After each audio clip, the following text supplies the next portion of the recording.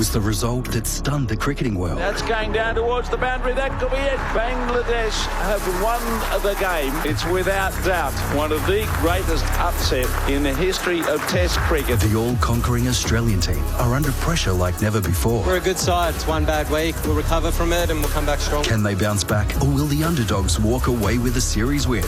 Join us for the second test between Australia and Bangladesh. Live from Mackay. Ball-by-ball coverage starts this Saturday morning on ABC Listen. Just look for the cricket button.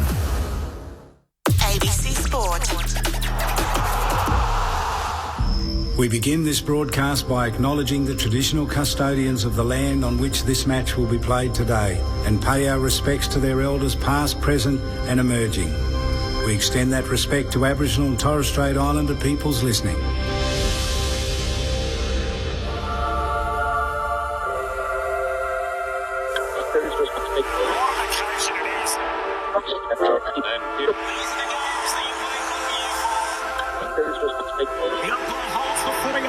Boy, we're going to have some fun. The AFL in 2026 on ABC Sport. And the siren sounds. Here we go. Listen to the roar. It is showtime. You take a seat because it don't get better than this. Right to the goal line. Jamie Elliott, the man who gravity forgot. That's why we love AFL football. On ABC Sport, this is the AFL. Sit back, relax, witness the greatest. It don't get better than this. From 45 and rides it all the way home. An ambitious effort. Unbelievable. The left foot is a goal. Take a seat because it don't get better than this. Rosen kicks on goal. The prancing pony. What a goal. He's off and running from 45 to get the party started. Take a seat because it don't get better than this. It's bouncing. It's through. Bailey Smith. He'll want the cameras on him right now. That camera action, baby. Countdown to contact. Spins around and buries it. Loads up from 55. That's a monster bomb. 40 metres out. Snaps towards goal. What a beautiful finish. Michael Goldsworth goes for glory. He eyes the goals and sends it home. 100% pure footy. Every minute of every match, all season long. Gathers, snaps, goal. It's just football at its best. Take a seat because it don't get better than this. Kick on goal. Dribbles it through. What about that? Took them all on and said, I'll have some of this. Bailey pinches his pocket and bang, bang, bang. That's the price you pay against the Premier. Watson snaps. Oh, Watson puts it through. And the Wizard arrives precisely on time. He's built for the big stage. On his left boot, his kick is good. AFL. Inside 50, off a step, turns and goes bang. And snap. And goal. There's some bravery through the middle of the ground. How good is that? What a goal! He wastes no time. He whacks it through for another. It doesn't have to be your night, but it can be your moment. Hands it to Charlie Cameron. He can walk it in. Show him your tail lights, Charlie. Welcome to ABC Sports coverage of the 2026 AFL Premiership season. Runs the 50 out. What a way to finish. On radio ABC Sport Digital Radio. and ABC Listen. You take a seat because it don't get better than this. It's been an appalling week. Uncomfortable, confronting, as the story from the Pullman Hotel in Melbourne gets more and more sordid as the days unfold. The news breaking on Monday about an alleged sexual assault taking place in the Melbourne Hotel. And before we start tonight on what is a football program, I do want to acknowledge the alleged victims in this story. This is a footy program. We talk footy, we see things through the prism of football. And we will be, in a moment, talking about the football aspects to this story. And certainly here in Melbourne, if you've been with us, the other shows done by Raph Epstein, Bridget Duclos, Charlie Pickering have dealt comprehensively and sensitively with the very serious issue of alleged sexual assault and the shockingly high statistics of violence against women in this nation. 1 in 5 women experiencing sexual violence at some point in their life. So before the conversation goes any further, I do want to underline that we acknowledge the alleged victims from this story. And I also want to remind everyone that a police investigation is going on into this very serious allegation. Also, so we're absolutely crystal clear, there is no suggestion from us that the 5 Sydney players who have been stood down by the Swans are the subject of the investigations or involved in the alleged sexual assault, and that no charges at this point have been laid. And I underline that we will be talking about bans, the club suspensions to Isaac Heaney, Chad Warner, James Jordan, Riley Bice and Nick Blakey. But those bans only relate to drinking and to bringing women back to the team hotel, those bans put in place by the Sydney Swans. There is a lot to unpack. There's a lot to go through. And remember, of course, there are people who are dealing with this, particularly the alleged victims in this story. Clint Wilden with you. It's been an awfully tough week. And before we get into anything else, I think Daisy Pearce, of course, Melbourne captain, premiership winner, and now Eagles AFLW coach, summed up best what she would hope for people, particularly men, involved in football, what she would be hoping to see from them as humans. Be a good human. Be a good human. And then for those that are in high-profile positions, understand that you being a good human matters, but it also has a massive impact on what other people think is acceptable as well. Well spoken, Daisy Pearce, a day or two ago. Clint Wilden with you. Matt Clinch is with me. We're going to build up towards St Kilda versus Gold Coast. There's a bit to unpack, and we do have to touch base on the whole Sydney Swans story in a footballing sense. It's been, well, just dropped like a ton of bricks, the decision, which I have to say from the Sydney Swans was exactly what was expected. Those players have savagely let the code down. They've let their fans down. They've let their club down. And I thought that it was after a little misstep from Matthew Pavlich when he first spoke about this. You don't find yourself in these situations. You put yourselves in them.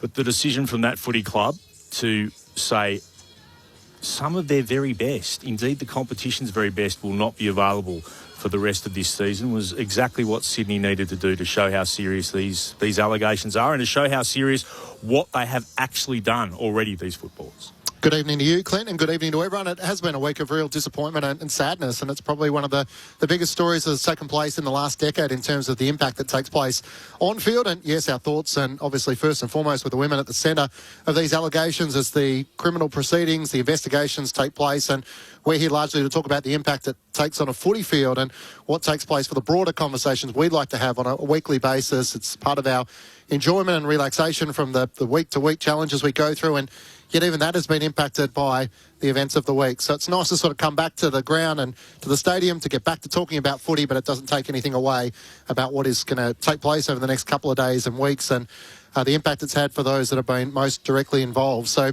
we come along to Docklands, and there are some great stories for St Kilda. They're celebrating Brad Hill, who reaches a 300-game milestone, and he has been so loved upon his time at three clubs, and then the retirements for Nick Coleman and for Dougal Howard tonight. So both of these sides feature for the last time in season 2026, and they've probably failed to live to the expectations in which the Gold Coast Suns had early in the season, and St Kilda would have hoped with the addition of some free agencies. So while tonight does feel a bit like a dead rubber, I'm sure for both sides, the possibility of starting 2027 maybe tonight with just some little shoots of sunshine, that might be the objective for all.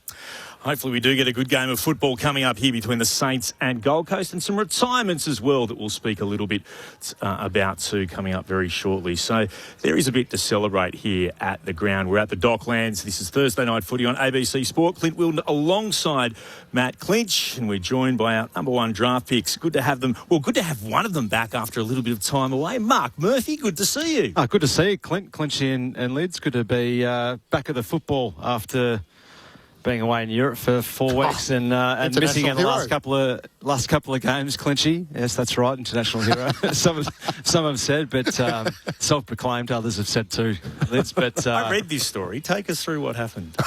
Take us through again. Oh yeah, look, this is sort of why I didn't want to bring it up too much, but it happened on our first few hours in Europe. So flew over from Melbourne to Rome, and the drivers picked us up as they do to drop us at the hotel, gone to unload the bags with the driver, and just seeing a bit of a scuffle almost about to take place between obviously two Italian blokes. And so speaking Italian, I had no idea what was going on. Obviously, Lids. I did do Italian for 6 years at primary school, but couldn't understand a word. And then, the bloke punched our driver, so I decided to get involved and took him down and waited for the police to come and take him away. Citizen's arrest. No jet lag for you. Oh, it was a tough 24 hours. It was, I only reckon I had an hour's sleep, Lids. So it was probably 35. Lucky it was at 9:30, 10 o'clock at night. So the sun wasn't out. But, it was a rude awakening to walking into the streets of Rome, Clinchy. And it was only up from there, though. Brett Delidio, welcome. Thanks, Clint. Yeah, I did notice one of our teammates, our Kabadi teammates, and Campbell Brown, yes. he had a bit of enjoyment out of your one tackle that you had in Rome. There's more than you had in nearly your last 4 games of AFL footy, which it's hard to tackle when you're on you sat on the bench a little bit, didn't you? Had the vest on, I reckon. I had the old sub vest. The sub vest on. Back then, but... don't let the truth get in the way of a good story. That's right, mate. And as long as it was between shoulder and hips, mate, an effective tackle, that's all that matters, and you got the job done. But it's an interesting game, this one, to watch today. There's no ramifications, but a send-off for one of your old teammates, a good Kai boy, Nick Holman, and obviously Brad Hill playing his 300th. So, bit on the line for probably both clubs, respectively, but... We'll see how we go with it tonight. Clint. Well, the big preview coming up very shortly, but we're joined by a very special guest in the box, Bob East, the Gold Coast chair. Welcome to you, Bob. Thanks for having me. Great to be here. They're good to have you on board. I do have to start with the Sydney Swans issue. What have you made of the week and the terrible news, just the awful news that seems to get more and more sorted as the week goes on? I'm probably no closer to it than others, to be honest. The things I do know, it's not a great story. I've got a lot of faith in that footy club and Andrew Pridham as chair that they'll go through a proper process. And, our thoughts are with all of those involved. And I don't really have any particular angle for you today on that. But no, I wish them all well. Not looking for that, but except for just one more question on it, which is, as an industry, do football clubs need to do more in this space, respect towards women? Oh, well, look, speaking generally and away from that topic, I mean, from what I've witnessed, with my time at the club and the AFL more generally, I would have argued that we are very good in this space. But, as always, circumstances can arise and incidents can occur and it will make you constantly recheck just how good you are. But from my exposure and from what I see, through my club, I think there's terrific work being done, and we are, we think we're really proactive in these spaces. So I couldn't speak to other clubs, but I would have thought the AFL would have generally done it really well. But these incidents, as they occur, I don't claim to know the details. They are a wake-up call. I was at the game against Fremantle, the Perth Stadium finals win. Brilliant to be at. Still living Wonderful in that glory. Result. Yes. It was just amazing. And you got a sense that perhaps big things were just about to arrive. Now, I know that there were some changes with the playing stocks, but now you look back at a season which it just seems all those hopes are so unfulfilled. How do you sum up 2026? No, I think broadly in line with your comments. I mean, we're disappointed. We set really high expectations on ourselves as a club. It's the first time really that we've been able to step out and be a bit bold in our ambitions, and we're disappointed. There's absolutely no denying that. We started well, and we hit an air pocket for quite a number of weeks there where we just didn't seem to be able to bring our game. So, as always, you regroup. There'll be 17 disappointed teams at the end of this year. As always, I think it's fair to say we'd be one of the more disappointed ones because we did set high expectations, but. It doesn't mean that, we can't regroup and go hard again, but, we need to take stock and do a bit of reflection and assessment of ourselves and make sure we continuously improve. There were discussions, here's a chance, I know Damien Hardwick's spoken about this, about potentially a disconnect between the coach and the playing group. From what you've seen as chair, how do you know that everything is on board, everything's okay? Yeah, we've got a pretty good insight into the footy club and we got very good access. So, look, I was never overly worried about a disconnect. But it's all by degrees. I mean, if you're not winning games and everyone is having tougher conversations around the corridors and, there's a lot of honesty flowing, on the positive side, you say, wow, that's it. You're maturing as a club and these are the things that good clubs need to do to get better.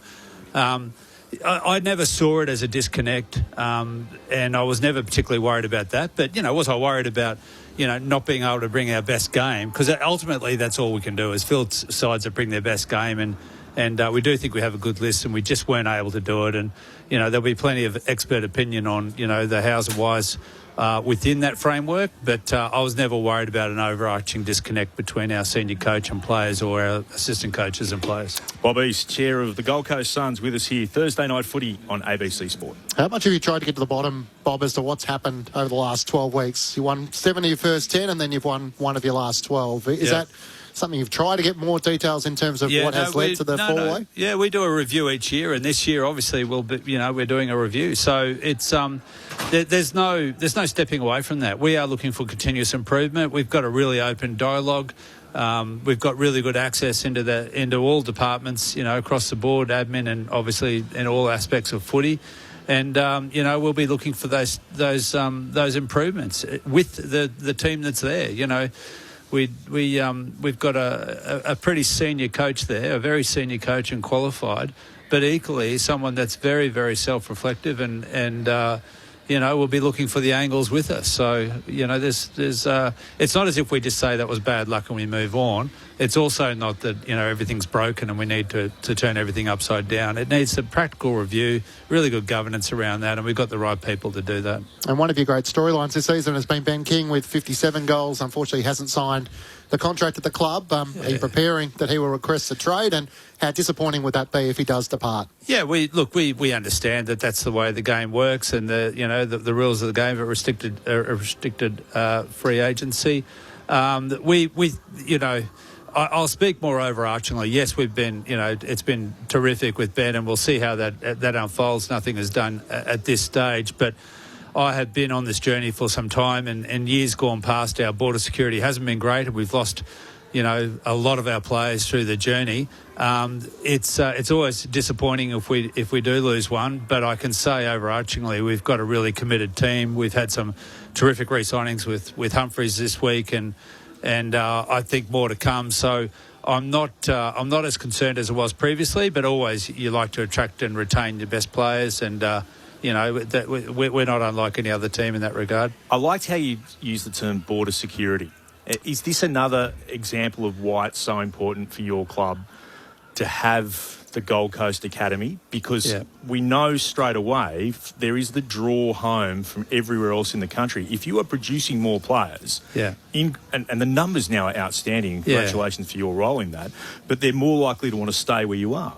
Look, it's an absolute truth, and we don't have father and son, and I'll never bemoan, our existence within this, but our job is to do the very best we can in the space that we have, and a big core part of that is having an academy of 1,300 kids. We've got talent pathways for those that want to reach the elite levels, but also for anyone that just wants to get involved with footy and get that really high-end experience. So we've debuted 5, I think, out of the academy this year, and we've got some terrific talent running around. At times we've got 10 or 11 players on the field now that have come through the academy. They're local heroes. They won't have that go home factor. It doesn't mean that they'll all stay on the Gold Coast forever, but it certainly eliminates a lot of the challenges we have of attracting players, not just in the first year, but when they get to 24, 25, 26, and this is where we've seen exodus in the past. So it's absolutely core to our being. Our task is to do the very best of it, and it helps the game. Growing more great players across the state is a really important part of what we do. And selfishly, we like to keep as many as we can within our club. 2 more from me. Does it give it an extra edge whenever you play St Kilda after their comments over the year or two? Yeah, I think there's probably a bit of that. We all take it in good jest, and certainly there's been back and forward commentary. I've got a lot of regard for the St Kilda and Andrew Bassett. We've had our moments, but it's all in the interests of our clubs and what we believe is right. We'll not always agree, but there's not too much in it. But we'd like a victory. Things seem to be going swimmingly when you left Darwin, and terrific results against St Kilda, of course, up there, and the community does seem to embrace you. But we have seen in recent years that after Darwin there is a noted drop-off, and no worse than this year where things did just fall apart. Where are you at in discussions with your football department about keeping that Darwin deal going, and how much of a concern is how taxing it might be to go up to Darwin? Do you have to look at things like maybe having the bye after your 2 Darwin games, for example? Yeah, there's no doubt it's taxing. I won't sit here and blame, and nor would anyone in our club blame, the number of losses we strung together on Darwin, but there's absolutely no doubt it is taxing. Look, we've got a great relationship with Darwin and Northern Territory more particularly. They've been tremendous for us. We've got players out of that area, and some of our wins up there have been the most memorable in my existence at the club. With Jeffrey's families and Long and Rioli, it's remarkable. But we've got to look at it practically. Look, I see our job is to build our fan base in southeast Queensland, and we've got to protect that first and foremost. We love going to Darwin. It's going to be by degrees now how we look at that moving forward. And the deal's not done yet, so I don't want to preempt it here. In terms of improving next season, Bob, obviously you picked up Christian Petrarca in the off-season. You don't have a first-round draft pick for the upcoming national draft. You gave that obviously to Melbourne, which as it stands at the moment is pick 5. So will you have salary cap to try and attract free agents, or do you feel like the majority of the list is how you're going to improve next season? Well, I'll go by what the list managers say. We are in pretty good shape. We're always looking at every angle we can. Petrarca's been a terrific addition, obviously. And we've had... we tipped in pretty heavily into the draft and the academy over the last number of years, and we think we're at a more mature state now. And don't get me wrong, we'll take any young talent we can find, but I think we are now developing into an organisation that can genuinely look at fielding sides that should be somewhere in that finals landscape. And disappointingly not this year, but. I think we've matured to a state now where we can sort of bank some of those excellent draft picks that we've had, but also look at a more blended approach with list management moving forward. Well, what's more challenging? Is it trying to build a list that you think is there to win a flag? It looks to me like you've got the cattle out there. From a mental side of things, what do you look at in terms of what areas can you guys get better at to be able to maximise the potential that you've actually got on your list? Yeah, it's interesting. Look, again, I don't want to profess that I to be the footy expert. My job is to surround get the best and brightest people in that club. I will speak at one level though. We know we've got high-end talent, and we also know that high-end talent in a hyper-competitive market in and of itself just won't get you there. There's got to be deep connection. They've got to have a lot of pride in what they're doing, and there's got to be standards, that they're set. We see those that win the premiership, and we need to somewhat emulate some of the things that they do, and we need to craft our own culture. We're a young club, and we need to start building those standards in at every level of our organisation. We are much better than we have been any time previous. Is there room for improvement? Yeah, I'd suggest there is, and maybe some of the harder conversations that have been through the corridors over the last number of weeks is another step to maturing and getting stronger as a club. The impact that the Gold Coast has had on football in that state, and the number of juniors, which you now are ahead of WA and South Australia, which I don't think people give enough credit to what Gold Coast and Brisbane have done. That's a staggering effort by your football clubs up there to bring those juniors through. No, it is the growth corridor. I mean, let's not kid ourselves. There's next year there'll be at least 100,000 participants in AFL in Queensland. We'll have again at least the second highest participation rate in Auskick. And I've got 4 kids up in the area, and I know that their focus and their friends' focus is very much leaning now towards AFL. I'm not suggesting we've broken the back of the rivalry that might exist between NRL and AFL, but in certain pockets and certain markets in southeast Queensland, it's tremendous progress, and you can see a really good pathway to being a dominant sport in certain markets. It will require further investment, further development, and Brisbane Lions and Gold Coast Suns playing their part, but more broadly with AFL and AFLQ. So how much more do you want from the AFL? And the reason I bring that up is we've seen Western Sydney, where the NRL suddenly decided to take it very seriously and put real resources. Across in Perth, the Bears arriving NRL, Peter Volandis has said they're going to put serious resources into trying to pinch juniors there. How much support do you need to continue this growth from the AFL? I'd argue it needs more. This is a marketing-hungry organisation. If you don't attend to the fan base, not just those that are wedded on to one coat or the other. There's tens and hundreds of thousands of Queenslanders there that are equally heading to the beach or out on a boat, and they're up for grabs. And unless you put product in front of them in an enticing way, and not just, there's a game next Saturday, unless you start engaging with the kids, with the development, with the social media, working every single angle with the community, the business community. It's up for grabs, but we've got to do more and we've got to spend more. It's just a reality, but it will get a return on investment. And I think it will get a return on investment higher in that market than it would in any other market. I'm a big fan of Tassie, and I think that's terrific, and I'm a great fan of, the State of Origin and Adelaide gather round. They enrich the game, all of these things. But if you're going to grow the game, really, you should be turning your eyes to Queensland. So it's not all about Queensland, but if you're going to grow the game, why not look at where you're going to get the best bang for buck? Well done on re-signing Bailey Humphrey and Jed Walter. Fantastic great signings. efforts. Yeah, very pleased, and that just shows, I think, another example that, whilst there's noise around our club, those within the corridors know that we're serious about what we do, and they think we'll take them on into better success in the future. Certainly the plan. Good luck, Bob. Thank you very much. Thank you for talking to us.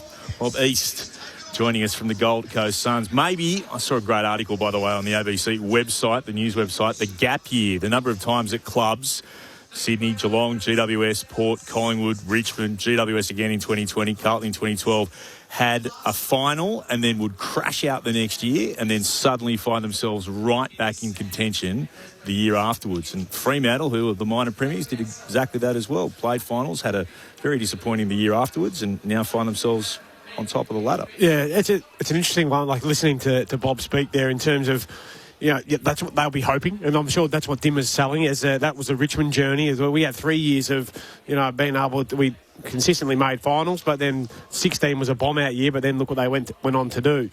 That's what he would be selling these players, but I don't know how they replace 57 goals as a key forward. I don't know whether Jamara's the answer in that. Are they waiting for Jed Walter to hopefully be that? Ethan Reid, is he going to spend more time there as that forward? I don't know. What about as a drafts manager side of things, Lids? Their first pick isn't until they've got 2 fourth-round picks. Well, they've traded away a lot of their picks to try and get in Christian Petrarca because they thought, rightfully so, he was going to be one of the players to get them to that next stage, and they've fallen short, so it's backfired in terms of that high draft pick now going to Melbourne. Well, and that's exactly right. So they've got no capital to go to the draft, nor do they have in terms of trying to use that for trades and whatever else. It has to be players. So do you try and get in front of free agents? Do you try and get in front of Matt Rowell and say you get compensation next year if he decides to leave, or do you say, well, if you want to exercise your right and explore it this year as a pre-agent, do we get something back? Because he's worth easily 2 first-round picks. Would you agree with that? Yeah, but they're uncompetitive if they give up either Noah Anderson or Matt Rowell. Yeah, depends what you get back in. I think they're all in on this list, aren't they? Yeah. I agree. But look at it. So what happens next year when Matt Rowell says, you know what, boys, thanks for 8 years and now I'm actually going to leave? Well, I think that's where they back in themselves, that they perform better as a footy club next year, and that he wants to be part of that. And that's why next year is so important for the Gold Coast Suns. They've gone all in on adding Christian Petrarca to the mix.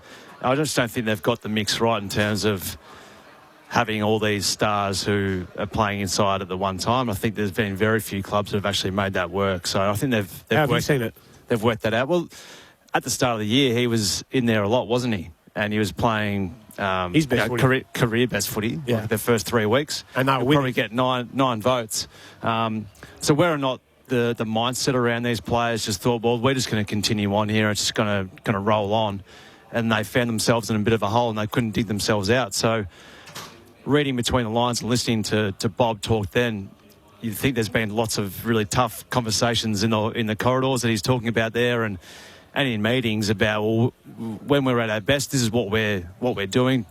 This is what we require from roles and role playing in amongst all the stars. You want your stars to want to be stars, but you want them also to play their role and do something for a teammate as well. So, at what stage did Matt Rowell come back into the side?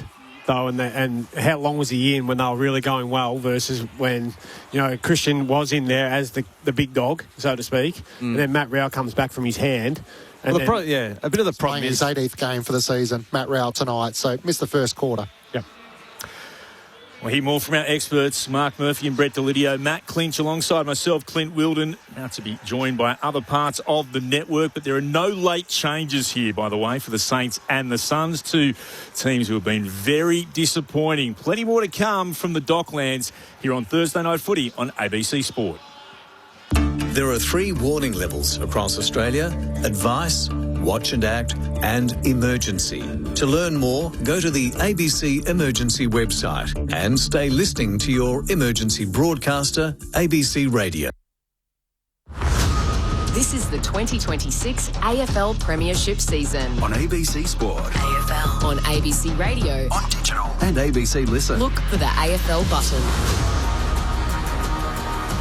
And a warm welcome if you're joining us from the Gold Coast, throughout South Australia, NT and around Victoria and Tasmania, to our friends too on News Radio. Clint Wilden with you at the Docklands, building up for St Kilda versus Gold Coast. There's no other way to put it. It's two of the more disappointing teams of 2026. Can they give their supporters something to cheer about as they head into the off-season? Of course, for the Saints, Brad Hill, one of their beloved players, of course, winning 3 premierships at Hawthorn and then a best and fairest at Fremantle. He will play game 300 tonight. And they're also farewelling Nick Holman after 154 games, 145 of them with the Suns, a former Carlton player. He's announced his retirement, and so too Dougal Howard from the Saints. He's retiring at the end of this game as well. So there's a few reasons for both of these clubs to try and get the victory tonight, even if they have no finals, wild card or otherwise, to look at in 2026. Clint Wilden with you. It's been a really, really disappointing week for football with what's happened, the alleged sexual assault that has taken place, and of course the standing down of 5 players from the Sydney Swans for what they did just by bringing out drinking and of course by bringing women back into their rooms. And again, I just want to underline once more that I want to acknowledge the alleged victims in this story. We are going to talk about the football side of things, but there is significantly the more serious issue of an alleged sexual assault, and of course been raised again, and rightly too, the shocking high statistics of violence against women in this nation. I also want to point out these two things as well. A police investigation is still going on into this serious allegation, and there's no suggestion from us here at ABC Sport that the 5 Sydney players who have been stood down by the Swans are the subject of those investigations or were involved in the alleged sexual assault. No charges have been laid. But we do know Isaac Heaney, Chad Warner, James Jordan, Riley Bice and Nick Blakey will not be playing for Sydney for the rest of the season. So it's going to have an enormous impact on the Swans and what chances they have for the rest of the finals. I read a really interesting article this week, and it was well put together by Angela Pipos regarding, of course, the issues of women in sport and what they have to deal with. And we're going to have a chat in just a moment to Lauren Borden. I thought, look, we're all men here. What right do we have to speak on this issue? So let's speak to someone who is a woman in sport and get her feelings on the situation. Loz, I hate to sort of put the spotlight onto you here, but how did you feel as this sordid story has played out throughout the week? I think your first reaction, like a lot of people, is, oh, not again. That's probably the first reaction when you see it pop up, and then obviously the details start to come out. I think it means a lot to different people for different reasons. So you mentioned it's an alleged sexual assault and the numbers surrounding that. I think how I feel as a woman in the media, it's completely different to a woman on the street where, yes, you do walk around with, your keys in your hands when you're walking home in a car park by yourself, and there's probably things that you consider that are normal to me that I've never really considered as abnormal. But, I mean, as someone in the media, I've never had an issue. When I look at the commentary box that I walk into with all of you in it, in terms of being at ABC, if I'm chatting to the people in the press box, throughout my career, I've always felt like well supported and respected. But I also understand that that's me, and I've come in, I started my career in 2016, so that's going to be a lot different to other people like Caroline Wilson or Callie Underwood, who came in, probably in the 80s and started a long time before me. How do you feel about the language that was used this week in particular? Lots been made of it, and again, I'm prepared to, and I say this as a male, to give Matthew Pavlich a little bit of an excuse. He's a rookie CEO. I think he would like to have that language back about the players, how they found themselves in this situation. They didn't find themselves. They put themselves into this situation. But how do you feel? Does more care need to be taken when the use of language? That's hard in, Matthew Pavlich's scenario as well, because he's reacting immediately. So he's saying something, probably not having all the facts himself. So I also understand that people are reacting to things without having time to think about it. And perhaps once they've thought about it, they can start using different language. But there's also legal issues when it comes to this. So sometimes being general is a way to get around not implicating in, you don't want to, there's a police investigation, you don't want to be getting yourself too involved in that and saying something you should have. So I understand that perspective as well. I think for Matthew Pavlich, he's probably just reacted, and, when you're at a footy club, you're probably always going to try to back your plays until you know what's happened. Do men need to do more? People will text in and go, not all men. Before you do that, don't worry about it. I find that a really hard question, because I've worked with probably 90% men my whole career, and I've always felt well supported and respected, and everyone's helped me along the way. And that means then that all, my friends in the industry are men as well, because of the environment I've been in. I don't know what the answer to that is, because but I'm reacting to this in my circles, and in my circles, I've got some good people around me. All my friends are really respectful, but that's not everyone's situation. And there's, a lot of numbers on domestic violence. You see the Carlton Respects games that they have every year, and there's a lot of education around it. And I don't know if it's a cultural problem when you talk about that when it comes to the AFL in Sydney, because sometimes it's not a club's culture, it's individuals. Individuals have made a decision here, and sometimes it's on the fault of the individuals rather than the culture of a club. As an individual, anything else you wanted to add to this discussion while the floor is yours? No, I know you've got to dash downstairs and speak to Robert Harvey in a moment. Oh, no, I'm always uncomfortable talking about it, to be honest. I'd rather just be treated as everyone else and just, a commentator or a journo, and not a female commentator or a journo. Very well said. Probably my last thing I'd like to say. Well done. We look forward to your work downstairs, Lauren Borden. I just wanted to bring you into this discussion before we talk about the Sydney Swans and what it means to the overall competition. Brett Delidio, Mark Murphy, purely football. Can you believe the situation we now find ourselves in with the Sydney Swans, who have finished second, are going to lose a three-time All-Australian and arguably someone who can be the best player in the competition, another All-Australian, and a Melbourne Premiership player on top of another solid player when you go through the names that are going to be missing from the Swans for the rest of the year?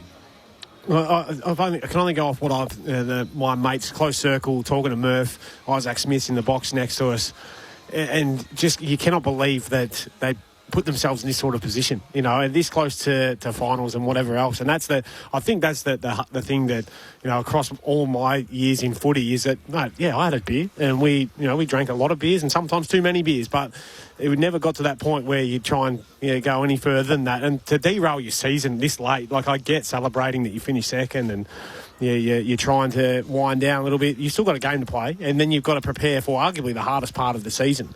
It's what you do all this work for. No point getting there and then bowing out. But very hard to fathom. And, hindsight for those boys, they'll be living in it. Yeah, it's just thinking and talking to, previous teammates of mine and even Lids just before, just inviting people into the inner sanctum when you're travelling away. I find that just very strange.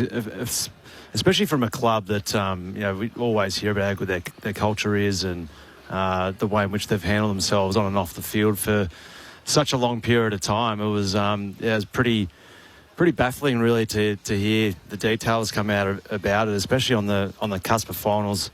And when you look into the players that are involved too, that there's been players who have probably let themselves down on the big stage, and they've been there a couple of times and haven't performed that well. You'd think you'd be doing everything right in the lead up to an opportunity where you're sitting second on the ladder, and there's guys that you're playing with like a Dane Rampy and a Tom Papley who have been there for a long period of time, who you just never know. You never know when you're going to get another opportunity of playing finals football and an opportunity of playing home finals, which then can propel you into a prelim and grand final. You just those opportunities are hard to come by. I never got my opportunity to do it. And to put your club and yourself in jeopardy so close to finals is quite strange. I think what it's a reminder right across the competition now is that this game, and it's the one that they love, no doubt, and they're paid very well to do it, but it can be taken away from you very quickly from a stupid decision.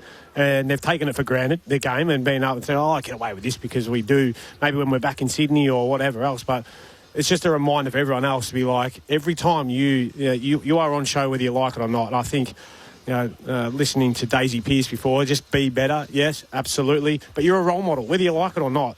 And I used to argue about this with my dad back in the days. But I signed up just to play footy. But you are a role model. So many kids look up to you. Other blokes look up to you. Other people, everyone in the AFL circles, even across more broad than that, everyone looks up to you. So you are on show whether you like it or not.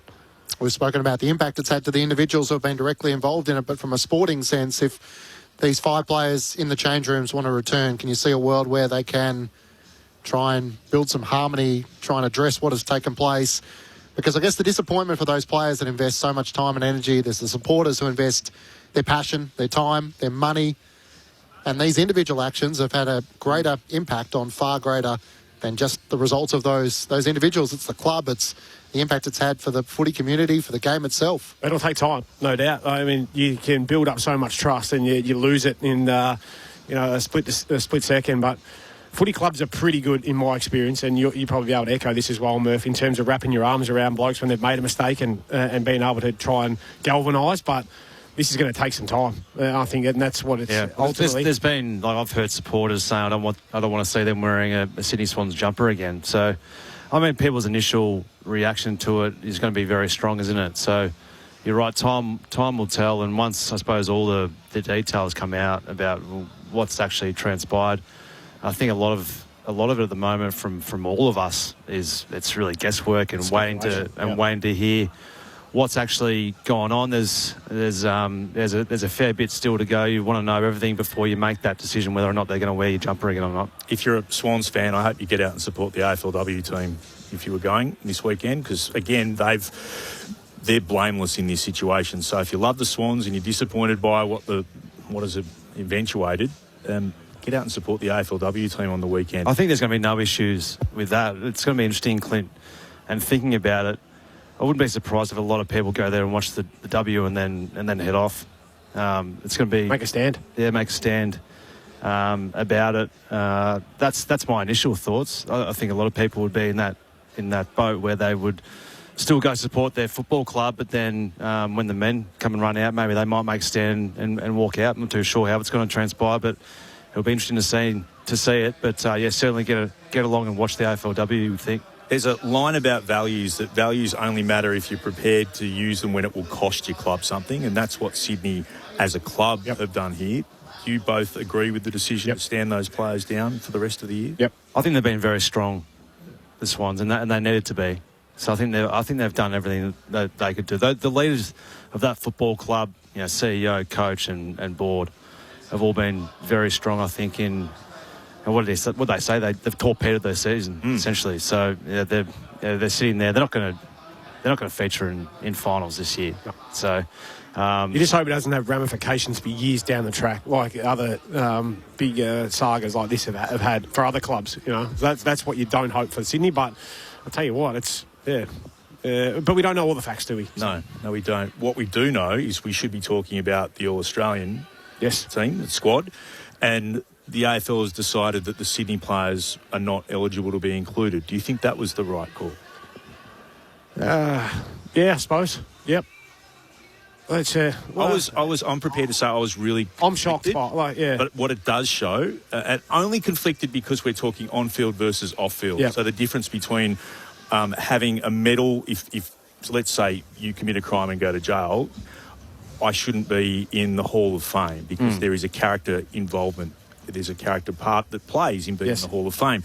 There's not if you've won a medal on the field. That's just for your on-field performance. So I was prepared to say I was conflicted, but I've come down on the argument that there's no way at the moment the Swans players involved could be named in the All-Australian team because of the honour that brings with it. So I think that's where the honour and the award itself. Yeah. I don't think that you're not deserving of it, in my opinion. I think it would be hard to celebrate a year's achievement when it has finished on the note in which it has. So maybe as a societal shift that we have thought about this deeper than what we might have in the past and tried to separate the two, whereas I think now it's got to a stage where you can't separate the two. And it would be inappropriate, really, for them to be recognised and rewarded for their contributions on the field, but then failing to, I guess, reflect what has taken place in the last 5 days, 6 days, and what impact that might have going forward. Yep. And it goes back to what I was saying before. Legacy, trust, respect takes so long to build up and so long to earn, and it can be taken away in a split second. And that's what ultimately they've played 20-odd games each of good footy. But unfortunately, with one stupid decision, this is what they suffer the consequences.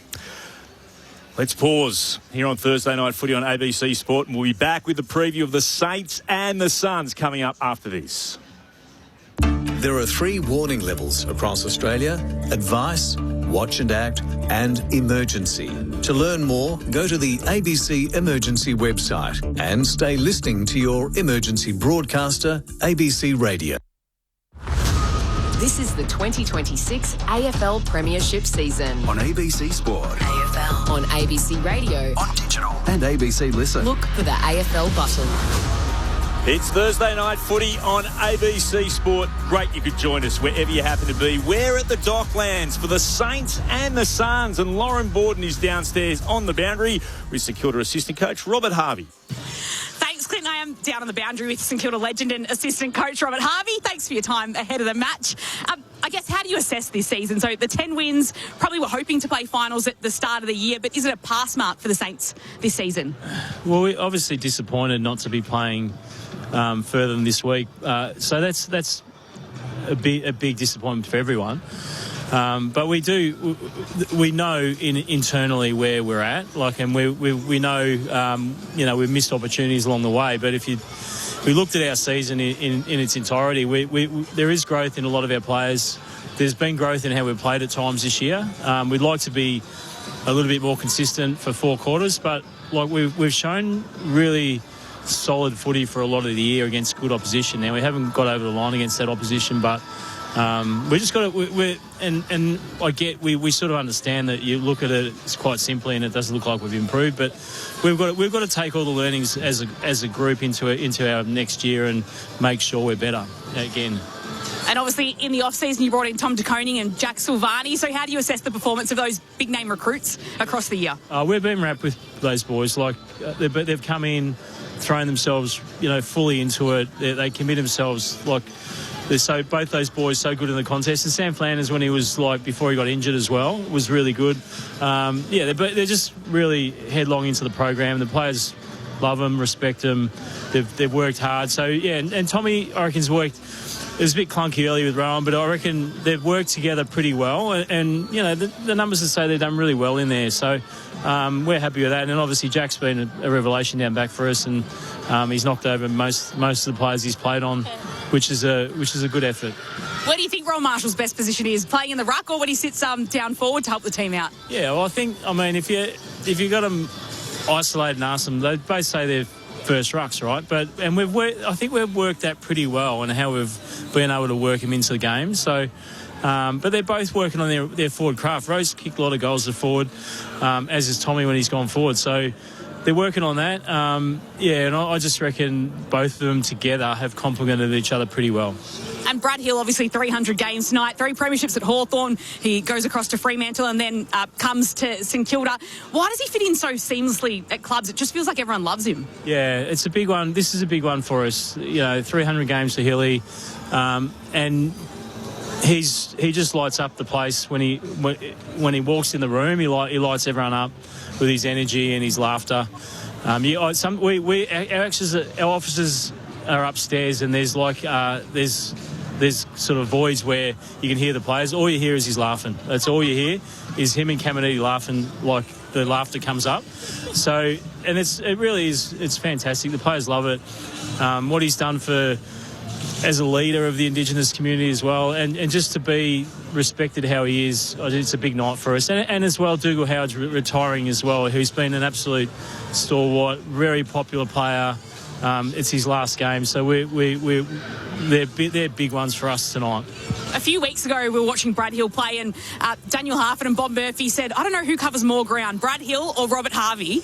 Who do you think covered more ground on a footy field? He gets through a lot, Brad Hill. Yeah, well, I know now who does, but Nah, he'd have me covered. He runs like a gazelle. I don't think him and Darcy Wilson, when they run, it's like there's no effort. When I used to run, it was like I was hating it. Like it just looked like I was hating it. But they glide over the ground and they cover the ground so well. There's probably no. I mean, Took Miller's probably in that boat as well. But they're just elite runners. And so tonight, what is the final message? Knowing it's the last game of the season, there's no finals ahead. But what does Ross say to the group? Well, I think because there's been a lot of emotion around the week with Hilly and Dougal and last game, we're out of finals. It's been pulling it back to having focus on what we've got, the job at hand. So we've done that. I think we've done that pretty well. Time will tell. But I think, there's a job to do outside of all that. We send these guys off the right way by playing a really solid brand of footy, which, I think, we saw some good signs last week and we want to take that into tonight and finish the year on a high so we can go in and with momentum into our pre-season. Thanks for your time, Harves, on ABC Sport pre-game. Good luck tonight. Good on you. Thanks. Robert Harvey downstairs with Lauren Borden. Speaking of retiring players, the Gold Coast Suns are out on the ground and they are also farewelling Nick Holman. I did love what Damien Hardwick had to say about Nick Holman this week. Let's have a listen. We've got our version of Monty Python's The Black Knight. You can retire the player, but you can't retire the fight. He's such an incredible player. Nick, I've only known him for 2.5 years, but he's exactly what coaches love about football.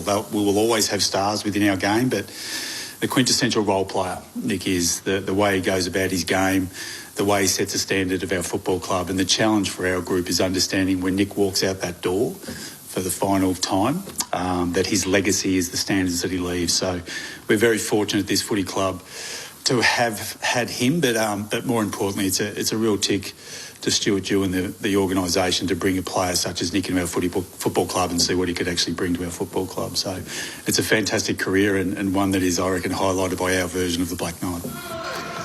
He did get the odd flesh wound along the way. You played with him? What was he like?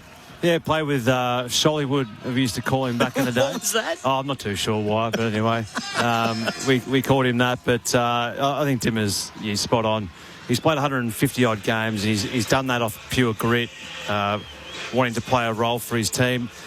He mentioned about, you've got the stars who they come into the game. He's certainly, and he would say this, hasn't been a star of the game, but he's been a player that all his teammates would have loved playing with him. So everyone needs those players in your side, and that's something that probably the Gold Coast are really crying out for, is those guys who are really just wanting to put team first at every opportunity. So he's had a terrific career. I'd love to just congratulate him as well. He's always been a bit of a favourite of mine. I was his mentor at the start, Lids. Oh, yeah? So everything he knows, you taught. Well, all about hard work and just grinding the teeth to get the best out of yourself. But no, he's been a testament to his family. He's worked really hard and had a really long career for someone that I think he should really pat himself on the back after tonight's game for reaching 150 games of AFL football. No, I echo that. He's a good Kai boy, so always like to look after someone from your hometown. But I think what you said and playing against him, you always knew it was going to be a fight. And he just scrapped and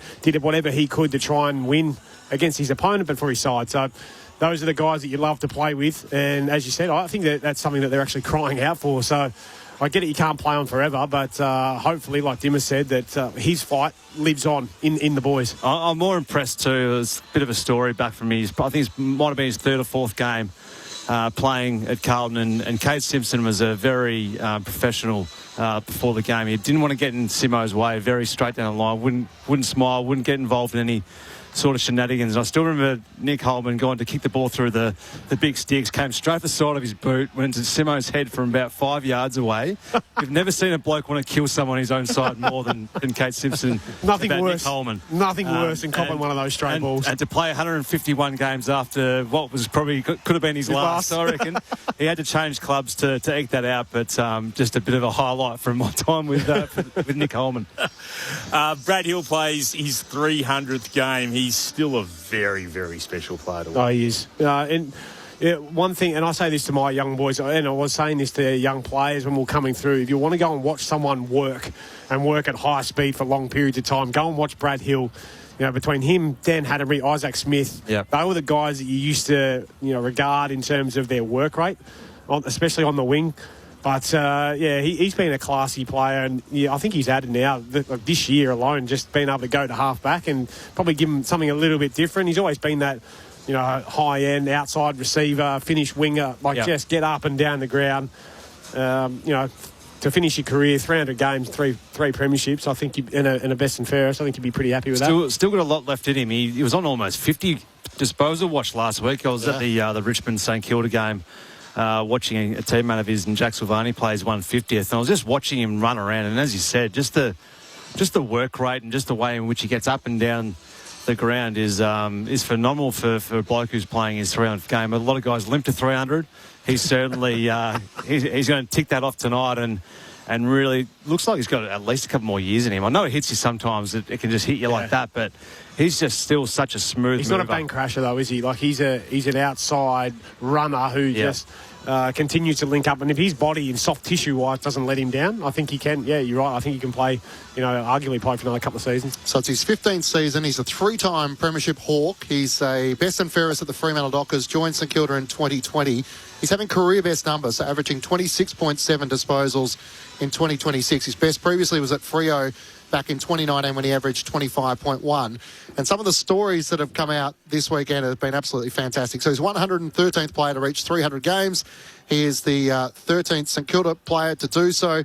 He's the 9th First Nation player. And when you think of some of the players that are on that list, Sean Burgoyne, 407, Adam Goods, 372, Lance Franklin, Eddie Betts, Andrew McLeod, Shane Edwards, Michael O'Loughlin and Gavin Wanganeen. Some are here today to honour him. But it was the stories of the Indigenous players at St Kilda. Nasiah Wanganeen Miller, Liam Ryan, Liam Henry, Marcus Windhagen, Lance Collard, Isaac Keeler say that he's created this culture that's almost the best program when it comes to First Nation players in the AFL. And his mum was able to raise 7 kids. She's come across from WA to be here for tonight. But it's his 2 kids who will be enjoying it the most, Harriet 4 and Charlie 2. And Harriet is Ross Lyon's favourite, to the except that she is allowed to refer to him as Ross the Boss. Whenever Ross comes up on the TV, she says, "Hey, Dad, there's the boss." Yep. And in the change rooms, he'll go up and say, "Go to Ross, boss." How good's that? And so I'm sure it'll be a very proud moment for him and his family tonight. No doubt. And you can't underestimate the importance of having an Indigenous player who's your elder at your football club and making sure that they're setting the right example for those younger guys who come into the system, into the football club. And I think back to playing, with Eddie Betts when, Chris Yarra and Jeffy Garlett were flying at Carlton. It was all because of Eddie Betts putting them under their wing. And by the sounds of things, Bradley Hill does exactly that. So you get the benefit from these other guys who look up to Bradley and see how hard he works and how good a footballer he's been. So you can't underestimate that influence. Well, Chad Wynyard's actually said that as part of our commentary team. So when he left Port Adelaide and was coming to Victoria, he met with a series of clubs, and St Kilda was one. He decided not to go to St Kilda. One of the reasons, not the only reason, was that they didn't have any First Nations players. So he didn't feel like the support would be there if he chose to go to St Kilda, and in the end decided to go to Hawthorn. So this game doesn't mean much in the context of the season. It is a game of no consequence, let's put it that way. That's right. Who wins it, though? Because both teams, no matter what it means to them, there's no finals after this. But your supporters, you want to wrap up the season with a victory. You do. Who gets the points here? Well, they're two sides who, in all honesty, they should be aiming for finals next year. So it wouldn't surprise me if either of them are in the top 6 to 8 next year. If they get a bit of luck with injury, and we saw what we saw from the Gold Coast Suns at the start of this season. But tonight, it's a hard one because you don't have some of the best players out there for St Kilda. The Suns are still stacked, but their form over the past 3 months has just been horrendous. So for mine, it's still St Kilda tonight. Yeah, I think I'm with you too, to be honest. I just have not seen the Suns travel well down here to Melbourne. We know how much Dimmer loved it when he was at the Tigers, being here at the Docklands, and now he's in charge of a side that doesn't travel that well here. So they're going to have to change that. And maybe tonight is the night, but I still think that the Ross Lyon coach Saints is a team that they set up well, they far too well, and they'll make it very hard for the Suns to get any sort of ball movement and games flow going. So, yeah, interesting game. Not a lot riding on it. No, I think the Saints win. These dead rubbers where it's so important you start well, and the more you can kick those early goals, the opposition goes, is it really worth it tonight? Yeah. That's where the mindset can go for teams that have got a bit of a soft underbelly that they just go, well, they just turn their toes up if they don't really want to work too hard. So the start of tonight's game, it'll be a bit of an arm wrestle at the start, you'd think, and which side comes out on top is usually going to be the victor in these dead rubbers. Yeah. Both of these sides have 10 players who are out of contract at season's end, so we might see leads where there's one or two who are trying a little harder in the last game of the home and away season. Yeah, I was always of the opinion that you have made it so much sweeter to go into the off-season and to the pre-season with a win under your belt. Nothing worse. I think it was 2012. We finished the draw with Port Adelaide. My God, was that a hollow feeling. I'd rather be beaten by 10 goals, I think, which we did a couple of times as well. But certainly you're looking for the positive to say, well, at least I can enjoy the next couple of days because we had a win, and let's take that into the next season. Thoughts of Brett Delidio alongside Mark Murphy, Clint Wilden and Matt Clinch with you in commentary. Lauren Borden downstairs. As we welcome listeners throughout WA to the Docklands for the Saints and the Suns. There are no late changes, so put a line through Taru, Dodson and Banfield for the Saints, and for Gold Coast, no Adams, no Ezekiel and Dylan Patterson. Coming back, though, for what will be Brad Hill's 300th game. Terrific to always see Liam Ryan in action. Of course, a former Mark of the Year winner, and he's a big chance again this year for his effort against Sydney at the SCG a number of rounds ago. Both teams warming up. Toss of the coin about to take place. First, let's head down. Lauren Borden is with us on the boundary. G'day, Loz. Thanks, Clint. Lovely to be here tonight. The toss of the coin is taking place right now, and Noah Anderson has just won it for the Suns, so they'll be kicking towards the Coventry end in the first term, so that's the right-hand side of this stadium as we see it from where we're sitting. There's not a huge crowd that's come in, as you can imagine today. The venue's expecting 15,000, but at the moment they're not even confident that they'll get that. So there's quite a few bays in the top tier that are completely closed off. So, not a large crowd here tonight. There is expected rain outside. Of course, the roof is closed, but a fair bit of rain expected in Melbourne this afternoon. But, a few will probably come out to see and celebrate Brad Hill for his 300th game, Dougal Howard retiring, and, of course, Nick Holman as well for the Suns. So a little bit of a reason for fans to come out tonight, but not too many in the building. You could just about get your own bay if you rolled in late. There's that many free bays, let alone free seats. By the way, the number to think of, 13,486 is the Saints' lowest non-COVID crowd at this venue. That was last year against in round 11.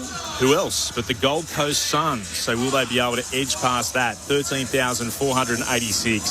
Howard, Ryan, McRae, Hasty and Lake on the bench for the Saints. The Gold Coast, Witts, Reid, Rogers, Cloesi and Jepson about to get a start. Teams going to their position.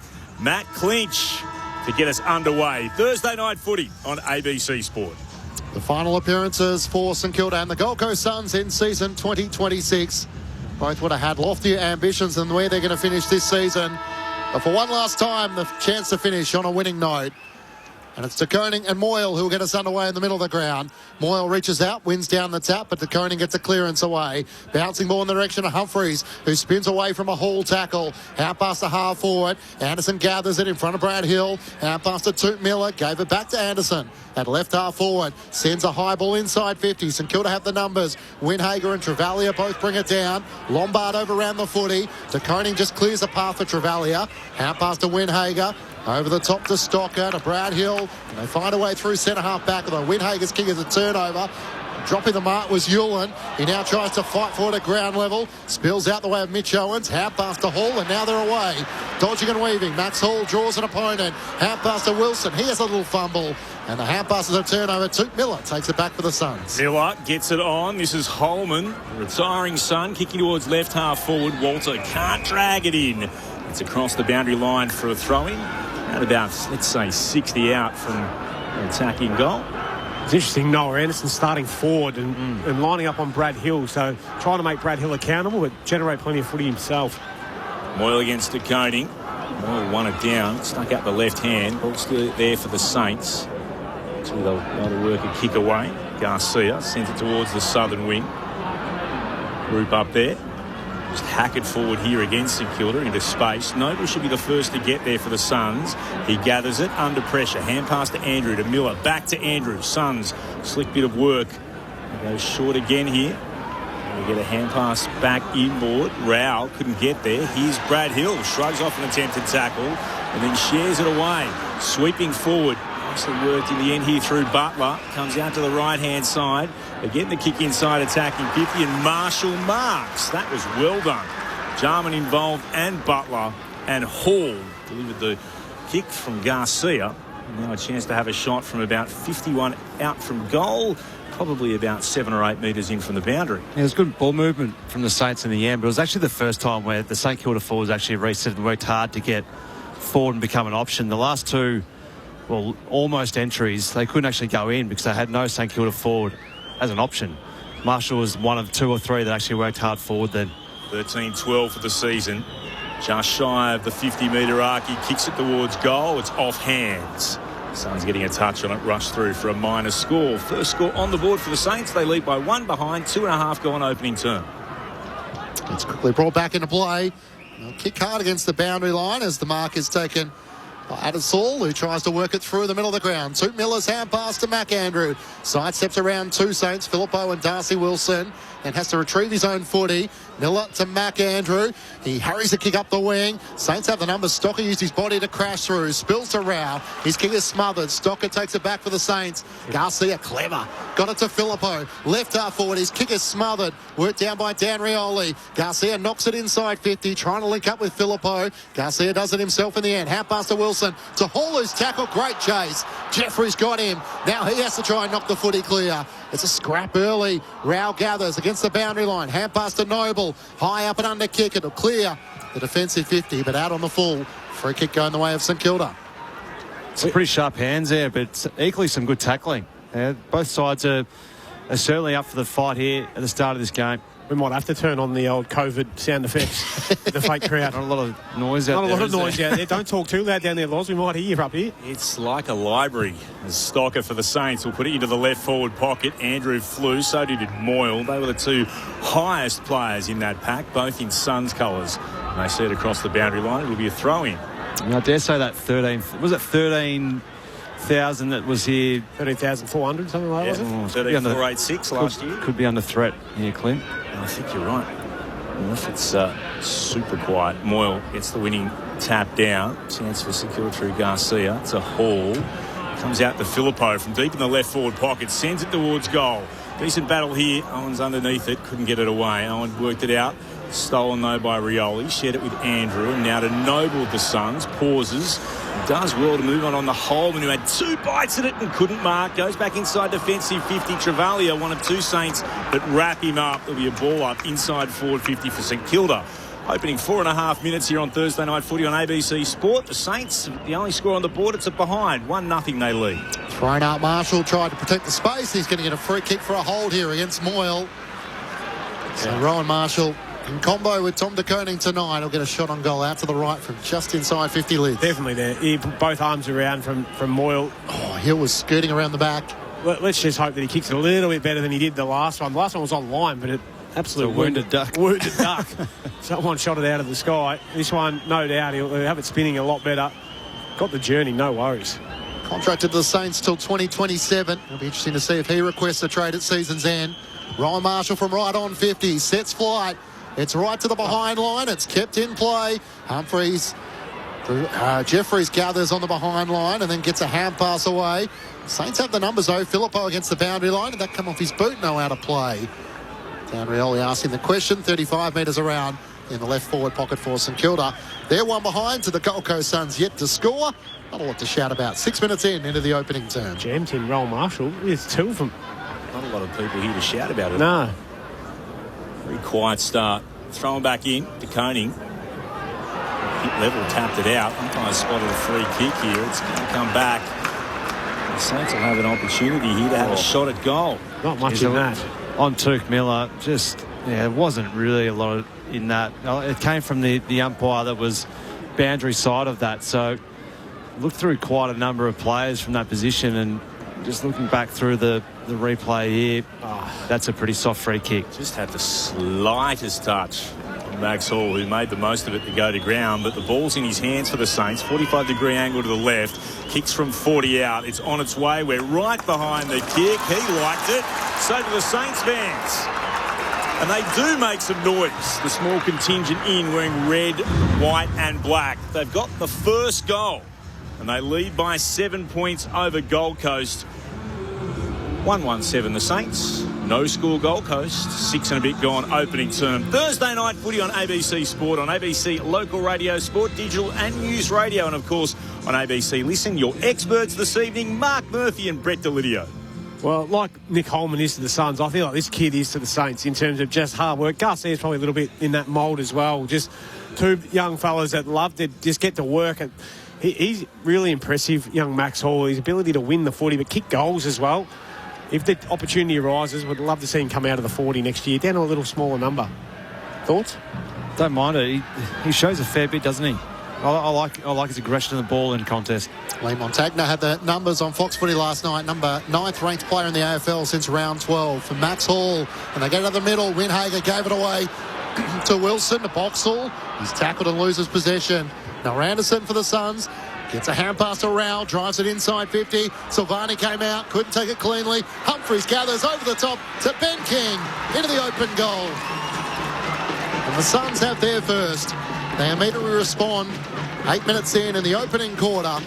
And it's a 1 point lead the way of the Saints. And what has been a tremendous season for Ben King continues with a goal to kick off the match. He's 58th of the season. Mark Murphy and Brett Delidio with you on ABC Sport. Yeah, I think Jack Silvani would like that one back. He did the right thing in terms of coming off Ben King to come and attack the contest and the ball, but the bounce didn't really favour him too much, but he sort of just sat too high up on it and just ran straight past it, and that opened up the door for the Gold Coast to really attack it. And Ben King one, though, just sitting out the back. Get it inside forward 50, don't you? And trying to take on the extra tackle.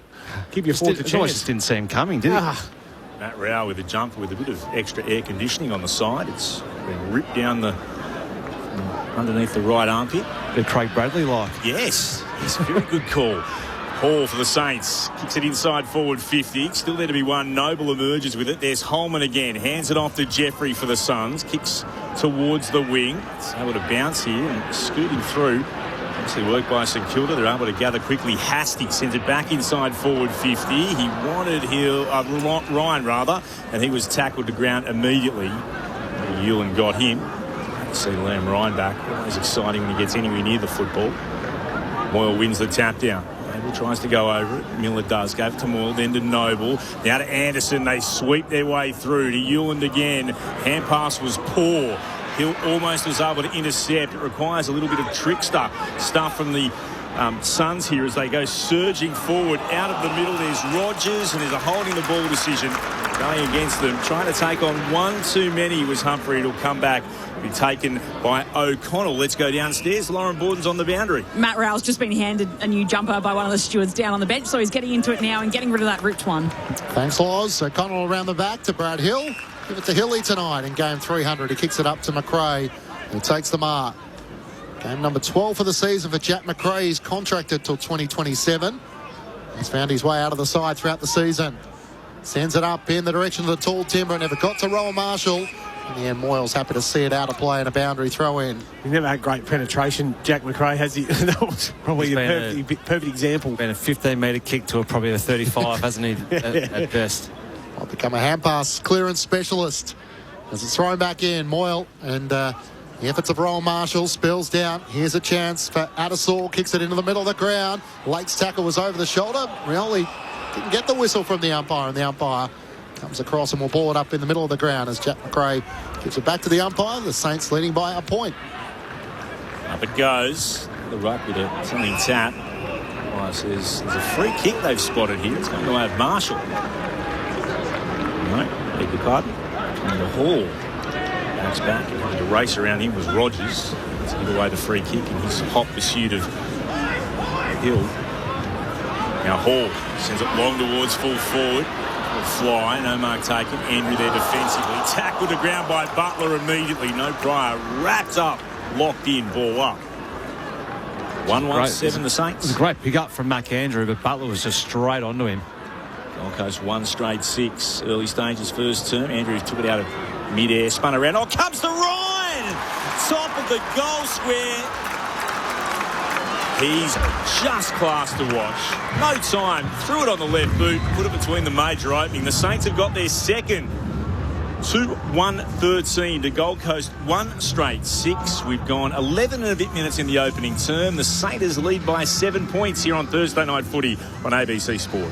Well, having played under Dimmer and knowing, well, most AFL coaches probably, forward 50 stoppage goals is where they tend to get most angry. And they get aggressive, don't they? Oh, it really upsets me because you should be right in the shorts of your opponent.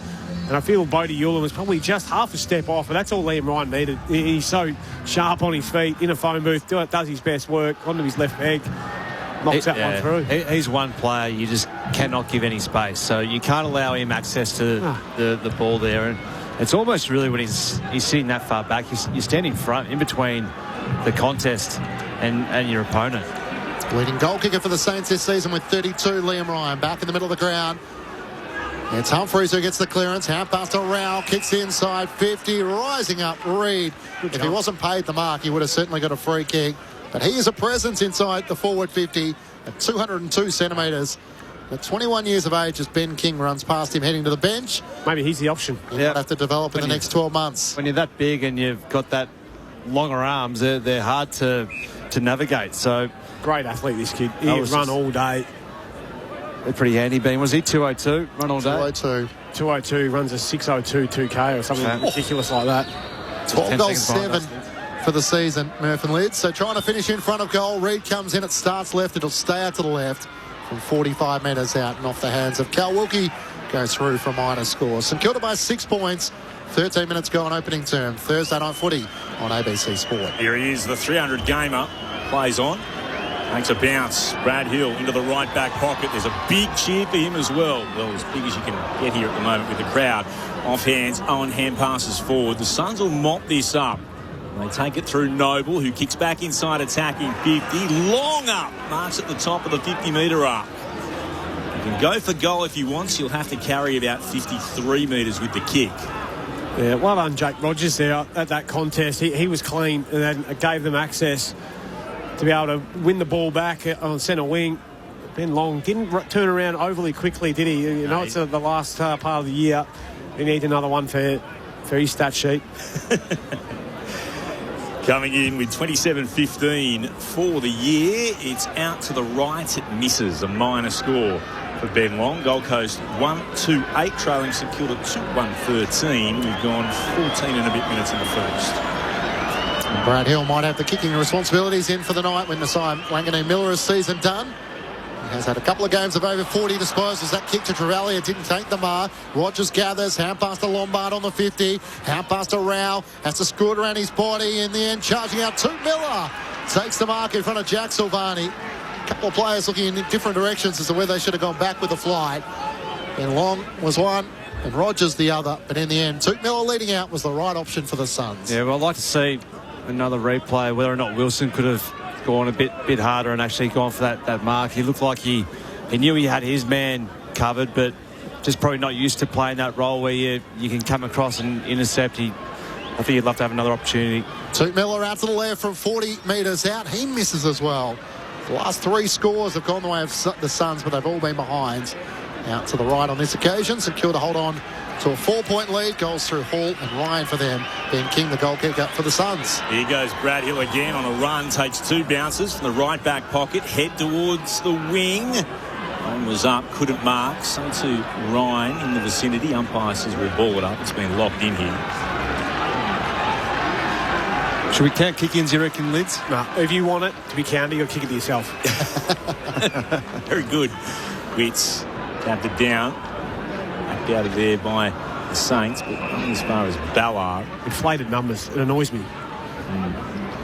I would have done it, 100%. Don't get me wrong. I reckon you would have done a lot of them in your career. Ballard's kick missed its target. Brad Hill was happy to receive it. Hands it off to Wilson of the Saints. Spears it inside forward 50. Not a great kick. Bounced in front of Howard. His hand pass missed Windhager, who slipped over. Holman able to gather across half back to Reid. Oh, bursting through Rioli. Just Travalia couldn't catch him. Hand pass inside forward 50. Lombard kicks at goal. He's got their second. From a mistake in the middle of the ground, slipping over Windhager, the Suns right up the corridor. That was slick, and they hit the lead at the 17-minute mark of the opening term. 2-3-15 to 2-1-13. The Suns lead the Saints here on Thursday Night Footy on ABC Sport. Yeah, well, it was off the races, wasn't it? As soon as they sniffed it, they were off and gone, and they just ran in a wave. And that's Suns footy, isn't it? Really, yeah. When you think about them with their exciting players, get involved on handball receive. They've got blokes who can get up and down the ground, bit of flair. And it was Nick Holman who won the ground ball in amongst probably 3 or 4 others and gave a sweeping 25-metre handball up the guts. And from that point on, everyone just ran in waves and used one another, and that's a really good team goal. Leo Lombard gives the Suns the lead for the first time tonight. Witts is into the ruck. He's up against Tom de Koning. Spills down the way of Rowell. Had an arm pinned as he's tackled by Boxall. But the umpire will ball it up just to the left of the centre circles. Suns by 2 points. Thursday Night Footy on ABC Sport. Witts and de Koning crash into each other. Witts tries to keep him at arm's length. Hand pass to Miller. Got it to Rowell. Dribbling kick inside 50. It bounce eludes Walter. Under pressure Stocker. Tackled. He's got a hand pass away. Lombard swoops onto it. Opens up in front of him. Hand pass just ricocheted in the end. And Max Hall getting back for the Saints. Hand pass to Boxall. He was bumped off a kick. Rogers get it set out to Toot Miller. Top of the 50. Hand pass to Ewan. Away to Closey. Around his body. Anderson underneath it. And juggles the mark. Wasn't all that eloquent as he was leaning back, not knowing what was coming the other direction, but he was able to hang on to it. Yeah, it wasn't overly convincing, was it? I think he might have just been bracing himself for what might have been coming the other way. Sort of feel that he thought that some contact might have been coming, but they just look all over him at the moment, the Suns. The Saints are either all getting sucked into the contest, and it just feels like there's 5 or 6 more Suns players out in the ground. They're just controlling the way in which the ball's getting out of the contest and just being able to use the ball too easy at the moment. Noah Anderson shooting from just inside 50, slightly right of centre. They're trying to extend their advantage here as the captain for the Suns comes in and rightfully delivers. The last 2 goals of the match, and they open up an 8-point lead. 3-3-21 to St Kilda, 2-1-13. Tick past 19 minutes gone in the opening term. Thursday Night Footy on ABC Sport. You're Brett Delidio and Mark Murphy. It was a great finish from Noah Anderson. We've seen him do that a number of times, even to win after the game, I feel, for the Suns many years ago now. But you can always bank on Noah to hold his head high, can't you, in terms of his work rate and effort. He leads his side really well. Started at half forward, which I found interesting, but still trying to find where he is at the moment. Well, he's come for a rest. As you do when you kick a goal, you come over for a rest. He's just to get the plaudits of the crowd when you're running off. Well, Loz, did we hear you? No, mate, you need to yell out a bit louder for Noah. Do you remember the big day out? This is like the quiet night here. Big day out was one of the great events. Wasn't it just? You remember it too. Here's Rowell kicking towards left half forward. Stocker got in the way for the Saints to move it. Cross half back. There's Boxall going back again. Wilkie stabs it inside defensive 50 to Hasty, who marks right back pocket. So that's where Matty Richardson did his best work at the big day out, I reckon. Really? Yeah, loved it. Towards the outer side. That's real rocker. Good mark. Ewan there. Towards left half forward. Wanted Humphrey. Couldn't take the mark. Spilled down for the Saints. Quick hands. It came through Hill. And that's with Garcia. Comes back to Hill, who's at right half back. Oh, that's a shocking kick off the side of the boot. Luckily, though, Silvani read it well. He burst onto it, took a bounce and just gets the kick away. It'll go inside forward 50. Sharman flew, couldn't mark. Hit the deck again, trying to get a hand pass out there. It was late. Still to be one, and then kick beyond defensive 50. That's out of bounds on the full. And that was off the boot then of one of the Suns in the form of Jeffrey. Just bellied it, didn't he? Yeah. So Travaglia will have it on centre wing for St Kilda, who trail at the moment by 8 points, 21 gone in the first. Travaglia looks into the pocket where Dougal Howard flies. Been a defender most of his career. In attack tonight. Got it down to Ryan Burns. And there's a classy finish as he opened up the angle and curled around his body superbly. And after the last 2 goals the way of the Suns, the Saints answers back. It's back to a 2-point lead the way of the Gold Coast Suns. 3-3-21 to St Kilda 3-1-19. It's fair to say we could do with a little touch of class, and that was nicely finished from Ryan Byrne. Very classy indeed, wasn't he? Yeah, the front and centre initially to be there. That's where you get taught as a kid, get into 10 and 12. I like just the fact that 10 and 2 even. He put the foot down, knew there was someone that was coming towards him, but took on the tackler and then just burst away from that front of the pack there. That's a really nice finish. It was a good finish on the run. Big snap, 30, 40 metres, curl that back, good control. Well done, Ryan Burns. Easily bally one of those. Inside 50s at the moment, going the way of St Kilda, 9-6. Suns will win the clearance. Trying to get a hand pass forward. Humphrey worked it on again to Jeffrey. Headed off towards right half forward. Chance to kick it long here. Off the boot there of Adamson, inside forward 50, and it's spoiled across the line by the Saints for a throw-in. Well, Adamson in game 9, another member of the Gold Coast Academy. 19 years of age. That's his name so far. The umpire stands right next to the right-hand behind post. It's spun back in again. First took Moyle, palmed it down. Long was out after it, had to soccer it backwards. He's Lombard again, off a step. Snaps truly. He's got his second. Gold Coast respond immediately, and they've got their fourth. 4-3-27 the Suns. The Saints are 3-1-19. 22 and a bit minutes gone in this opening term. The Suns lead back to 8 points. Thursday night footy here on ABC Sport, ABC Local Radio, Sport Digital News Radio, and streaming on ABC Listen. Our experts, Mark Murphy and Brett Delidio. Well, there's one of those 450 stoppages. This time it's Liam Stocker, who probably just came off a little bit too early. If you're going to go attack the ball deep inside your D50, you need to make sure that you're going to get your hands on it. And you just can't get sucked into the contest like that and not make an impact on it. Really clever by Ben Long, though, to see that Lombard was out by himself. Little sock off the ground. He's had a good start, Leo Lombard. A couple of goals early in the first quarter. He's one of 3 teenagers out there for the Gold Coast Suns tonight. Back in the middle of the ground, Moyle up against Marshall. Got it down to Humphreys. Hand pass out in front of the intended target. And a chance for the Suns to try and break clear here. That kick from the effort of Adesor was just a little wide and goes out on the full. Travaglia to take it at left half back for the Saints, who trail by 8 points. Turns it comes inboard to Winhager. So could have led at quarter time the most amount of times this season, 18 times. 5 more than the next nearest side. It doesn't mean much if you don't feature in September. Up towards the wing. Tom DeConing presents, but off hands it goes out of play for a boundary throw-in. Suns leading by 8 points.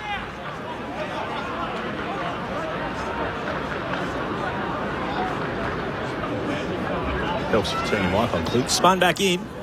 Moyle. Under the ground. Rao got a hand pass away. Umpires spotted a player being legged. Back here for the Suns. Rao plays on by hand. He's Anderson. Windhager in front of him. Hand passes to Noble. Can he get away from his opponent? Just got the kick towards right half forward, but it's out of bounds on the full. Good pressure coming from Hall to affect the kick. Wilkie will take it. Puts it inboard to Travaglia. Marks at left half back for the Saints. Wants someone to go towards him. 4-3 plays 3-1. 25 gone in this opening term. Gold Coast lead. 8 points it remains. Wilkie will switch play out towards right half back, but onto it at pace. Goldman gathers. Got a hand pass inboard to King, who goes towards goal, and he's got 2. Ben King. Might be his last game in Suns colours, but he's got 2 already this evening, putting the fans to the right of our broadcast position. Something else to remember him by. He's now got 59 for the season.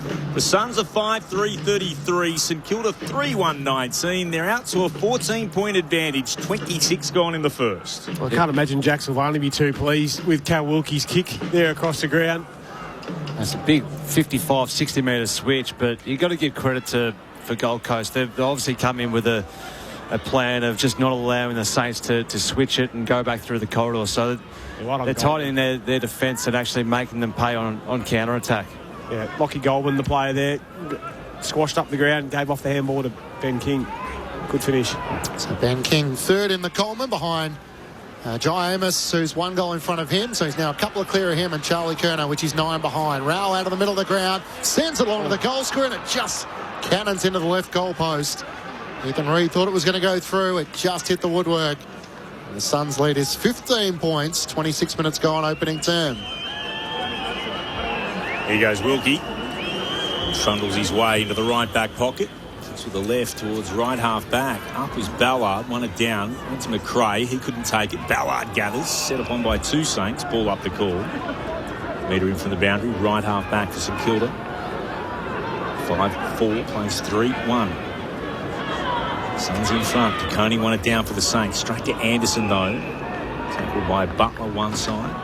Do we get a Ben King goodbye like we did Tom DeConning last year in the rooms, do you reckon? Oh, that was a good one last year, wasn't it? You reckon we get one of those? I reckon it might be a chance tonight. Yeah. That is a valid question. DeConning sweeping it forward for the Saints. McRae onto it. Hand pass to Stocker. Now to Wilson. Runs past the logo into the centre square. He's got options. Hands it off to Windhager. Goes up the corridor and then kicks towards full forward. Nice. Beautifully works. Comes to Garcia and he marks in the right forward pocket. It's a tightish angle, but he'll kick from no more than about 22 metres out. Yeah, well done, Darcy Wilson there, taking the game on.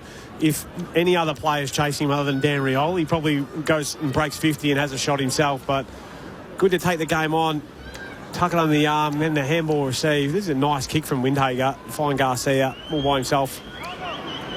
Hugo Garcia, 7 for the season. Shouldn't have any problems and doesn't. Gets the Saints fourth. 28 gone in the opening term. It drags them back to within single figures. The Suns lead is 9 points. The Saints are 4-1-25 with that Garcia goal. The Suns 5-4-34. This is Thursday night footy on ABC Sport. That was a nice team goal. That's a sort of the blueprint that coaches draw up when they're at training. When you have a stoppage of the half-back flank, you try and bring it back through the corridor. You win the contest and then you link up by hand and then try and get one out the back. That's exactly how that played out. But then going back to your caller out, Ben King, I think that's the issue they had with Tom DeConning last year.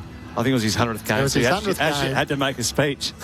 Well, do you think they would have learned from that experience? The president, Rob Priestley, made a little presentation in the rooms after the game and maybe could have let that one go through. I obviously don't go to a lot of St Kilda home games, but surely it's dangerous to have, am I ever going to see your face again as a goal scorer? DeConey one down the tap, but it's Anderson who gets a clearing kick inside 50. It beautifully sits for a chance for Goulburn, who dribbles through a goal from only about 15 metres out. And it's as easy as that for the Suns to answer the goal at the other end. Back to a 15-point advantage. And they have 6 of the first 10 goals of the game. 6-4-40 to St Kilda, 4-1-25. And textbook centre bounce clearance. In the end, it was nice work from Lockie Goulburn, who set up one a few minutes ago. This time he was on the end of one. Brett Delidio and Mark Murphy with you on ABC Sport. Yeah, always like seeing centre bounce clearances for goals. I know you're a big fan of them, especially at the start of games. But that was just a What's really... What's the fastest leads? 8.12 or something like that. Some bloke. I'm not sure who he was. Quick. He was fast. It obviously just gets every defender, on the back foot and just allows you just to use momentum your way, and that's exactly what the Suns did then. Koenig wins it down for the Saints. There's a holding decision. It'll come back here for St Kilda. And taken by Hall with the free kick. He will drive this deep inside forward 50. Brought to ground. Filippo couldn't quite get hands to it. Merging with it, Miller. It's done well. Handed it off Jeffrey and then to Noble. Kick beyond defensive 50. Wanted Walter. Couldn't mark under pressure from Wilkie. Spills to ground again. Saints sweeping hand pass from Garcia. Back to Hall. Kicks inside the attacking 50. Diving out to mark. That was well worked. And a chance for Marshall to go and have another shot at goal. This is a better angle. He'll start slightly to the left of the left hand behind post and boots a ball from about 40 out. We got the inside 50s here. So St Kilda are actually winning 13-10. The problem is that when it goes in against them, they're just getting scored against so heavily at the moment. Well, they've scored every time they've gone in. Yeah, and Marshall he actually did a really good job then of just protecting the space and just held McAndrew out of that area and came back to the football. He's had 2 shots at goal. Neither of them scores. This kick's a better one. Puts it through for a major. Rowan Marshall, his first of the night. This has been end-to-end stuff. The game mightn't mean anything in the context of the season, but it's been entertaining and open. Gold Coast lead cut back to single digits. They're up by 9 points with St Kilda's 5th goal on the board. 5-1-31 the Saints. Gold Coast 6-4-40. We've gone nearly 32 minutes in the first term. Thursday night footy on ABC Sport. Oh, he's had a good start, Rowan Marshall. Anytime you have 3 shots on goal before quarter time, you're doing something well. But he's obviously more of a natural forward than what Tom DeConning is. Yeah. So he's sort of a victim of the fact he's actually a better forward. That's why he doesn't get in the middle of the ground, which they've obviously created that conundrum for themselves, haven't they, the Saints? But we'll see how that continues to play out next year. Where does he play next year? He plays at the Saints? I reckon he'll try and leave. I'm with you. On the watch, that's for sure. Back in the middle of the ground, Jack McRae tried to get it forward, but it's socket off the ground by Matt Rowell. The Brownlow medalist got it to half forward. Humphreys to Noah Anderson. A Rowell who's tackled and brought down. Great chase from Dan Butler. And eventually he is rewarded. The hard work that nuggety small forwards do. A rundown chase. He wins back possession for the Saints across half back. Suns by 9 points. Dan Butler chips it out to Jack Silvani. Ben King came late. Silvani just able to hang on. Flirted with it, didn't he? Would you say Jack Silvani or Liam Ryan's had the better season of the free agents? Wow, he's winning the goal kicking, Liam Ryan, but I don't know, he's so solid, Jack Silvani, isn't he? Up the wing, Jeffries brought it down. That's where it comes to a halt as O'Connell is tackled and taken across the boundary line. The Suns leading by 9 points, 6-4-40 to St Kilda, 5-1-31. This is Thursday night footy on ABC Sport. Not long to go in this opening term. Thrown back in. Bucks interested in each other more than the football. Eventually Moyle was able to win it down. Rouse over the top. It's underneath him. He'll have a second go. Miller tries to emerge with it. Ball's locked him up. Getting a hand pass out, but no one in particular. Eventually it came to Rioli. He's done pretty well. To Miller again. Towards Adensall, who's forced to go back with the kick inside his defensive 50 to Ballard. He'll measure the kick to the outer edge of the centre circles to Rioli. Sweeping hand pass to Noble. Beautifully done. On to Jeffrey. Kicks inside the forward 50. Holman! Pause. That's great ball movement. How good was it? That was as good as you'll see from a stoppage. Just the clean hands, the smarts, just to be able to use the ball by foot in a way which wasn't that aggressive, but it was very measured, and then just a run and handball off that. This would bring the house down here, Lids. Not sure it will, but we'll be happy for the lad. Tough to kick goals when you're the Black Knight and you've had your legs chopped off, but Holman's not the case. In he comes, the retiring Nick Holman. Suns fans should be delighted. The players come from everywhere. It's his final game in AFL. And his biggest issue right now is not getting hurt as they monster him in celebration. Every Suns player has run and leapt on top of Nick Holman in absolute jubilation. He's going to finish his AFL career with a goal in his final game. And that kick gives the Suns a 15-point lead. And even the Suns players coming off the bench have made sure before anything else they run straight across and say well done to Nick Holman for that goal on the quarter-time siren. Gold Coast by 15 points, 7-4-46 to the Saints, who lose a rare opening term in 2026, 5-1-31. Here are the goal kickers for the Gold Coast Suns. Holman kicking the last after the siren. 2 to Lombard. Singles to Anderson, to King and to Goulburn. While for the Saints, goals to Burns, Marshall, Ryan, Garcia and Hall. Wherever you're listening on ABC Local Radio, Sport Digital News Radio and streaming on ABC Listen, this is Thursday Night Footy on ABC Sport. There are 3 warning levels across Australia: advice, watch and act, and emergency. To learn more, go to the ABC Emergency website and stay listening to your emergency broadcaster, ABC Radio. This is the 2026 AFL Premiership season with ABC Sport. Don't talk too loud down there, Loz. We might hear you up here. It's like a library. Thrown back in. Koning. Level tapped it out. Umpire spotted a free kick here. It's going to come back. Saints have an opportunity here to have a shot at goal. Max Hall, who made the most of it to go to ground, but the ball's in his hands for the Saints. 45-degree angle to the left. Kicks from 40 out. It's on its way. We're right behind the kick. He liked it. So do the Saints fans. And they do make some noise. The small contingent in wearing red, white and black. They've got the first goal. To Wilson, to Boxall. He's tackled and loses possession. Now Anderson for the Suns. Gets a hand pass to Rowell, drives it inside 50. Silvani came out, couldn't take it cleanly. Humphreys gathers over the top to Ben King into the open goal. And the Suns have their first. They immediately respond. Rogers get it set out to Toot Miller, top of the 50. Out pass to Ewan. Away to Closey, around his body. Anderson underneath it and juggles the mark. Shooting from just inside 50, slightly right of centre. They'll try and extend their advantage here as the captain for the Suns comes in and rightfully delivers. Valia looks into the pocket where Dougal Howard flies. Been a defender most of his career in attack tonight. Got it down to Ryan Burns. And there's a classy finish as he opened up the angle and curled around his body superbly.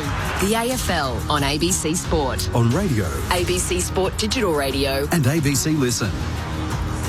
It is quarter time. The Suns have the advantage. They're up by 15 points. 7-4-46 to 5-1-31. Clint Wilden with you alongside Matt Clinch. We'd love to hear your thoughts as well if you'd like to send us a text. 0437 774 774. Kevin from Shenton Park. G'day, Kevin. It's a dead rubber, he says, but there's still 3 Brownlow votes up for grabs. That's true. Very true. True, but I'm not too sure that anyone playing it there today is going to feature in the Brownlow medal. I don't think anyone outside of Nick Dacos is going to feature anywhere near it. That's right. Yeah, like we're in black and white. He's the only person who's likely to worry about the Brownlow. Is it fair to say, asked Matt from Broadford, Carlton won the De Koning-Silvani transaction? Silvani isn't going to get any better. He'll struggle to tread water. That's a bit harsh. De Koning might be something, but he's already at the age where top ruckmen have made their mark. 28 mid-season next year. He'd want to get a wriggle on. Interesting. I suppose if you look at it in the team aspect side of things, Carlton are playing off in a wild card and St Kilda aren't. Yep. So you look at that and say, well, Carlton have probably won that deal, haven't they? They haven't paid too much for a bloke who hasn't had his best year, has he, in Tom De Koning?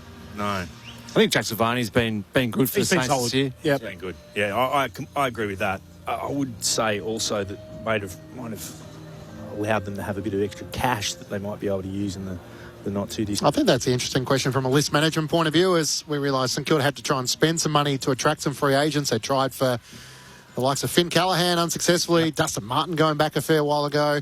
They hadn't been able to attract those free agents, so they got Josh two Kelly? that they were able Josh to Kelly get. in that as well? Josh Kelly, I think, was another one. Yeah. So they got a couple that they'd been chasing, but the needle mover will have to be Tom De Koning in the next couple of seasons when he reaches his potential as to can he be a goal-kicking ruck or can he be a midfielder like Dean Cox that covers the ground and gets back and supports, maybe like Max Gawn does with some of the defenders. Well, he hasn't shown us that yet, has he? No. I don't think. And jury's still out. And if they lose Rowan Marshall, well, then it's puts even more onus on him to dominate games. But I think their biggest decision will come when Nazaya is out of contract at the end of next year. And given that you don't often like to go backwards until you tip over 30 with your contracts, Murph, it's going to be interesting to see where they come up with that sort of coin to potentially keep him around. What have you made of this contest? I mean, as we've said a few times, free-flowing, shootout. But it's entertaining. It's been entertaining. Goals. Yeah. They'd be disappointed, I think, as a defensive group, or right across the board. You know, the Suns have gone inside forward 50 12 times for 11 scores. Like, that's just... It's well record pace, that. Isn't it? Which is good for us. I mean, we're enjoying it. The game's open. There's not a whole heap of tackling out there, which is fine. Fourth time leads the Gold Coast Suns have scored 7 goals in a season. So you go back to opening round against the Cats, round 1 against the West Coast Eagles, most recently round 11 against North Melbourne. So haven't really scored like this since they were back in form at the start of the season. Good game, though. Kind of. No, it has been. And entertaining.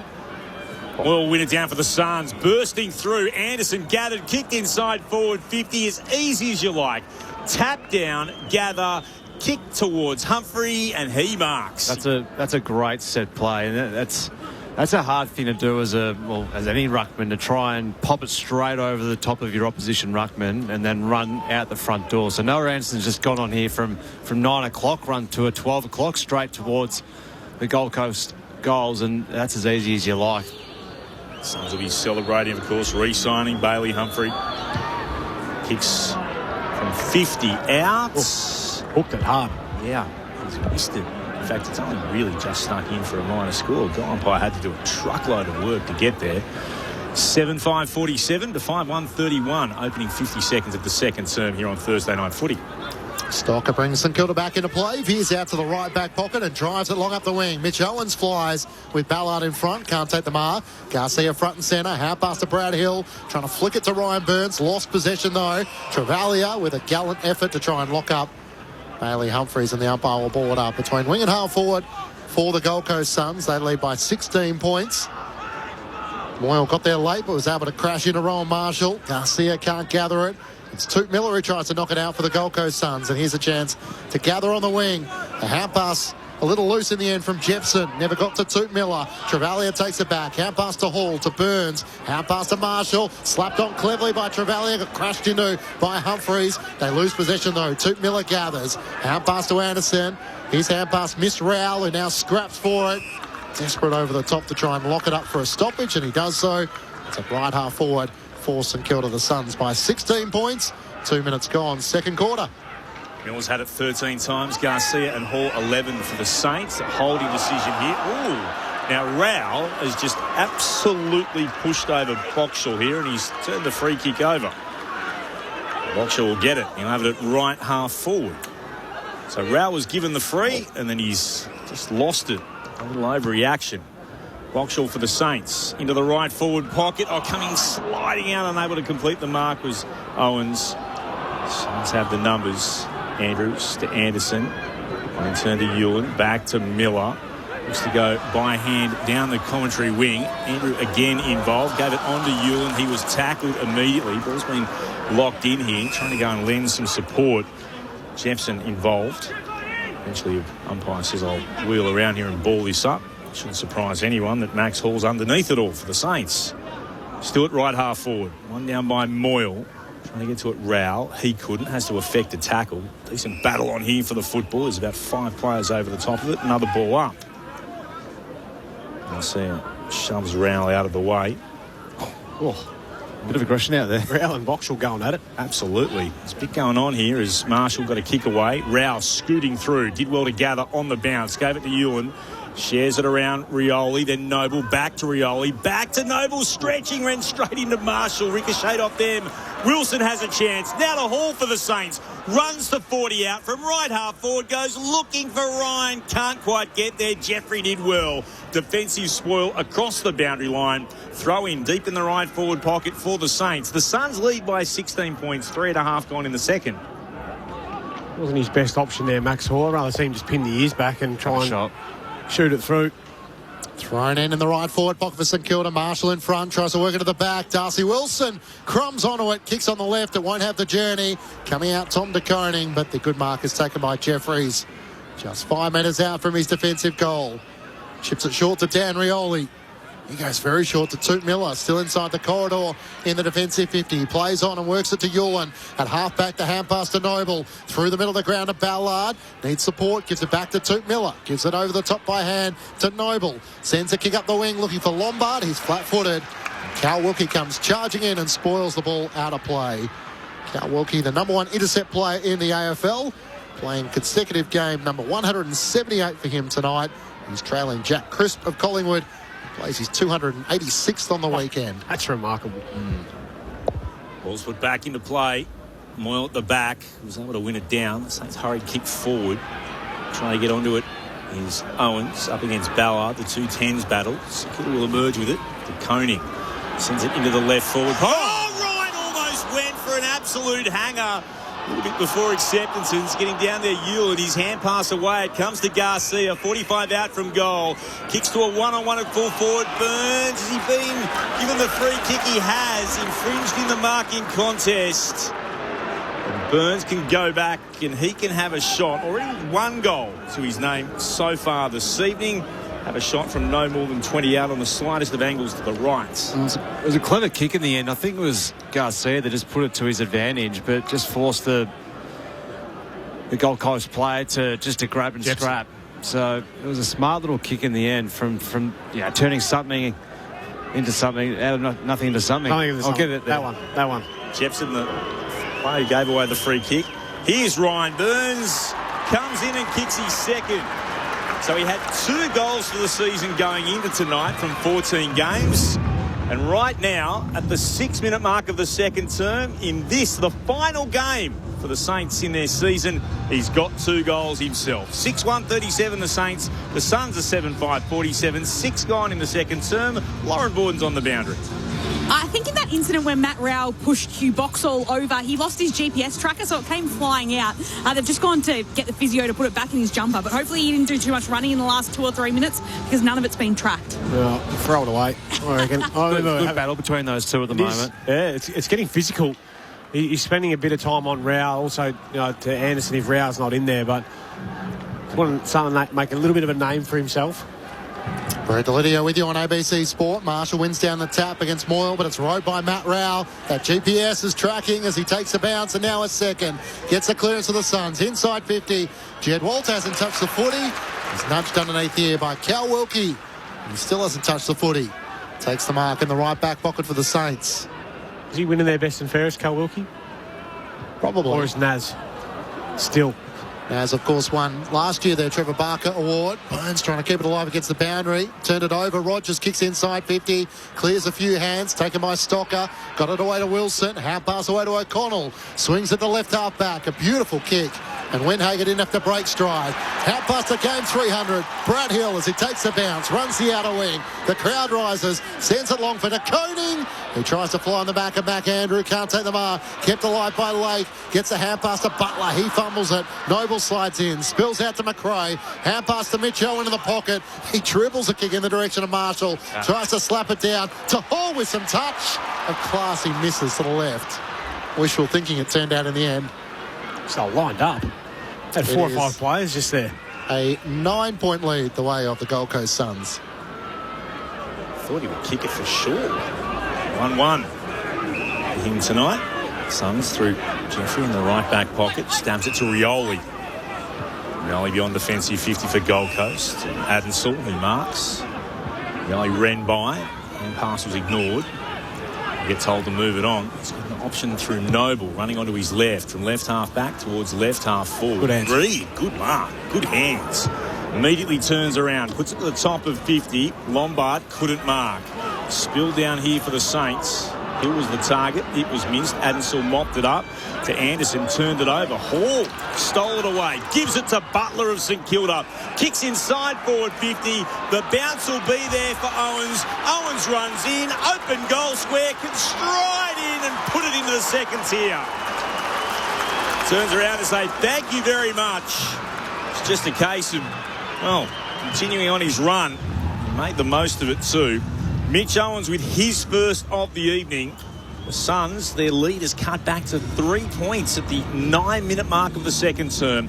Gold Coast 7-5-47. The Saints are 7-2-44. This is Thursday Night Footy on ABC Sport, and your experts Mark Murphy and Brett Delidio. It looks like they're out on their feet. A lot of these players at the moment have been going up and down the ground.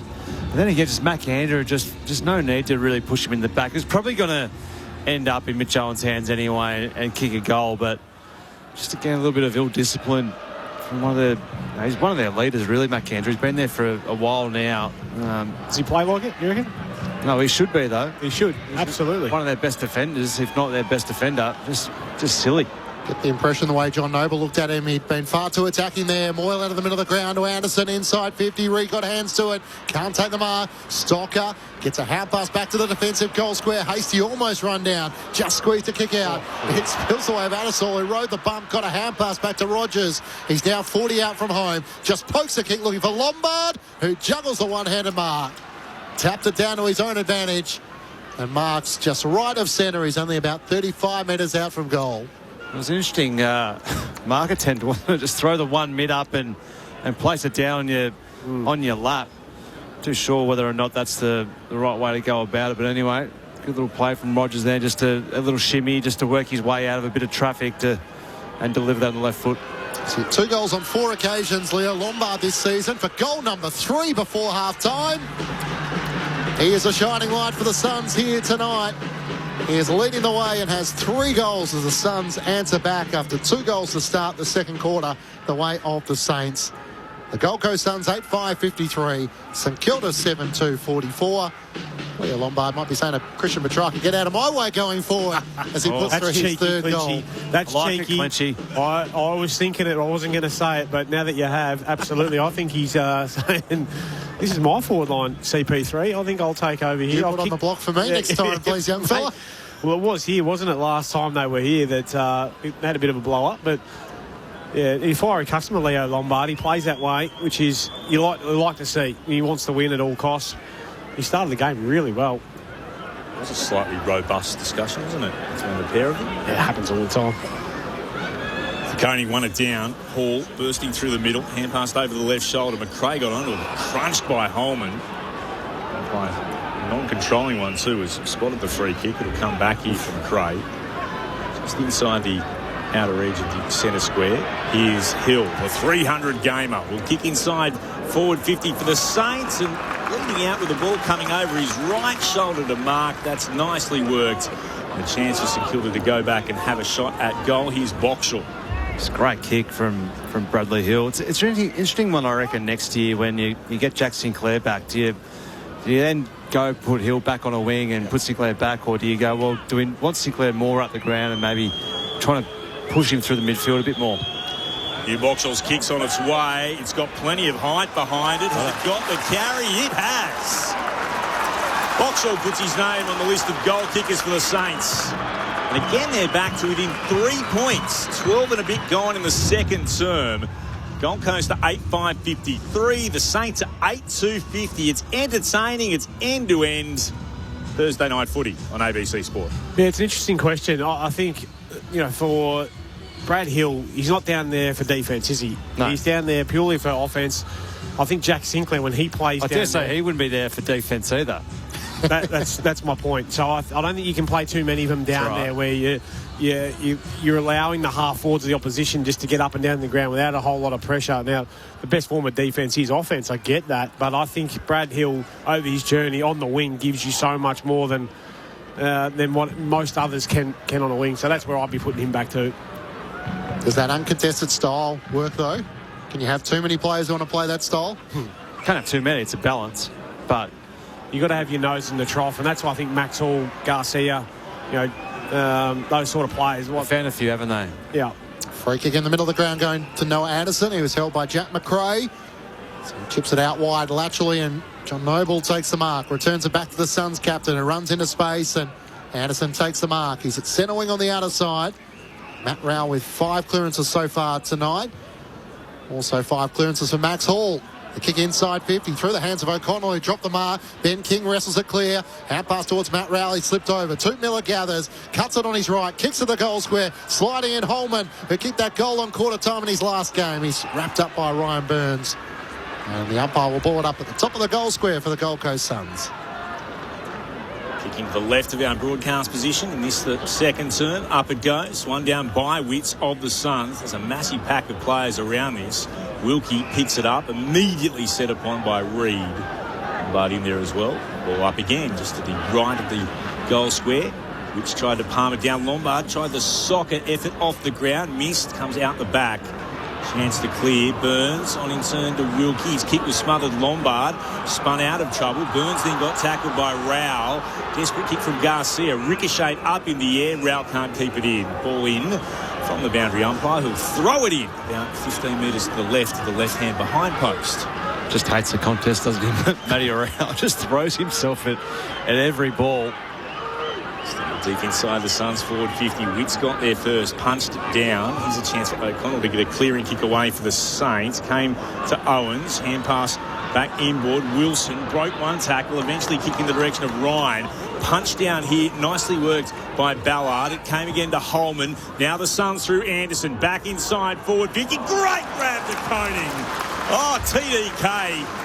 Occasionally still can do amazing things to your system. He rises up in the air in the right back pocket.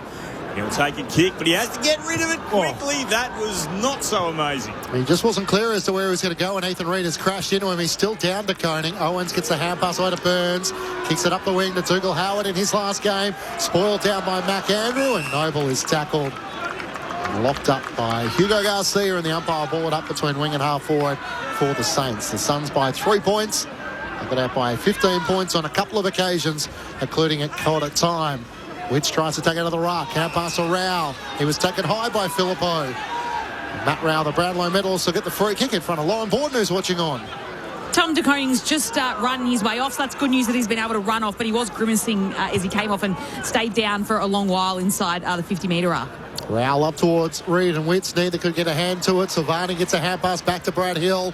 Back inside the defensive 50. Hasty a little slow. Crashed into by Goulburn. Into the open goal. Toot Miller as easy as you like. Puts it through from about 2 metres out. A desperate chase in the end from Marcus Windhager, but it was the type of turnover that he just couldn't recover from. And the Saints leak another. And it's a chance for the Gold Coast Suns to steady. They lead by 9 points. 9-5-59 to St Kilda. 8-2-50. Toot Miller puts through his first of the night. Yeah, young Angus Hasty there. I'm not sure that, that's an easy review, that one. Mate, we do not run on our left foot and look for a switch. No. I don't think so when we're under pressure. Not every player can use their left foot. No, well, that too. But it's also, you're inside defensive 30. We're not going to score from here, so just turn around and bang it back down the line and let's start again. As soon as that wasn't an option, you had to just turn around and try and hook that back around his body. Easy review. He'll learn from that, but unfortunately it's cost him 6 points. Goal to go with 8 disposals for the quarter for Miller. Back in the restart, McRae's able to gather to Filippo. His hand pass was tapped down by Humphrey. The kick out of there was Rowell. Strong stuff. It's been locked in just on the outer edge of the centre square. Tackle came from Windhager. Watching the opponent in Adensel. Back to the umpire it goes. He puts it up into the sky. Marshall got the fingertip touch to it. Then to Humphrey. Long sweeping hand pass over the shoulder. Look away. He's able to gather it cleanly first off. Eventually Hill picks it up. Got a hand pass towards Marshall to Windhager. Moves it on to Filippo. Will kick inside the forward 50. Leading out to it. No mark taken. Couple go up. Still a chance at Owen. Here he is. Ryan runs it along the ground. It crashes into the left-hand goalpost. Minor score to the Saints, who move on to be 8-3-51. Gold Coast 9-5-59. 17 and a bit gone in the second. Closing in to John Noble, who takes the mark in the left back pocket. He kicks off balance as well. Turns it straight over. Toby Travalia takes it for the Saints at right half forward. His kick out to Burns on the bounce. It gathers. Corral by Closey, one way then the other. Sends it high into the pocket. Where's the Flyers? Mitch Owen at the back. Cooper Sharman couldn't get there. Spills out to Noble. Got tackle from Blake. He did just drop it. Umpire didn't blow the whistle though. Anderson hand pass to Toot Miller. Then pointed as to where he should head it. Out to halfback where the mark is taken here. And Goulburn with a chance to try and transition. Up the wing to Ethan Reid. It gathers in front of Silvani. He thought he was over the boundary line, and in the end the boundary umpire whistle did come. I think he was almost relieved. A boundary throw in centre wing on the outer side. The Suns by 8 points. Good you could be with us. Thursday night footy here on ABC Sport. Clint Wilton alongside Matt Clinch. The experts Mark Murphy and Brett Delidio from the restart. Palm back into play. The Suns look to sweep it back in the direction of Moyle. He couldn't gather. Late could for the Saints. To Hill. Now to Windhager. Shares it with Hasty. To Windhager. Suns all over him. But somehow he's able to find a kick away. Bounce in front of Wilkie under pressure. Hand pass to Travalia. Went back under the pressure of Walter to Wilkie. Walter continued to apply the pressure. Eventually there's the get-out kick. It comes to Hasty between fullback and centre halfback. Will flare it towards left halfback. Now the Saints come through Hill. He'll kick towards left half forward. Sharman on some separation. Leapt up in the air. Marks hard up against the boundary left half forward. He's 60 from goal. Kicks the Saints in the direction of Ryan. Jeffrey won it down for the Suns. Ewan was there, received the hand pass. Quick hands through to Noble. Shares it again. Comes to Anderson. Anderson up the middle and turns it straight over. Well read by Hill. Coming across, marks just shy of the attacking edge of the centre square. Suns by 8 points. Hill out to Jack Silvani. He's got Dan Butler wide at right half forward, but he's still 55 out from home. The leads come. Sends in the direction of Rowan Marshall. Spoiled from behind by Jeffrey. Running on at Noble. Hand pass to Toot Miller. To Jepson. Over the top to Jed Walter. Little fumble for him. Now he becomes the tackler on Marshall. The ball spills out.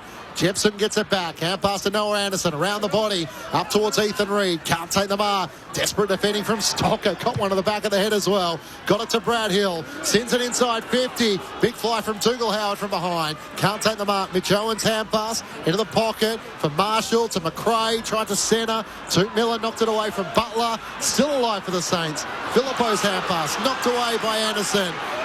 And Humphrey with a look-away hand pass over his head as a turnover, taken by Garcia, sends it to the goal square. It clears McAndrew. Bodie Yulin's there. He's tackled by Lake, and eventually it's rushed through for a minor exhausting score. stuff. That was exhausting to watch. Oh, God, we've got to turn over again. Your turn. Yeah, I'll try to do something with it. It's been messy and scrappy now. Andrew beyond defensive 50. He's able to work it out to the right-hand side. Chance to go forward here through Cloesi. Trying to gather it again. Jepson, Goulburn towards right half forward. Trying to break the attempted tackle here. It was long. He's going to be told he'll have to come back here and take his free kick.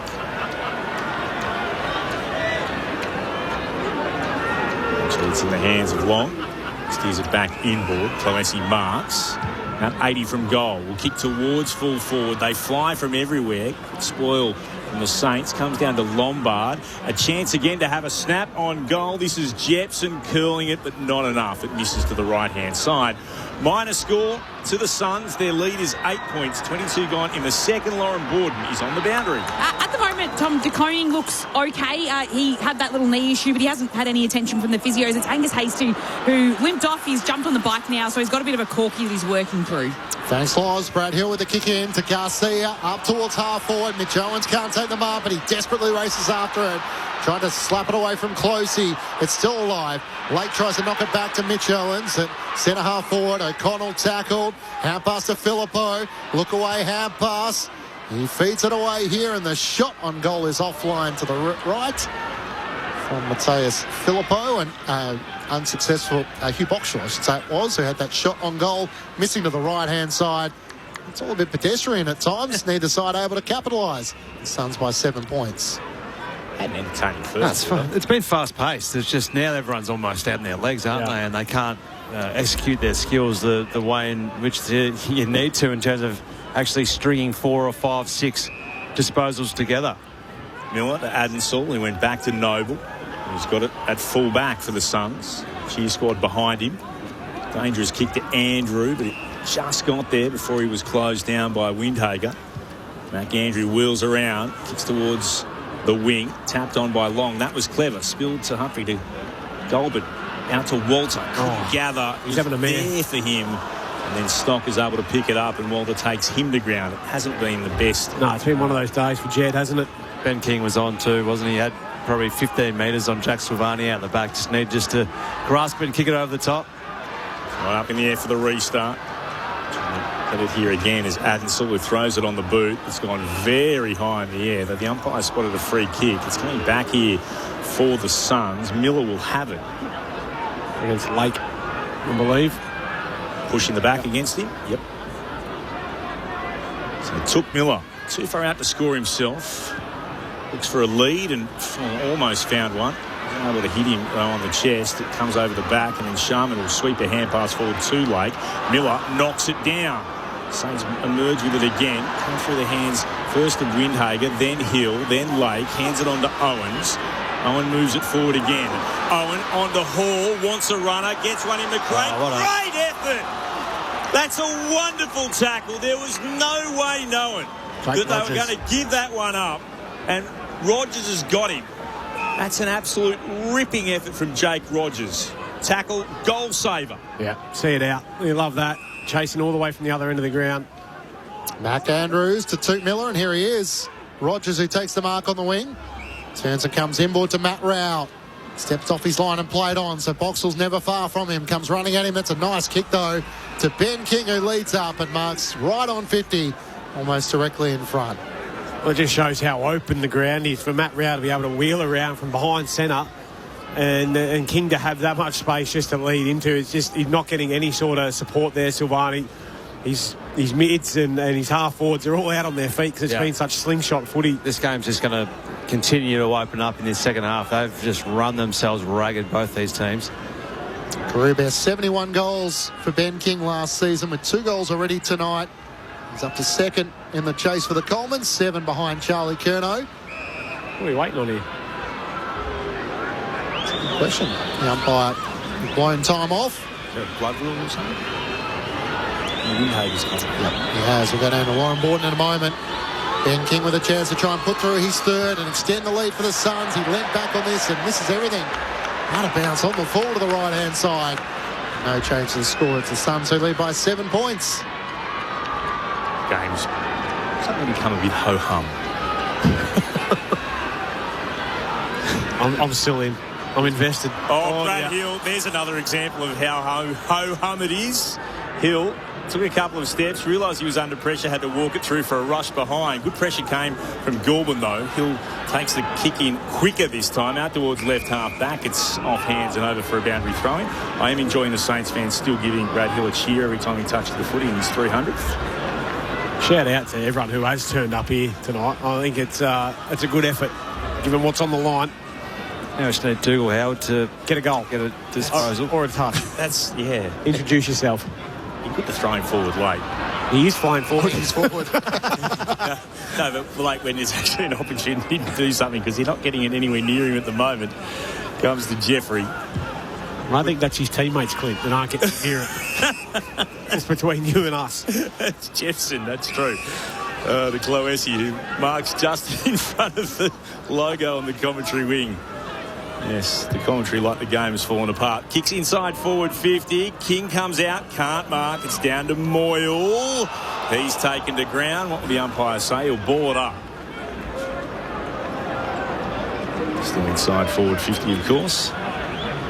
Suns on the attack. Have they got another goal in them? Marshall won it down. McRae with a clearing kick. Bounced in front of Sharman. Couldn't gather. Garcia picks it up. And now a chance to go away here through Hill. Brad Hill out to Travalia, who's just shy of the logo. On the outer wing. Kicks over the top. Butler allows it to bounce. And then he gathered it. Sat up beautifully for him. Gave it off to Hall. Hall under pressure. Back towards Hill, who dropped it. Spent it before he had it. The Suns with a chance again to Lombard, who just goes surging past 1 bounce, 2 bounce, 3 bounces, still going from right half forward in towards Walter. And he doesn't drop that one. No. Marked it on the chest. He can have a shot from about 50 out. It's a tighter than a 45-degree angle to the right. Don't you just love seeing players who just know they've got the pace and just go, right, come with me if you can, and just see grass in front of them, take 1, 2, 3 quick bounces in a row, and just break open the game. Great to watch. Yep. Hard to defend that. Got pace. You don't want to be anywhere near a bloke who's running like that, do you? No. Handovers. Here comes a shot at goal from Jed Walter. It's through. He raises the right hand to celebrate. It hasn't been a great night for him so far. That might change things. He puts his name on the list of the goal kickers for the Suns, and their lead is back out to 14 points. 10-7-67 the Suns. The Saints at 8-5-53. 29 gone in the second term. Thursday night footy on ABC Sport, on ABC Local Radio, Sport Digital, News Radio, and on ABC Listen. Yeah, it looked like it was going to be almost a walk-in goal, didn't it, for the Saints? That very rare mistake from Brad Hill where he's just blatantly dropped the footy, which makes it very hard when everyone else has squashed up the ground. You've done all the work to get up there and help the defence and keep it the ground nice and small, and then Leo Lombard just goes road runner, meep, meep, come in, and away we go. And he's just all defenders out of position, hence why Jed Walter all by himself inside 450. 3 goals apiece so far in this second quarter. Back in the middle of the ground. Rao trying to win the clearance. Dives on top of the footy. Garcia on top of him. Jack McRae tries to wrestle it clear, and the umpire will come in and ball it up. Jed Walter getting his first touch just ahead of half-time and a goal. As Moyle slaps it away from Royal Marshall. Lake gets a hand pass away. Is there time for one more? Jepson out wide. Here's King on the lead. He takes the mark right out on 50. Jack Silvani in tow, and he might be getting some instructions from the bench now. Ben King, the siren is about to sound. Well, I was watching Bailey Humphrey prior to the game, and he would have knocked one through from, I reckon, 10 metres just shy of the centre circle, like a big torp. I'm not sure whether this young lad's got the torp in him, but tell you what, it's going to take a damn good kick. 2 goals and 1 out on the full for Ben King. After the halftime siren, he starts at the left and it stays left all the way. Got the journey through for a minor score, but it's the Suns who lead by 15 points at the main break.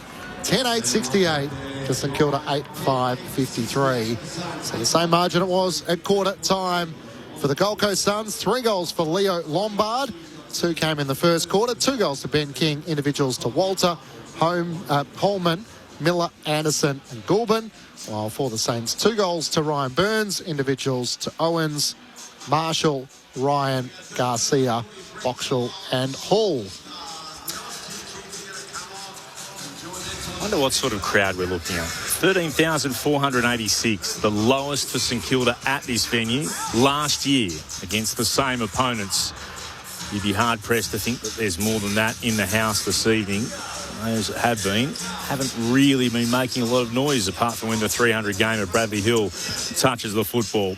The Suns have had a tremendously disappointing season, but at the moment at half-time, they'll go in with a 15-point advantage to half-time. Let's get the thoughts of our experts. Thursday night footy on ABC Sport.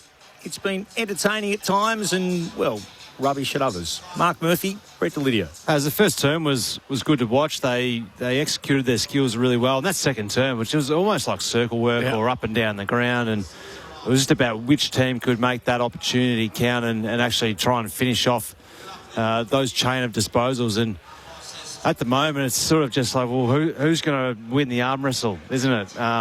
And the game's going to get really open in this second half because the running ability of these two teams, you can't question that. They're both working their tails off, both offensively and defensively. They're both actually pressing really high up the ground, trying to defend the switches, and that's where the game's becoming pretty open. But in this second half, the game is just going to continue to open up, and it's about which team can really execute their skills to actually hit one through the big sticks. Yeah, I reckon you've hit the nail on the head there. It's about execution and being able to finish your work, and that's where I feel like both sides, and they're both guilty of it, they get out because of the fatigue and the game has opened up, but their inability then to finish their work because they are getting so high and just getting over the back. I mean, defensively, Ross is always going to set up a team really well, and likewise Dimmer. So they're always going to have that goalkeeper, so to speak, that doesn't allow those easy walk-in goals. But you're right, their inability just to finish their work has probably made this game a little less enjoyable to watch. But I certainly think as it opens up, and we'll see less and less intent to tackle or chase because it's, well, what's really on the line? You're not doing a game review on Monday, I can't imagine. And then it's just onwards and upwards into season 2027. So fingers crossed for us that we don't get too much of a drop-off and we still see goals and competitiveness. I know one bloke who won't give up is Matty Rao. Like, he just throws himself at it. Absolutely loves banging in the bodies. Took Miller's had a great start to the game. He's up to 25 himself. Jack Noble, 23 off half-back. Noah Anderson, 19 for the Saints. Brad Hill's going about the same way he did last week. 23 already for him to the half. Max Hall. Geez, I'm impressed with watching Max Hall. He just continues to work, doesn't he? He's had a good battle with Took Miller today.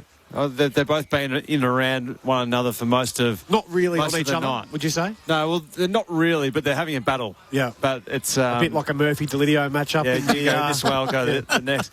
But I'll see you for a beer after the game, brother. Love Sort of the theme of the night, isn't it? You get 20, I get 20. You kick a goal, I'll kick a goal. You Let's get a all feel clearance, I good. get a clearance. Let's all feel good going into the off-season and make business decisions. But, look, yeah, I think it's a free-flowing game. It's not overly contested. It's not overly tackled pressure-wise. It's just, like you said, probably a bit of circle work, captain's run feel, and just making sure you get through. I think you're just seeing two sides that just don't quite get the detail right. Yeah. They're not missing kicks by a long way or missing handballs by a long way, but it's blokes having to stop and prop, and then that just it doesn't allow just the behind, flow isn't it? Yeah. Rather than being in front where you can really finish work. Little kicks that are 15 metres that should hit. The best sides hit those. Yeah. These ones are falling short, which then double grab, mishandle. Yeah. Yeah. The game is what it is. It's the quiet night in. That's right. Suns, they lead by 15 points. 10-8-68 to 8-5-53. Here's, just before you run away. I wasn't going to run away. This is an interesting thought from Rich from Ocean Grove. Enjoying the call, troubled by the awful news that's dominated our great game this week. Something that I'd love to see, this is Rich from Ocean Grove, all the men's teams agree not to do Mad Monday this year or indeed ever. it's a big call to say ever.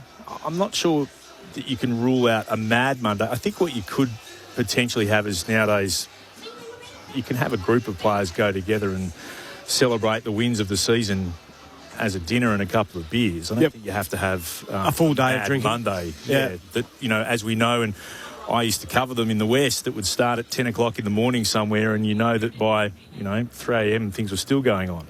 That's right. Yeah, I never really understood what you'd celebrate on a Mad Monday, especially if you finish tonight on a Thursday. You'd want to be still going on a Monday.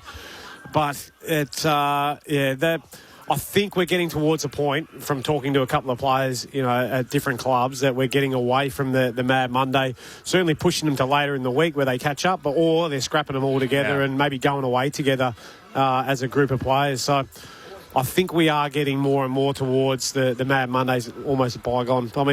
I mean, it's like when we first started, it's like footy trips and Mad Mondays, but I don't think many teams do footy trips anymore. And I think Mad Mondays will join the list of things that are sort of a bygone era, and you don't do it anymore. And it's there's nothing. They're fun for about 20 minutes, I reckon. Mad Monday, see what blokes dress up as, and if it's fun, if it's funny, if it's not, and that's about it. Oh, I couldn't agree more.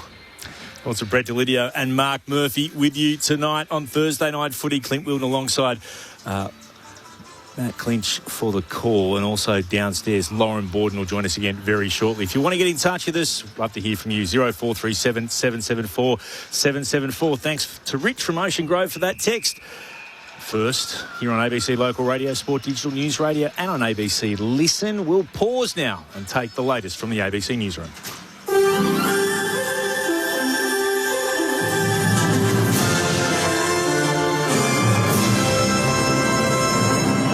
ABC News with Melanie Scott. The family of aid worker Zomi Frankham is calling on the Australian government to seek full disclosure of the evidence underlying the Israeli military's decision to clear soldiers of criminal responsibility over her killing in Gaza in 2024. Foreign Minister Penny Wong met Israel's ambassador today after an internal IDF investigation found serious failures in the 2024 strike, but no reasonable suspicion of criminal misconduct. Ms. Frankham's family says it's deeply disappointed and is calling for an independent investigation. Perth emergency doctor Mohammed Mustafa, who has volunteered in Gaza, says he doubts the Israeli account. Israel has said that the reason why they destroyed 80% of all the civilian infrastructure in Gaza, the reasons why they blockaded food and medicine and arrested doctors like my colleagues that went into Gaza for bringing in baby formula, was because of Hamas. I'm just not going to sit here and entertain even that talking point anymore. A warning that this next story discusses child sexual abuse. A new report has warned that offenders can pay less than the cost of a family takeaway meal to view and direct the live sexual abuse of a child overseas. The Australian Institute of Criminology says offenders are exploiting everyday technology, financial systems and online networks to facilitate abuse. Deputy Director of the AIC, Dr. Rick Brown, says research from the Philippines gives some indication of how widespread the abuse may be. There are some glimpses from research. If we look at the victim side, for example, just in the Philippines alone, there was a study from 2022 that estimated that there were 470,000 children in the Philippines in that 1 year that had been subject to this kind of offending. More than 1,000 doctors from Victoria's public hospitals walked off the job today, marking the first industrial action of its kind in 2 decades. The strike follows 12 months of failed negotiations with the state government over pay and conditions, with the Australian Medical Association saying doctors are stressed and burnt out.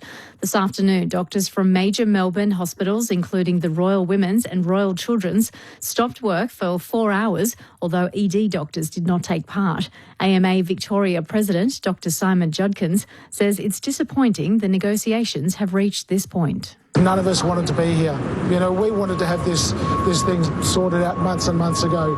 We'd prefer to be at work looking after our patients. Unfortunately, as I said, it's got to this point where we've been able to make any progress on the negotiations, and we feel this is a necessary step. Tasmania's police minister has defended the exclusion of gun caps from the government's proposed firearm reforms. The reforms tabled in Parliament today would introduce minimum 3-month jail terms for the possession of stolen firearms, reclassify some guns to a more restrictive licence category, and introduce Australian citizenship as a requirement for gun ownership. The government is opposed to introducing caps on the number of guns a person can own, a measure the state's police commissioner has previously called for. Police Minister Felix Ellis says the reforms are designed to not unduly punish law-abiding firearm owners. Caps won't deliver a community safety benefit because only law-abiding firearms owners will have caps imposed upon them. It's important in this discussion that we recognise that we need to get firearms out of the hands of terrorists and the criminals because they are the risk to community safety. To overseas news, Ukrainian authorities say the death toll from the latest Russian ballistic missile attack on the capital Kyiv is now known to be at least 12, with around 30 injured. Emergency services say a children's hospital and a school were struck, as well as apartment blocks and warehouses. Ukrainian President Volodymyr Zelensky says the deaths are a result of a shortage of air defence missiles, which Kyiv relies on Western allies to supply. ABC News. Okay, let's do it. For the little legends in your life, the ABC Listen app now has a space just for kids and families. Cool. Head to the Kids tab to create a custom kids profile. Ooh. Find all their favourite podcasts and music for daily routines. Let's rock and roll. Plus, it's the only place for new episodes of the Bluey Listen Along podcast. Radio, podcasts and routines. I love it. Everything families need, anytime on the ABC Listen app. This is the 2026 AFL Premiership season with ABC Sport. Stole it away, gives it to Butler of St Kilda, kicks inside forward 50, the bounce will be there for Owens. Owens runs in, open goal square, can stride in and put it into the second tier. Turns around to say thank you very much. He's now 40 out from home, just pokes a kick looking for Lombard, who juggles the one-handed mark. Tapped it down to his own advantage. And Mark's just right of centre. He's only about 35 metres out from goal. So 2 goals on 4 occasions, Leo Lombard this season, for goal number 3 before half-time. He is a shining light for the Suns here tonight. He is leading the way and has 3 goals as the Suns answer back after 2 goals to start the second quarter, the way of the Saints. Silvani gets a hand pass back to Brad Hill. Back inside the defensive 50. Hasty a little slow. Crashed into by Goulburn. Into the open goal. Toot Miller as easy as you like. Puts it through from about 2 metres out. A desperate chase in the end from Marcus Winhager, but it was the type of turnover that he just couldn't recover from. And the Saints leak another. Suns with a chance again to Lombard, who just goes surging past 1 bounce, 2 bounce, 3 bounces, still going from right half forward in towards Walter. And he doesn't drop that one. No. Marks it on the chest. He can have a shot from about 50 out. It's a tighter than a 45-degree angle to the right. Here comes a shot at goal from Jed Walter. It's through. He raises the right hand to celebrate. The AFL on ABC Sport. On radio. ABC Sport Digital Radio. And ABC Listen. They pumped up the sound effects for the music at half-time here at the Docklands. Not a great crowd in, but they're making plenty of noise now. Gold Coast, though, have the advantage. They lead by 15 points over St Kilda, 10-8-68 to 8-5-53. Clint Wilden with you. Matt Clinch alongside myself, and, of course, been a Thursday. The teams have dropped, Clinchy. What stands out for you? Well, I guess the mass exodus in which the AFL was scared about, that hasn't happened. As we've seen, the best air guitar wins tickets to Guns N' Roses. So that's why they're trying to crank the music. Leeds, it's probably not a bad prize to try and give for a couple of fans to try and embarrass themselves. That's a great prize. Love the Gunners when I was a kid coming through. Now, the news that took place just before we get to the teams is Melbourne failed in their bid to overturn the Jacob Van Rooyen 3-match ban, so they went to the appeals board tonight. The appeals board is actually going to give their verdict tomorrow in terms of the outcome, but it took just 22 minutes of deliberation for the appeal to be thrown out. So the 3-match ban stands. Yep. So you'll miss the last round of the home and away, and then Melbourne's 2 first finals, which could be their only finals. Yep. They'll need to try and get to a prelim final if he's to feature. But how do they replace him? Might check out Van Rooyen, Jefferson down there, but who else? They've got Harrison Petty and Matthew Jefferson. They've got Luca Kenfield in the VFL. They've got Jacob Melcham, who's been mentioned to Stephen King, but he said we might just rejig our current 22, 23 and look to try and come up an answer with him. He's been good this year, Van Rooyen. He's really grown, I feel, under tutelage, Brody Myercheck and obviously Stephen King as well.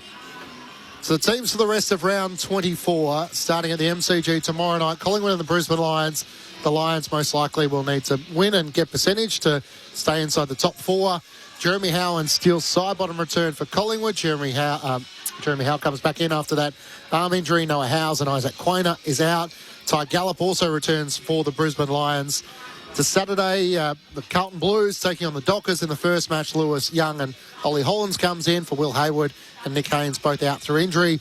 Judd McVie, Bailey Banfield and Tobin Murray will make his debut for the Fremantle Dockers. So Heath Chapman's managed, Sam Sukowski and Jai Amos. They're the 3 players that have been managed for the Fremantle Dockers, not taking the trip. So no 14 players rested, but a handpick of 3.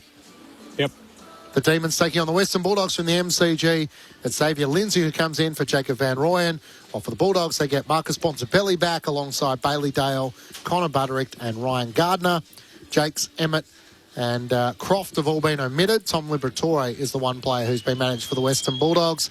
Saturday night, the Cats get back in Jeremy Cameron alongside Sam De Koning and Jack Martin. Mark Blitzhouse has been managed. Ollie Wilkshire is out injured and James Warple as well.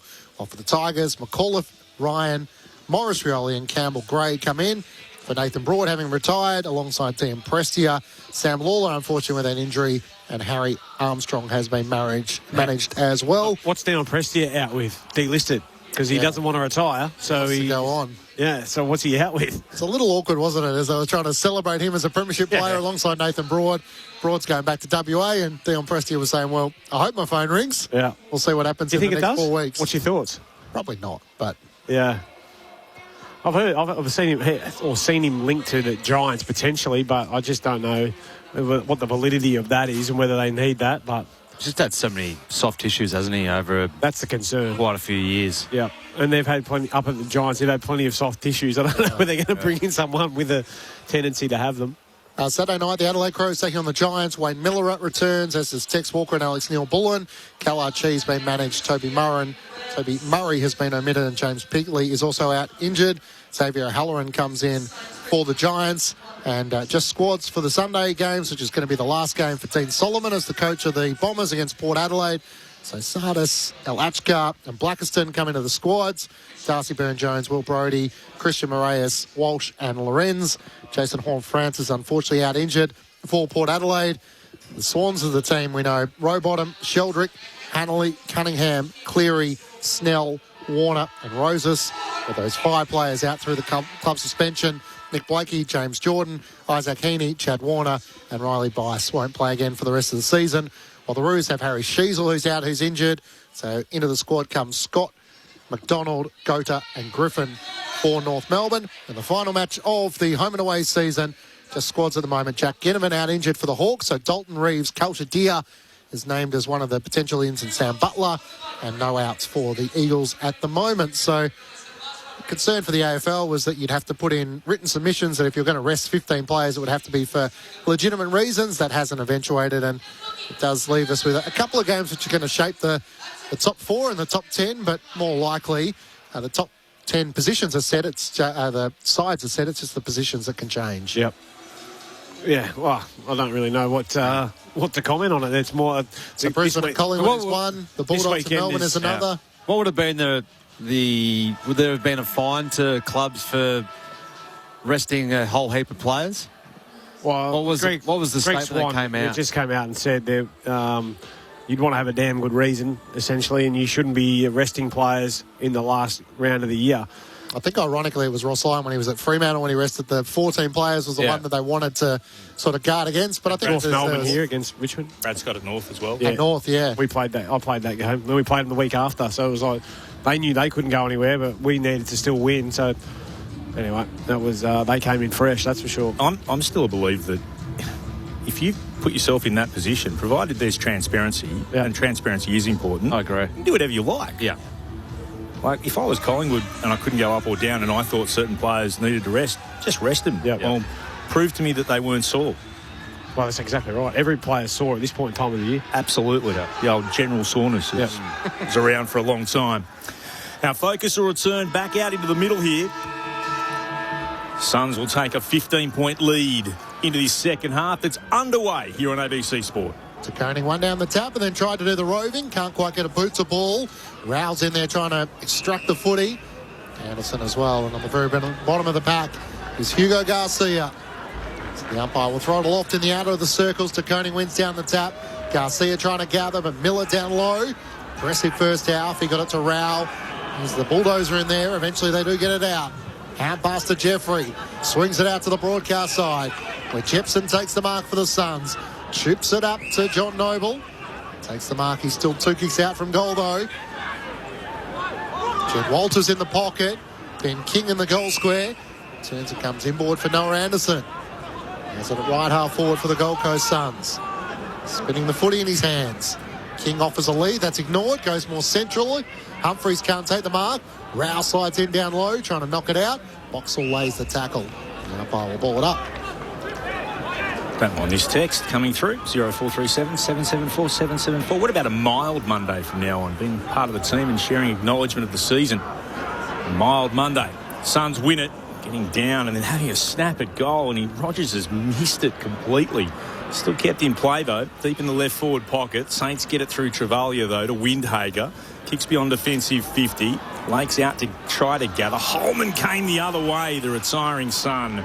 Not tackled by 2 Saints. It's been locked in.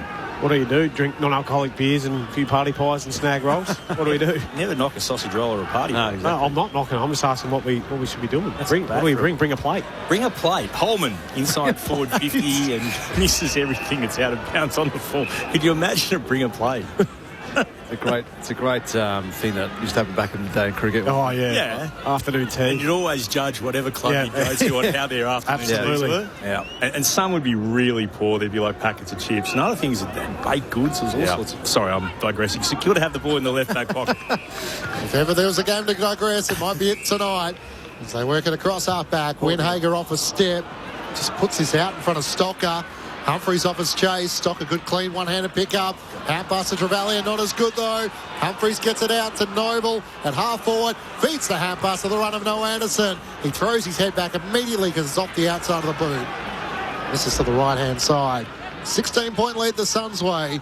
3 minutes gone, third quarter. That's the polish that we were talking about in the half-time break, Murph. I haven't seen a lot of Noah Anderson, but has he been a good kick notoriously? Tonight he's sound. Yeah, he's kicking sound. He's been 59% tonight. Just missed a few easy ones tonight, and that one should just be for a player of his class. Knock through. Should put that straight through. Windhager to Wilkie. Down the line they go. Filippo has it for the Saints. Listen to us, we never missed, did we, Murph? No. It's so easy up here, isn't it? I've always said that. It's really simple from the broadcast box. Although I think Leeds is playing next Thursday night, so we'll get a chance. Oh, maybe. Yes. Oh, there you go. I would have run it a lot closer than what Noah just did, that's for sure. Garcia to Burns at right half forward. Short to Hall. And he marks for the Saints. He's about 70 from goal. Puts it towards full forward and then up. Sharman punches it away. Locked in there first time. Noah had it. Punched out of his grasp and come back towards the umpire who says, I'll ball this up, thanks. Throws it up in the air. Rucks do battle. DeConey almost took clean possession. Instead, it spilled out to Anderson. He's tackled immediately. Still inside forward 50. Ball up the call. Suns by 16 points. Umpire throws it up. Moyle up against DeConing. Spills down. Mitch Owen's got in down low. He's tackled by 2 Suns players. They're not going anywhere. How many balks on Thursday night, do you reckon? How many balks? Yeah, we have a few. I was never very good at that. That was Murph's go. There'll be 0 tackles there, Clinchy. Not a tackler. Jepson from half back. It's not really the all-star occasion for that. No. Benji's second with the footy anyway. Correct. King gets a free kick. He was impeded by O'Connell in the marking contest. Sends it up the wing, and Jeffries takes the mark for the Suns. Hand pass back to Jepson. At right half forward, Walter comes charging out of the lead. Can't hang on to it. Ben Long crumps it superbly, then fumbles it. It sums up the night. Burns, hand pass to Wilson. They run the gauntlet. Just getting out of traffic in the end. was Filippo. Bounces off another tackler. Gets the half pass away to Wilson. Half pass to O'Connell. Now they're out. Garcia at halfback. Garcia will kick and then turn it straight over. That was disappointing. Ballard just had the little jump up in the air.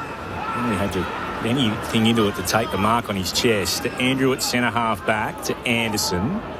Not sure where to go. Thought about going through the corridor and found Noble. Mark's just inside the outer edge of the centre square. A little bit shy of halfway here. The Suns in their defensive part of the ground. The kick is out towards Hewland. Bodie Hewland in the team tonight. There's no Zeke. Bodie moves it on. Looking for Rioli, who goes up and takes the mark. He was under pressure from Filippo. Mark's been paid. It's not 50. He looks a little worse for wear. Just grimaced as he got up off the turf. Grey boots on. Holds out the right hand as it suggests, where do you want me to kick it to? He'll stab it to the top of 50. That was a bullet-like pass. Low, flat and hard and marked by Noble. 51 out from goal. He'll start in line with the right hand behind post. I dare say he wasn't looking for Noble because Ben King was right behind him. So standing between the two blades of grass, Johnny Noble, not the tallest bloke going out. So I'm not sure that Rioli saw him, but just the ability just to wait and let the forwards go to work. Not really. They were just garden grass, the Saints, weren't they? Everyone just having their little patch of grass. Noble. Chance to be the first goal kicker of this second half. From 51 outs. All right, off the boot. It's on its way. It's hit the right-hand goal post.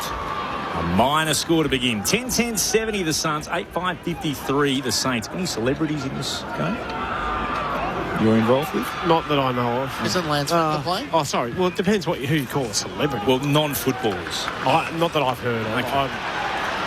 But I'm not right across it. Stocker out of defence. Got it to Jack Silvani. Half pass to Brad Hill. Kicks out beautifully to Roll Marshall. He marks it right half forward.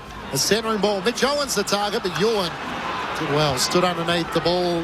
He's coming in and he's able to take an impressive mark. Swings it out into the back pocket where Jeffrey receives the mark. He stepped off his line, called to play on. No one's on the mark, so no one runs at him. Sort of sums up round 24 so far tonight. In the end, Darcy Wilson comes at him and he just pokes the kick into the path of Toot Miller. There's enough time to gather the sliding ball on the turf. Kick up towards Moyle. Bit of a bump onto Koning, allowed him to take the mark. As Moyle looks up inside 50. King 1-on-1 on Stocker. Getting back Wilkie. King pleads his case with the umpire as Wilkie takes the intercepting mark. Switches across half-back. The mark is taken by Ryan Burns. Burns with a couple of goals tonight, but in defence at the moment for the Saints towards right half-back. Andrew spoiled down against Marshall. Went to go back by hand. Chance to move it forward. The Suns comes into the left forward pocket, and then Long has taken the mark. Nicely worked in the end there. Holman with the kick, originally getting it from Anderson. So Ben Long is hard up against the boundary line. He's about, let's say, 35 from goal, left forward pocket. Nice little touch kick from Nick Holman, wasn't it? Just to find Ben Long all by himself. He'll take a good snap from out there, about 40 out.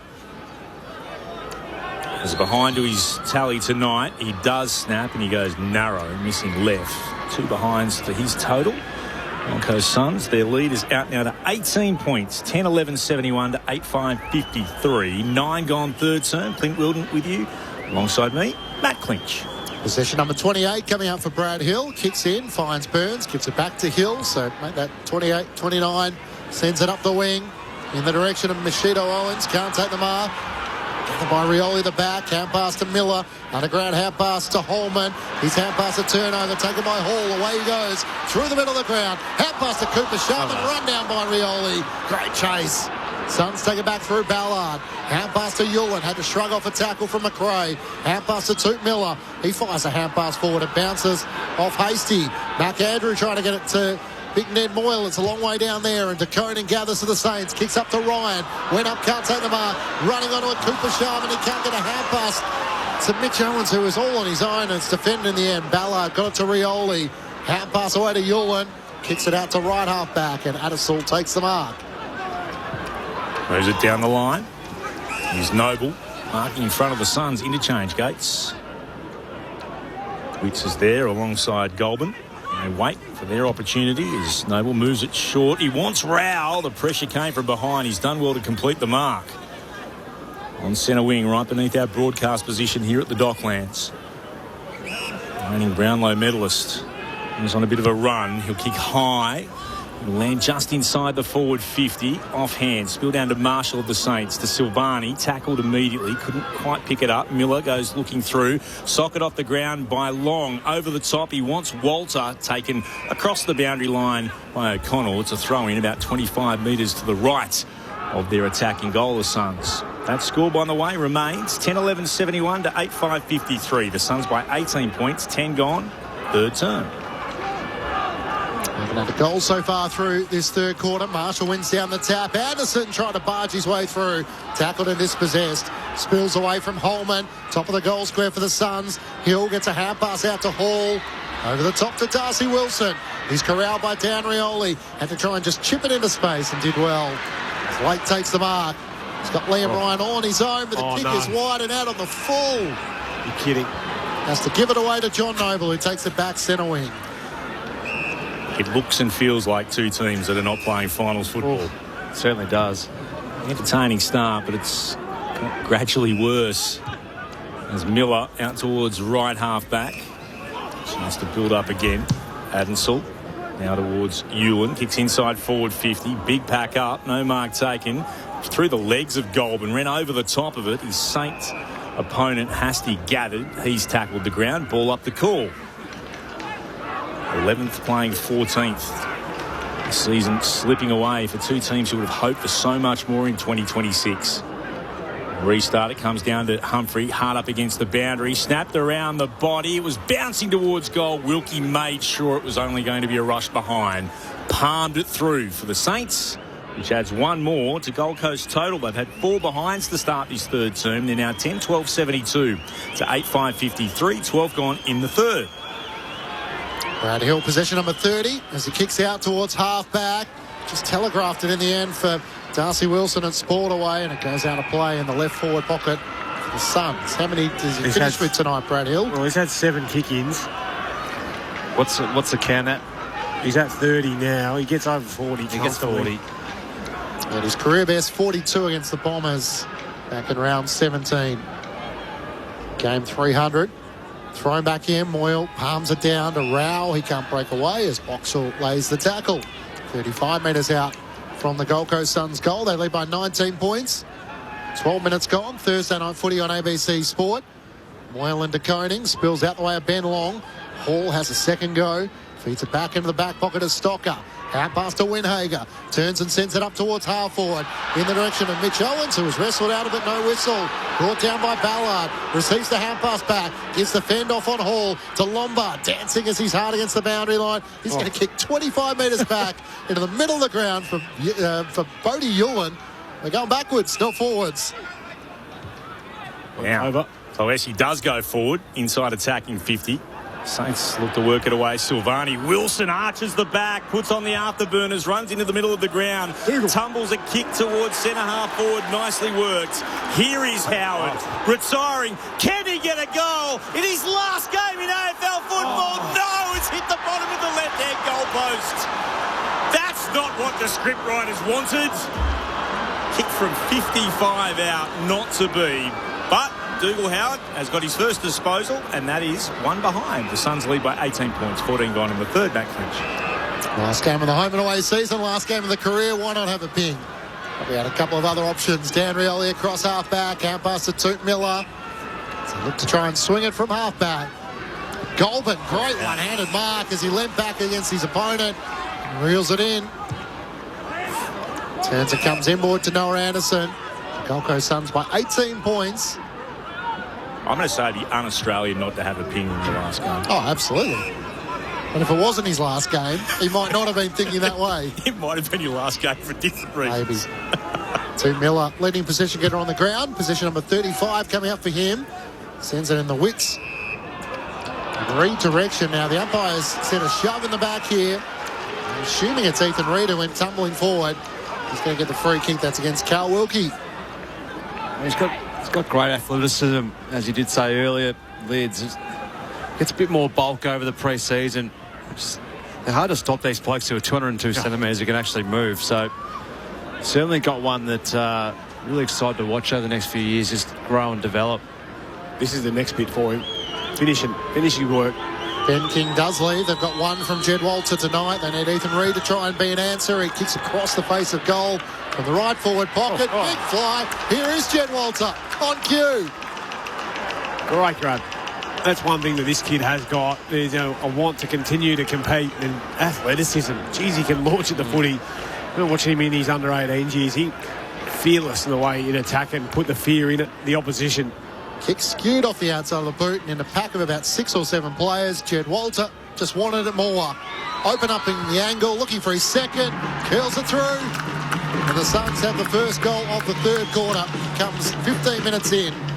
They extend their lead once more, 11-12, 78 to St Kilda, 8-6-54. We're to Lydia and Mark Murphy with you, Thursday Night Footy on ABC Sport. Who do you liken him to, Lids? What sort of player can he be, Jed Walter? Yeah. Oh, it's a good question. I'm trying to think of someone who used to be like that explosive as a young full forward. Marking's his strength, so... Yeah, kicking's like it's still got work to do. He's become better this year, I think, but I'm trying to think, Murph, over the journey that guys we played against and even prior to that. Does anyone come to mind? Who's someone that he should look at and try and emulate parts of their game and bring it into his own? Well, that's probably the next thing for him, just to work that out. Say that again. Tom Hawkins? Well, yeah, you'd have to go back to YouTube. Mobile. Sun's got the free kick out of the middle after Wicks won it down. It comes to Lombard, who's taken high just inside forward 50. There we go. Holman. Fans didn't like it, but it's back out to Holman, who marks in the left forward pocket. Better than a 45-degree angle to the left. He'll put boot to ball from 45. Yeah, very similar to the shot he had in that first term. Wonder or not if they'll get right around him as much as they did in that first term. I think he'll celebrate just as hard. He'll go just as hard. Yeah, absolutely. Thinking back to the Jed Walter, I think like someone in terms of work rate, Charlie Curnow's probably one that when he was up and about. But he's going to be his own player, isn't he, Jed Walter? Yeah. Nick Holman, his last time at this level, runs out to the left and puts it through for his second. And once again, every Sun comes from everywhere. And his biggest fear right now is not to be crushed under a pile of teammates. 2 to Nick Holman. Nice way to spend your retirement game, getting leapt upon by your mates after you've kicked another major. And the Gold Coast are out to a game-high 30-point lead at the 18-minute mark of the third. 12-12-84. The Saints 8-6-54. This is Thursday Night Footy on ABC Sport, ABC Local Radio, Sport Digital, News Radio and streaming on ABC Listen. We'll get through some of your texts at three-quarter time. If you want to get in touch, 0437 774 774. Our experts, Mark Murphy and Brett Delidio. Before we hear from them, Lauren Borden's on the boundary. Thanks, Clint. I just noticed Jack Silvani going straight down into the room. So the physio did go out to him a little earlier on. He stayed on the field, but he's gone down in the rooms to get checked out now. Thanks, Loz. Game slipping away from St Kilda, and it's Noah Anderson who takes it out of the centre square. High kick in the direction of Reid. Got rid of his opponent. Can't take the mark, but will get a free kick for high contact. Yeah. He is just such a challenging opponent to try and deal with, and the last moment trying to reach up. It was Dougal Howard in the end who might have just got him high, and it will result in a shot on goal, and this is the part he's got to try and nail, but he's directly in front. 35 out from goal. Well, when you're that height, if you've got great timing when you can jump with the football, you're going to be very hard to stop. He's obviously going to need to put some size on, but let's see if he can go back and kick this one through. The third year, Sun coming in, looking for his first goal of the night. Nope. Not yet. Goal umpire takes 3 or 4 steps to the left, and another opportunity goes begging. So 5 disposals, 2 behinds for Ethan Reid. The margin is 31 points.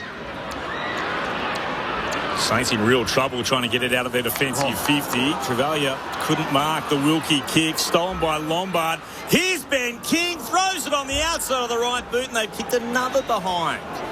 Suns have had a chance to put this game to bed. They're 12-14. So they kicked 2 goals, 6 in this quarter. 12-14, 86 to 8-6, 54 as we approach time on in the third on ABC Sport. Dougal Howard, who's spent large portions in the forward 50, is now doing the kick in, so he's taken Brad Hill's role. Kicks it to Brad Hill, who marks in the right back pocket, possession 31, as he plays on. Runs his full measure and takes a couple of bounces, waiting for players to run at him. Kicks up the wing in the direction of Filippo.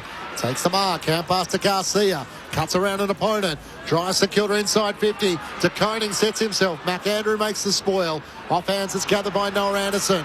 His hand pass chopped off by Lake. In fact, it was Rogers who was trying to get it out to Closey at half back. Hand pass to Holman.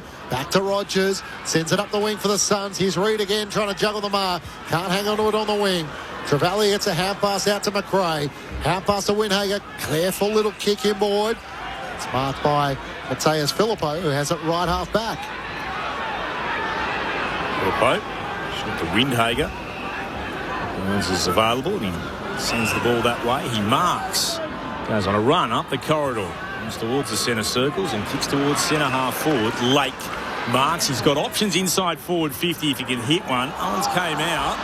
Play on the call. Andrews with the spoil at the back. Saints don't like it. Andrew moves it across half back to Noble. And on in turn to Jepson, sweeping it forward again. Tries to build up through Walter. And to him by Goulburn. Now it's with Lombard. Stepped inside Lake and spots Reid. Another go, lad.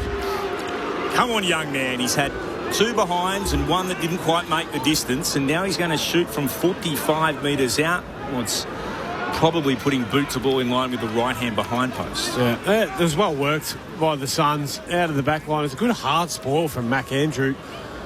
It was just a body spoil, really, that hit Machito Owens, but then it was just they got the overlap. Once they come back inside, it was just an easy little knockdown kick for Leo Lombard to Reid. Pop it through, lad. Game number 40. 21-year-old Ethan Reid is missed to the left-hand side. So that's three behinds now to Reid. 12-15, 87 to 8-6-54. Suns over the Saints. 22 gone in the third on the boundary. Lauren Borden.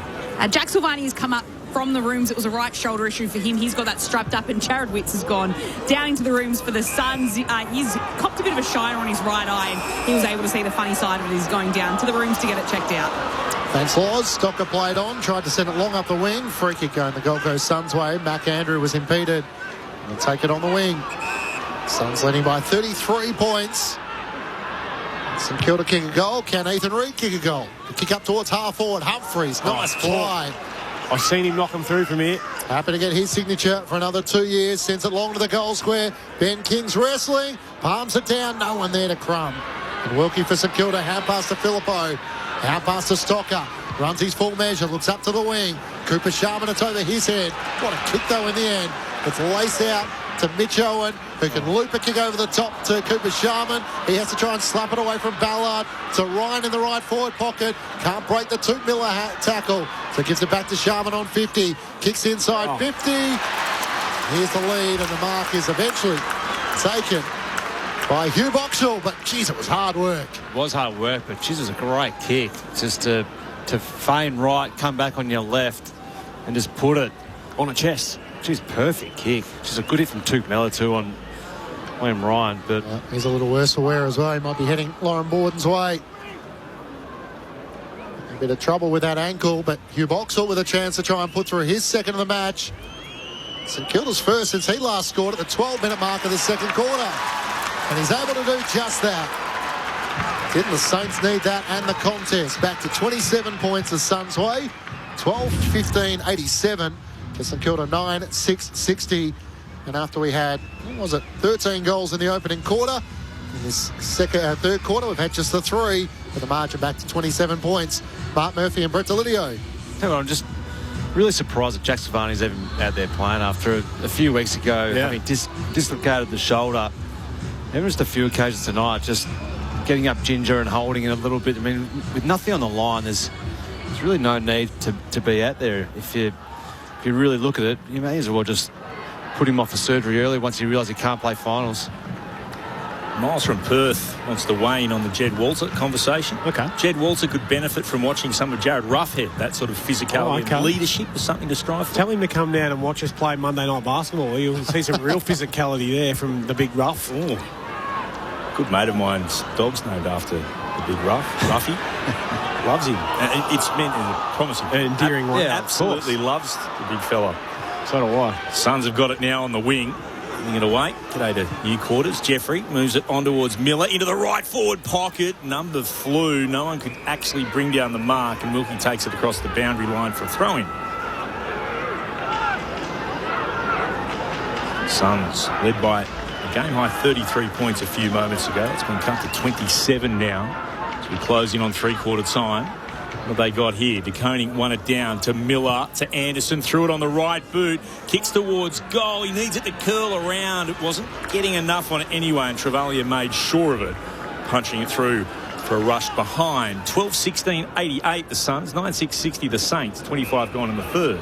Brad Hill into Cal Wilkie, trying to transition up to the wing. Butler caught behind. He got rid of his opponent in closey, but then he's crashed into and tackled in the end. Great desperation by Jepson. The ball does go over the boundary on the outer side, a throw-in.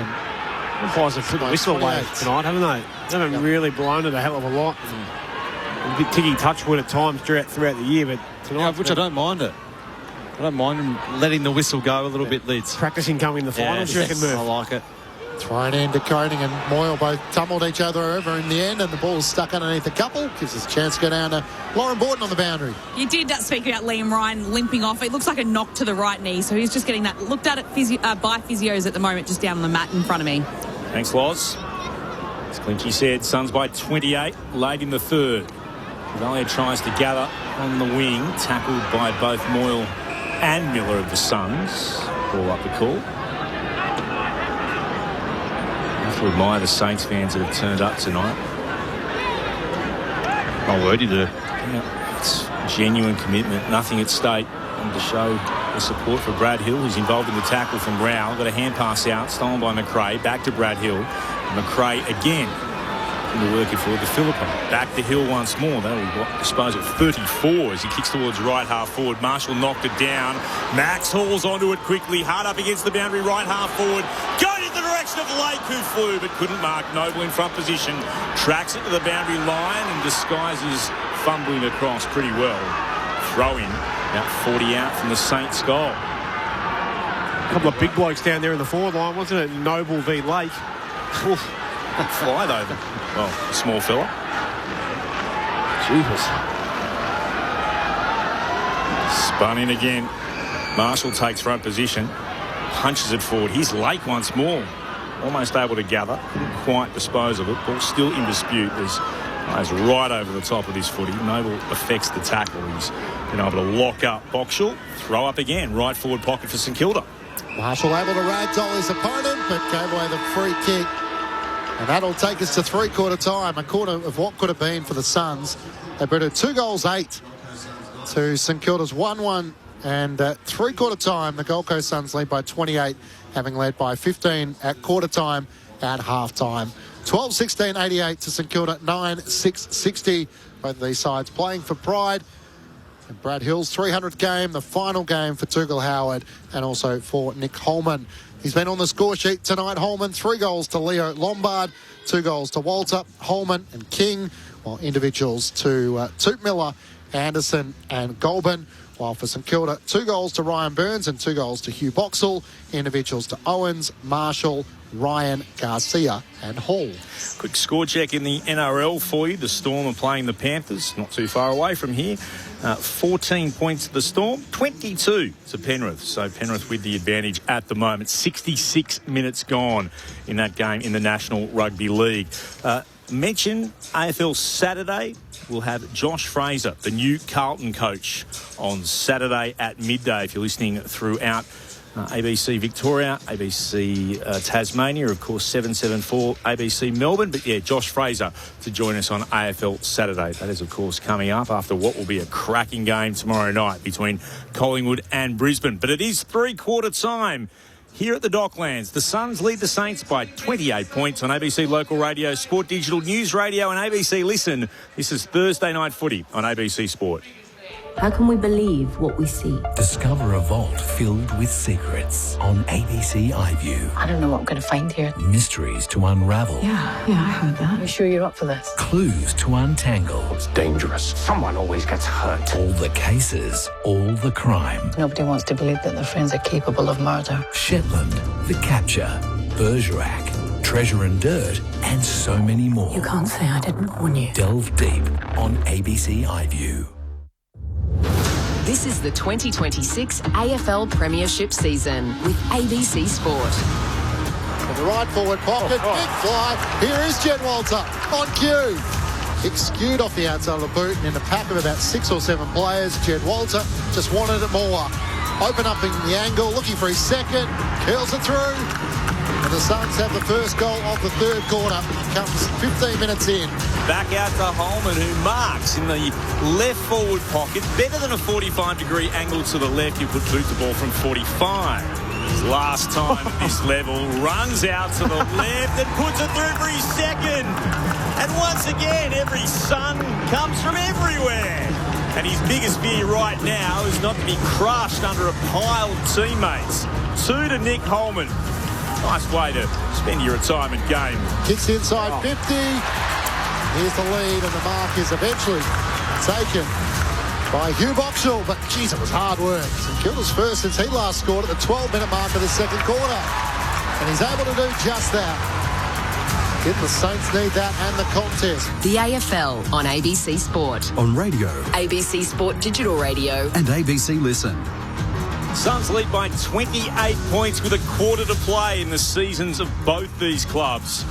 Gold Coast and St Kilda. We're going to spend this quarter unashamedly cheering to try and get a goal to Dougal Howard, who at the moment has had 2 disposals and has 1 behind. Also, it'd be lovely to see Brad Hill in game 300 kick a major as well. We're going to cheer for that, as well as see what happens to pan out from this point onwards. What are you expecting? Mark Murphy? Well, I mean, what I'm cheering for, yes, I'd love to see Dougal Howard find his way onto the score sheet. That would, he's on the score sheet, but kick 6 would be nice, or 6 points, I should say. Brad Hill, I want him to get 40. I want to see Tuke Milner get 40. Yes. 6 more for Brad Hill gets him to 40. That's, he'll just go down and take 6 to kick out, so that'll be no worries. Can Brad Hill, he's on 34. Yep. He couldn't half raise the bat, could he?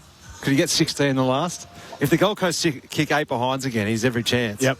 And if Ross has got anything, you know, a bit of joy in him, which I know he does, and he loves Brad down somewhere. Yeah. Everyone, when he goes past, you go out of your way to make sure that he gets it, give him as much as you can. That's what they have to do, left back pocket, surely. Yep. Just the old give, go, keep going. And just let him go the length of the field and see how many you can get. Get him to 50, that would be fantastic.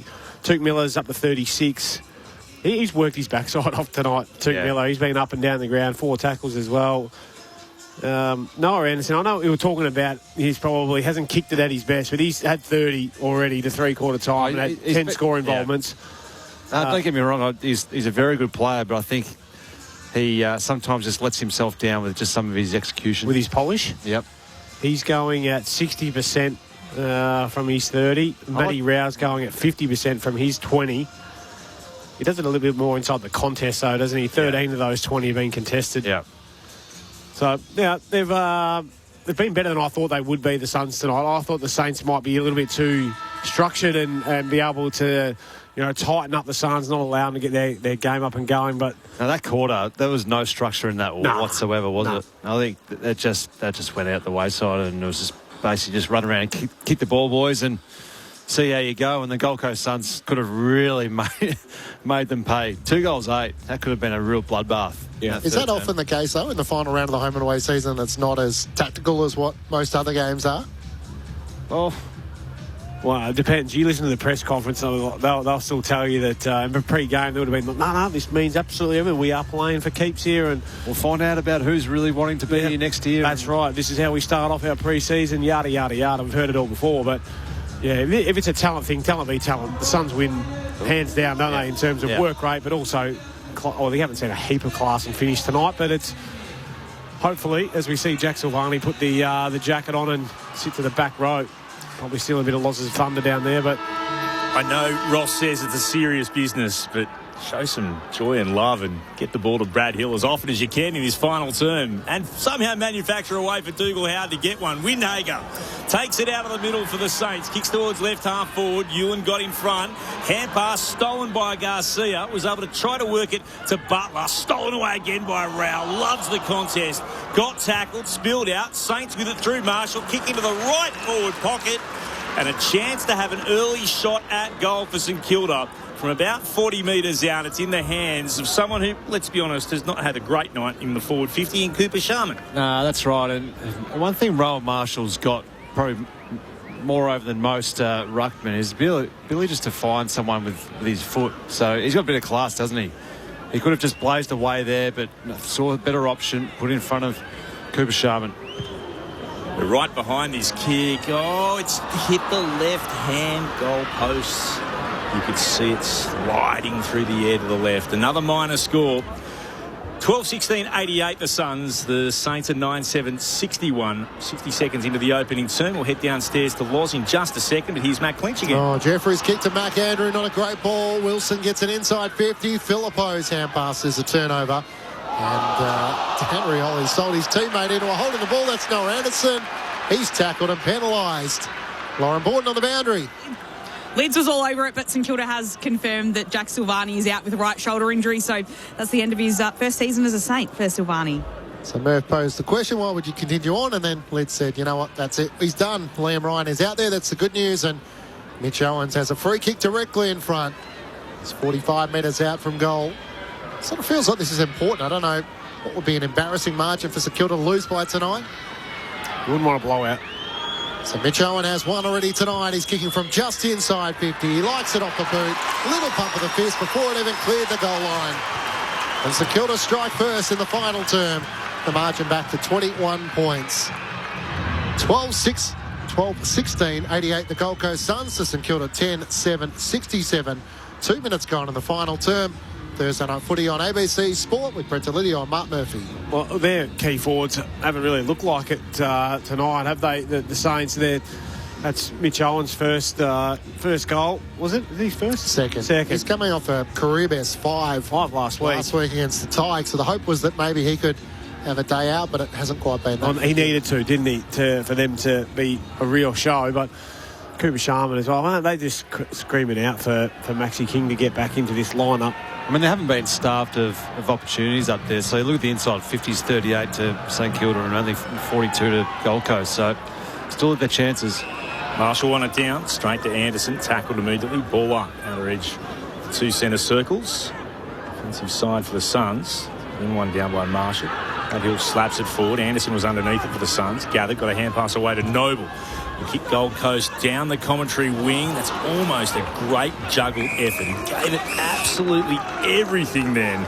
Unfortunately for Boxall, couldn't complete the mark. It spills off his hands and over for a boundary throw-in. Brian asks if I'm calling from the ABC Perth studios. No, Brian, I'm here at Docklands. Why, you ask? Ball's thrown back in. Moyle wins it down. Rao couldn't quite take it. Butler, I'm not sure he actually hand passed that as it went up in the air. Tapped it forward a second time. Chance to set up again here for the Saints as Hall will kick towards right half forward. Owens won it down, tapped it, trying to get it in the direction of Sharman. Over the top of it, Ewan for the Suns. It's held to him by Lake. As it come out the side, eventually the umpire will ball it up. Because, of course, Corbin Middlemass and Ben Cameron are off calling the Test match cricket. First in Darwin for that shock loss to Bangladesh, and the next one in Mackay that will start on Saturday. So I was happy to get the call up to come over and join this man, Matt Clinch. Always great to have you in town. And, yeah, the questions for that second test against Bangladesh with Jake Weatherall, the scapegoat. He's been dropped, and opportunities at the top of the order for Matt Renshaw. Matt Rowell, speaking of opportunities, has it at half back. Kicks up the wing in the direction of Moyle. And Jed Walter, who's shoved out of it. Ryan Burns is tackled and Long brings him to ground. Tell you what I enjoyed out of last test was getting Nathan Lyon being asked by Corb as to what he thought about the batsmen and their shots. I'm not going to, but they were shocking shots. Yes. Yeah, he wasn't backward in coming No, forward, he wasn't. I loved it. If you're not following ABC Sport on your social media platforms, that's the best way to do so, because the best grabs are always posted there. As Burns is once more tackled and brought down by Jed Walter, and the umpire will pull it up. They're always hard interviews to do when you're a bowler, having to try and explain the efforts of the batsman, and he did his best to try and dance around it. particularly the lack of effort with a couple of them. Oh, yeah. Throwing up. And down here by Marshall, back towards the boundary line. There's a whistle on the play here. The umpire spotted a free kick. I'll be honest, I'm not sure what it was for, but Philippa is involved in a bit of pushing and shoving, so it's going to come back here to Rao. It's on here. It certainly is. So there is a bit of feeling in this game. Doesn't mean anything from next week onwards. They're all on holidays, but Rao doesn't mind to get involved with a bit of push and shove. That's going on. Meantime, away from that, you've got Long and Garcia involved in slightly more than a war of words. Wilkie's trying to go and sort that out. This all continues on.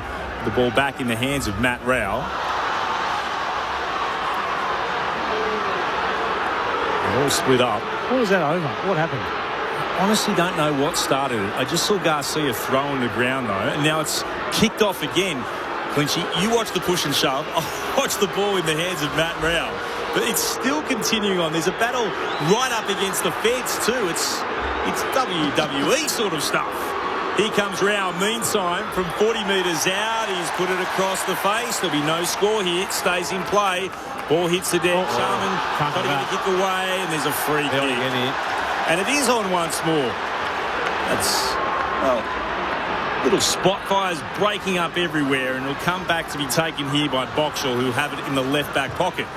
I'm sure this is not what the AFL envisioned when they put these two clubs on a Thursday night. Jed Walters engaged with the crowd. It's Philippo at half-back. Hang on, a whistle. It's coming back. It's going to be a Suns free kick. And for a small crowd, which is largely St Kilda, they're not going to like that. And Bodie Hewlin takes the free kick for the Suns. Turns and comes inboard to Dan Rioli. Has an attacking side of the centre circles. The Suns by 21 points. One more goal for St Kilda would make it interesting. Goal here for the Suns might almost kill it.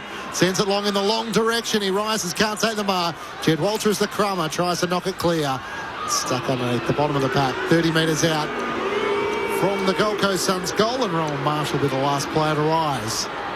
Still a bit of scrapping going on. Bailey Humphrey's been involved. Matt Rao is trying to get some space. He's being held by Boxall and Garcia. It spills out Rao's way. Can't get a kick away. It's smothered as it spills out to Darcy Wilson. Out past to Burns to Winhager. It's ricocheted off Long and goes out of play. In the right forward pocket for the Gold Coast Suns. They lead by 21 points. 7 minutes gone. Final term on ABC Sport. Suns fans, small in number. Suns fans, there's more of them, and they're a little bit riled. If he gets a kick away, comes to Anderson, got it to Moyle for the Suns. Now on again to Miller, got a little nudge in the back. Lake put pressure on him. Slipping over, trying to gather was Reed. Still got the hand pass out to Holman. Comes back again, stepping one way, then the other. Rogers into the left forward pocket. Reed marks once more. Rogers showed a little bit of class and skill then, and that was nicely done to Reed, who has 3 behinds and one that didn't make the distance to his name tonight. Yeah, he's certainly got a good step on him, Rogers. Shows a bit, but with the Marines, he's had a few siders tonight. This is going to be certainly the hardest of the lot, so I'd be surprised if he can put this one through. Left post. Ethan Reed, in he comes. 47 out. He's put it towards the right post. It's kept in play again.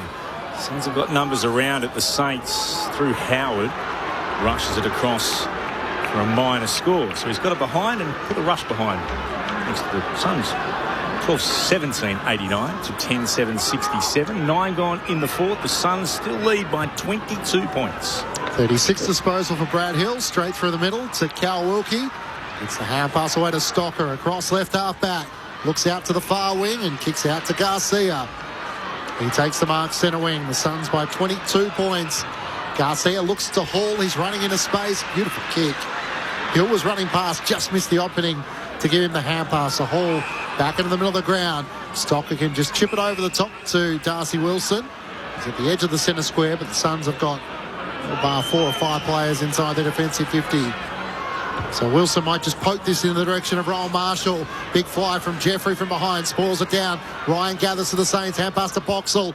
He shins a kick into the middle of the ground into the corridor. It's Matt Rao who gathers to the Suns. Hand pass away to Miller. Links up with Rioli, who swings it out to right half back. Jepson takes the mark for the Suns. Jepson moves it down the line. They build again here, the Suns. Corbin has it. He's inboard to find Noble.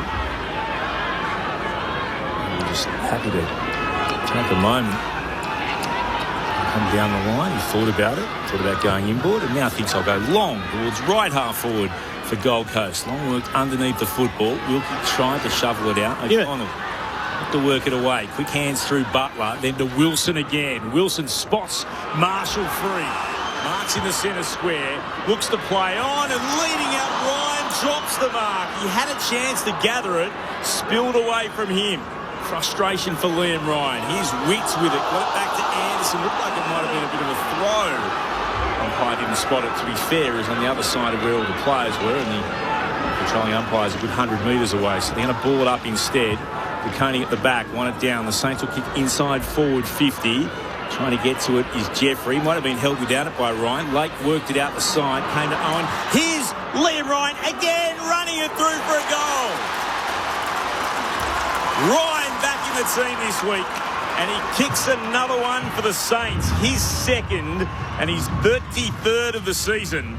St Kilda bring the margin back to under 3 goals at the 12-minute mark of the last. The Saints lead has cut to 16 points. 12-17-89 Gold Coast. St Kilda 11-7-73. This is Thursday Night Footy on ABC Sport. Well, they've made it interesting for us. They're thereabouts, the Saints. If they get the next one, thrill? I reckon we can get that cheap thrill here. You reckon? Oh, probably not. Just trying to keep it interesting. Tell me what I really think. But you just never know. They get the next one. The game's right on here. I'll tell you what, it's on you, Saints. It's on the Saints here to really just try and drive something home for us. I want to see a Tommy DeConning tap out, gather himself and launch it back inside 50. Let's go. That's where it needs to be. Come on. DeConey, McRae, Filippo and Windhager all in there for the Saints, and it is DeConey. He gets the clearance, hand pass it forward, but straight to John Noble. He kicks it inside 50 for the Suns. It's not a great kick for Ben Long. Intercepting mark taken by Stocker. Swings it out towards Darcy Wilson. He flies against Jepson, takes the mark and he's off.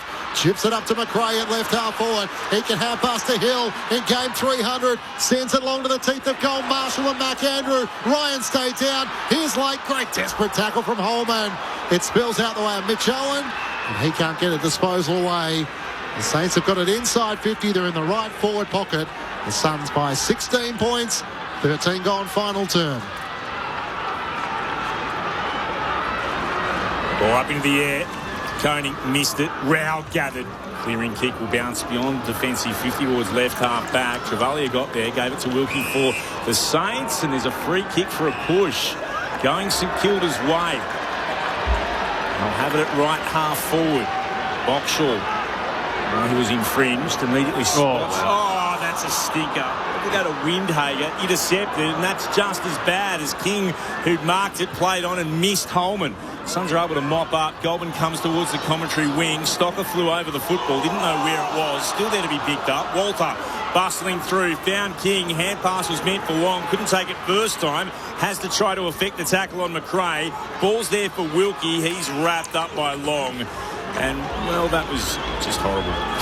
Ball's at left half forward here for the Gold Coast Suns, who retain their lead at the moment of 16 points. What have we gone? 14 minutes into the final term. 2 rucks, a little slow to get there. Witt's one down the tap to Filippo. He's locked up at left half forward for the Gold Coast Suns.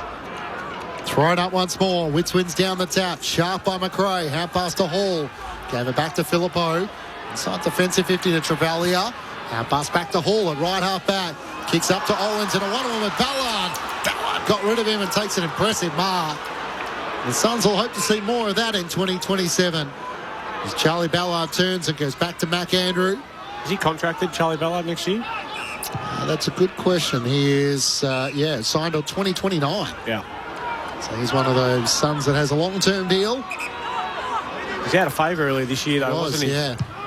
Noah Anderson has it on the wing, sends it long inside 50. Witts got rid of DeConing, almost hanged on to the mark. He was chopped the arm, says the umpire. So Jared Witts will have the ball just outside 50. Ed Moyle's sort of been the number one ruck tonight, so the former captain with a bit to prove. As Witts just pokes this into the pocket. Where's Walter? Here he is, rises in the pack. Can't come down with it. Brad Hill so pokes it through for a minor score. Count as a stat. It's up to 37. He'll probably take the kick in here. Suns by 17 points. Stayed in the square. What's he thinking? Sort of run outside the square. He's going for a run. It's going to be ignored, though. Watch him go. Towards left half back. Give it. By Wilson. There he goes, run by, and he receives it. Brad Hill, that's 38. Go again. Moves it to McRae. He's still running, but not quickly enough. McRae decides to move it on inside forward 50. Cooper Sharman marks 50 from goal. Deep in the left forward pocket. Simple game when you run and you hit your first option. That was just 3 kicks where it was just on, and they just saw it, hit it, overlap, and you get an inside 50 mark. Not great defensive intent, let's be honest, but you're right. If you can hit your kicks, back yourself in. And back yourself in. Cooper Sharman without a goal tonight from 51 out. It's on its way. It's across the face and it's offhand. Spilled down to Owen. Might have been taken high, surely. Shrugged off a tackle, got the arms free, just hand passed straight into the chest of Witts, who couldn't believe it. Suns will kick it beyond defensive 50, but they turn it over again. Travalia got knocked over after he took the mark. Here's Hill again racing by. That's disposal 39. Great smother, though. Not just going across. Ricochets off his hands. Saints will try to keep it in play. Not able to do so, though. It'll be thrown in deep in the right forward pocket despite the best efforts of Boxall. The score remains a 17-point lead to the Suns. 16 and a bit gone in this final term. Brad Hill with 39 touches. St Kilda have it inside their forward 50. Witts works his way to the front, wins down the tap against Marshall. Rolls towards the boundary line when Hager can't reel it in. Chad McRae could, though. Suns players sort of clear the boundary into the pocket. It clears to Koning. Can't take the mark. McAndrew gathers. Tackle, gone. Holding the footy. Hold on.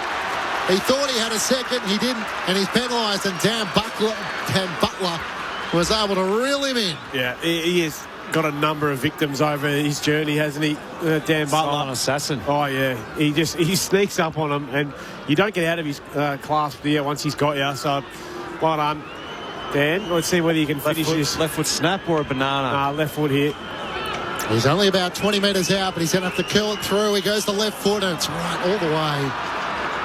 Couldn't quite get the bend onto it and the purchase, so it's a 16-point lead. The Gold Coast Suns way. 17 minutes gone. Final term on ABC Sport. Suns did lead by as much as 33 points late in the third. Saints have been able to cut that margin back, as Matt told you, to 16 points. 17 gone in the fourth. That's a wicked bounce beyond defensive 50 here by the Suns. It's taken a left-hand turn and then gone over the boundary line, so this will be the lasso rule. Travalia takes it, finds Garcia, who marks. Forward of the logo, commentary wing. He's got it for the Saints, puts the pink and white boots in motion, and then will kick with the left, high into the right forward pocket. Big pack up, came down to Ewan, spins off hands, and then Ewan will get a kick away a second time.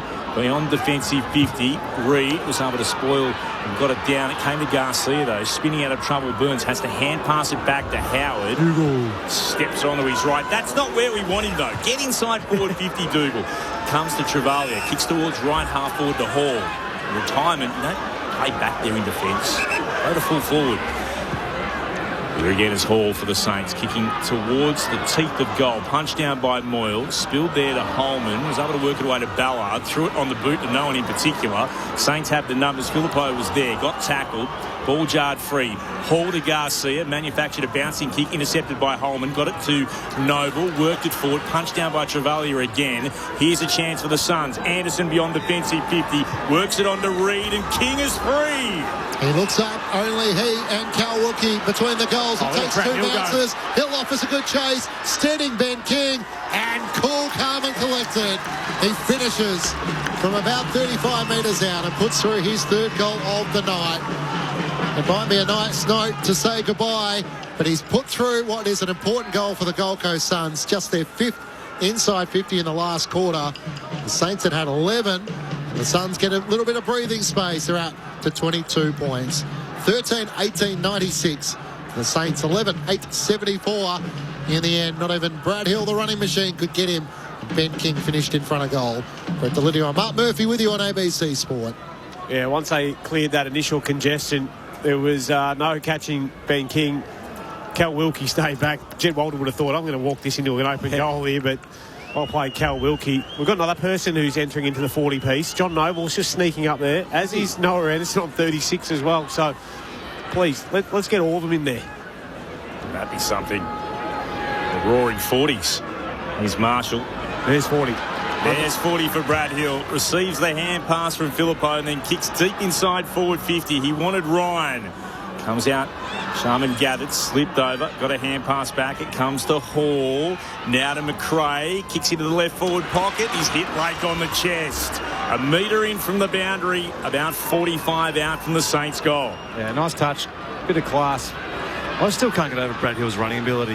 Like he would have done 7 or 8 150s in this final term, and just keeps on keeping on. Just keeps going. Just pure to watch. Yeah, he's great to watch. Good learning for any young player coming to watch someone with work rate. And Lake actually originally out of the Gold Coast Suns Academy. Now a Saint. Kicks going towards the teeth of goal. Oh, wonderful fly! That's an absolute screamer. Up into the air and dragging down the footy. That's a piece of absolute delight from Boxall. Goodness me. I know there's not much at stake, but you can still get a great highlight, and that's exactly what Hugh Boxall's provided. Screaming mark. The mark deserves a goal, and Boxall delivers from 20 out. It was a slight angle to the right. He's got his third, beg your pardon. 3 goals to Boxall. Suns by 16 points. The margin cut back again. 13-18-96. St Kilda 12-8-80. That's a beauty. It was a great mark, wasn't it? He just come in beautifully with the flight of the footy. He's tried hard all night. He's spent most of his time punching on with Matty Rowell, hasn't he? He has. He's fought that a good battle, even though Rowell's been pretty good, but he's kicked 3 and been pretty impressive, hasn't he? High mark in his game, 188 centimetres. No.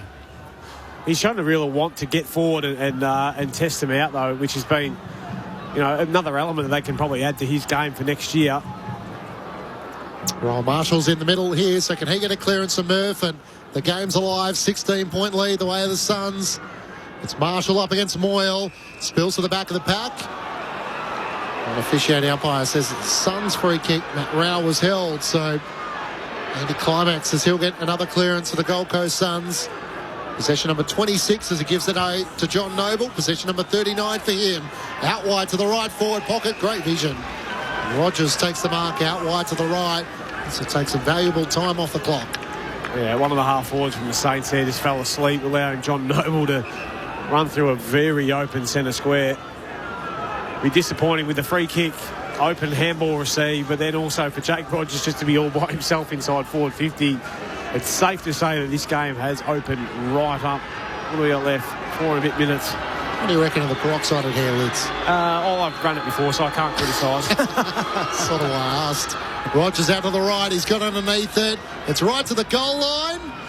And it's ricocheted off a few bodies and gone through for a minor score. So a 17-point lead the way of the Suns. 23 minutes gone in the final term. And Noble with 39, Miller 38, Anderson 36. Same Noble 40. And this will be Noble's 40th. He's taken the mark up against Butler at right half back. 40 disposals to him to join Brad Hill in that rare. Could be short. Here comes Anderson. He wants a piece. This will be 37 for him. Took Miller's just gone to sleep, though, on us. Need to get him a footy a couple of times.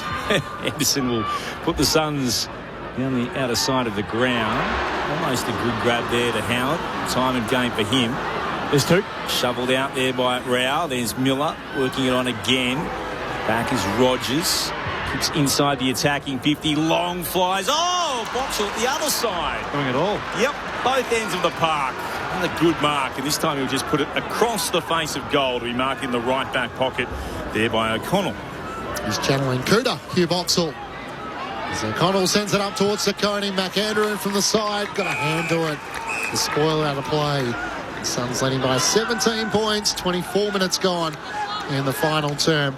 But the 4 goals so far, so it won't be a long quarter. Thrown back in front of the 2 benches. Saccone works his way to the front against Moyle. Spills out.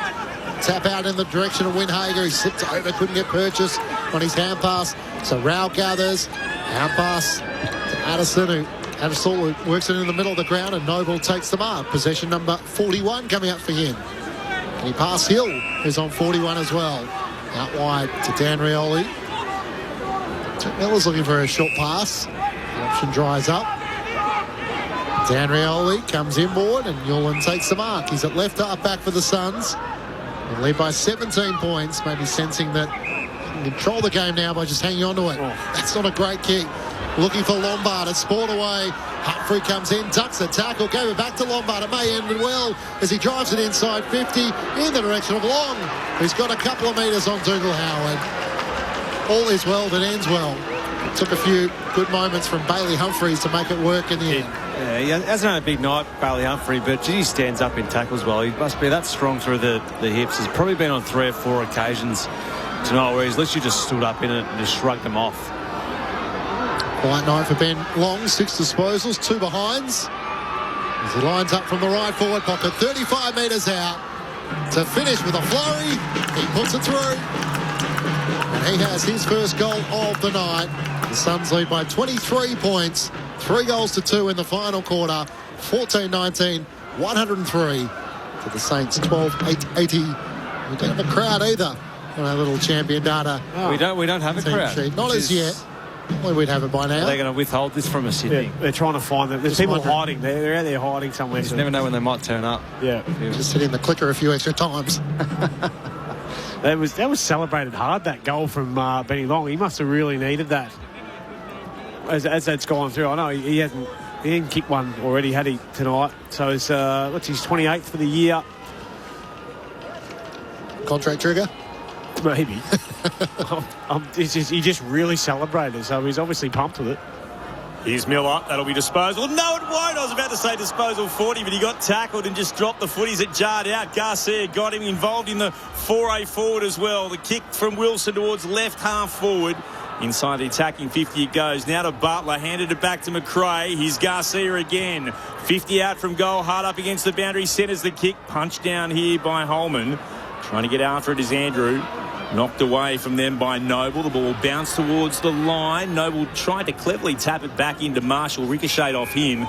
Didn't go far enough. And then it's taken across the boundary line by Holman. Not too far away from the end of his AFL career.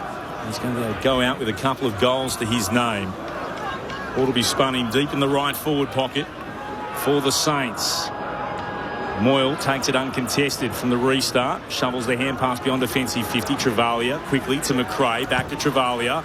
Up in the air it goes. Let's stay in play. Will, but only just. And Andrew punches it over the boundary line for a restart. Taccone might have popped his shoulder out here. He can't move, and the umpire is now being told by Ron Marshall we're going to have to stop play here.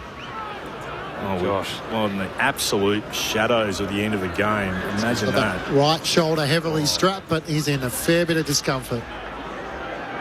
Just didn't look like much either. I don't know if Moyle gave him an elbow right in a spot that was sore. And there's a fair bit of... it's an unstable shoulder if he's going down like that. He's grabbing at his right elbow now, so it could have been... Maybe it's the elbow, I don't know. Right, it's just shoulder. There's a lot of discomfort as he makes his way to the bench. Tom De Koning, his first season in Saints colours.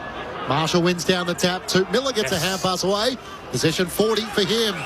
The kick up the wing is chopped off by Cal Wilkie, who got it from the Goulburn kick. Centres it to Stocker. Chips it over the top to Jack McRae. Hand pass to Hall. He jams it on the boot to the goal square. And great defensive mark taken by Ben Long, who marks just 15 metres out from his defensive goal. It's been a disappointing season for both of these football clubs. So much more was expected. Long beyond defensive 50 in the last kicks of the game. Moyle won it to ground. It's there to be gathered. McRae, here's another disposal to Hill. He'll finish up with 42 touches, and the Suns finish up the season with a victory. It's been a disappointing year for Gold Coast, but they end on a high, a 23-point win over the Saints.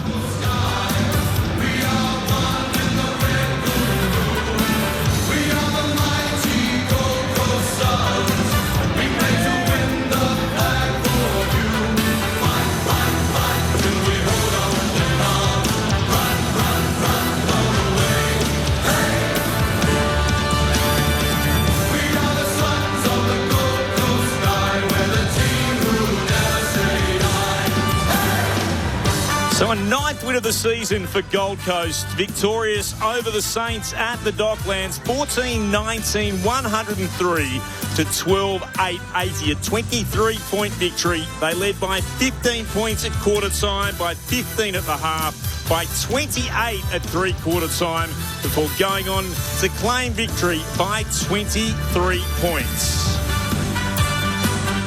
Goal kickers for Gold Coast.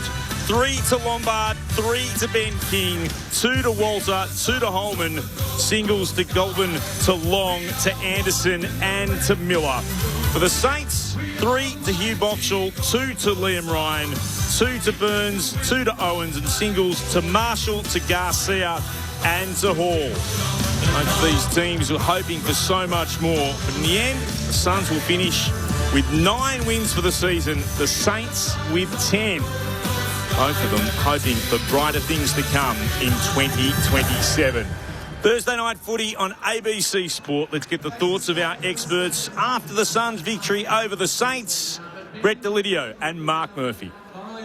Well, tough and long watch. Let's put a bow on that. That second half, it was the Gold Coast Suns 4 goals 10. Yep. To St Kilda 4 goals 3. So it could have been enjoyable. Like it was a hard watch. You flip that. Yeah, 10-4 would have been. It was almost like they'd emptied the tank in that first half. The way in which they were running on top of the ground in that first half, it was just it was a full-on pace, wasn't it? It was circle work up and down the ground. But what you see the best teams do, Murph, is that when they have played like that, their ability then to take the sting out and then they hit targets and they march the ball down. I don't think the Suns have got that gear yet, and that's probably the next part of their development, is being able to recognise it for one, but then being able to execute it. You're right, but you can't go at that full pace the entire time. No. You get opened up, and then your skills fall away as a result sometimes too. So, yeah, the best teams, they manage the way in which they go about it. They have different modes about playing football. They'll go quick. They'll understand that. Oh, hang on a second, maybe we just need to control the football for a short period of time and then go again. So I think that's it's a part of their game. You're certainly right that they need to try and adjust and get right over the pre-season and look at just at different modes of playing football. But the teams that do it, though, I think Geelong's probably one of the best. Their ability, because they've got senior players, the guys that have been around a while, that are able to recognise and then control. Collingwood as well. They're fantastic. Their leadership to be able to say, "Hey boys, get the word across. Let's control the football for the next period of time." We're just looking at both teams walking off here. They're going to make a guard of honour, and Brad Hill, I'm sure, is going to be chaired off in game 300. Dougal Howard in his last professional game of footy after a 2-club player with Port Adelaide, and St Kilda and Nick Holman, who kicked a couple of goals tonight, will also say his farewells. But for Brad Hill, 300 and beyond, I think he's still thinking he's got plenty of petrol in the tank, 33 years of age. Did you watch him tonight? Love to see his GPS after tonight. Yeah. 42 disposals for Brad Hill in his milestone game. 23 hand pass receives. Where'd you see the kick-ins, Lids? Well, when you add them up, the contested possession with the uncontested, that equals 32. Right, gotcha. He's at 42, so 10 of those, they're just gifts. That equals 10 kick-ins. So Liam Ryan's there. Nasai Wanganeen Miller has made his way out as well. And Brad Hill is going to be recognised as such a servant of 3 clubs. He's a 3-time premiership player with Hawthorn, having contributed with the Fremantle Dockers, with Ross Lyon there, and now he is a Sainter. And he's put on the shoulders of Naz and also Marcus Winhager as he's chaired off. He's got the First Nations Aboriginal flag there as well, and a proud moment for Brad Hill, his 300th game as he is chaired off Docklands, but he is a loser tonight as the Suns are prevailed by 23 points, but there was nothing underwhelming about his performance tonight. As a team, Suns players gather on the left-hand side, the Saints players and so many of their support staff are there. His 2 children are there as well, enjoying the moment. He's a winner, Brad Hill. But tonight he's on the losing team. On the losing side. He's not a loser. No. As you shouted him out, Clinchie. I just want to play on words, Clinchie. More so that St Kilda trying to give him the signal and the recognition in which he deserved. He probably didn't get it tonight for his individual contribution and the way the game played out. Well, it was, for what the game was, I mean, what positives do you take out from St Kilda other than that there probably no injuries. I mean, Jack Silvani has, and DeConning there right at the end. Well, probably almost let's hope that's not a reconstruction. Year, wasn't it? A season full of injuries and like with 40 seconds to go. Yeah. So unfortunately, St Kilda have just.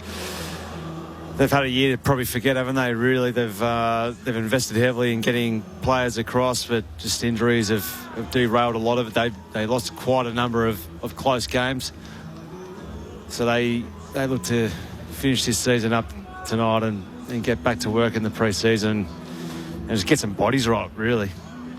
So the Suns won 7 of their first 10. They now win 2 of their last 13 since round 11. So GWS in round 22 and now St Kilda in round 24. Is there a guarantee in your mind that they immediately bounce back up, or are there more questions than that? I still think there's...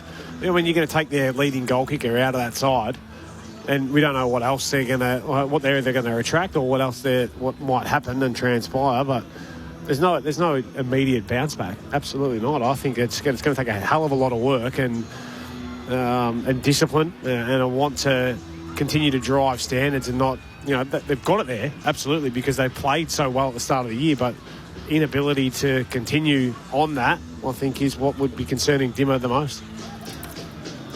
Dimmer's comment about having 80% of his premiership side in the room might be starting to get questioned as well. Well, that's right. Who do you replace Ben King with? Is it Jamara? I don't think it is. I think Ethan Reid's probably the one who stands out alongside Jed Walter, but they're still pups. They're still learning their craft. Would you think they have to recruit someone to support Jed Walter, given they are both so young? As a key forward? Yeah. Name the person. Who is it? Well, you look at any of the players who are out of contract, so, Joel Amati, do you just try and target who you can get? Hayden McLean? Yeah, absolutely. I probably would.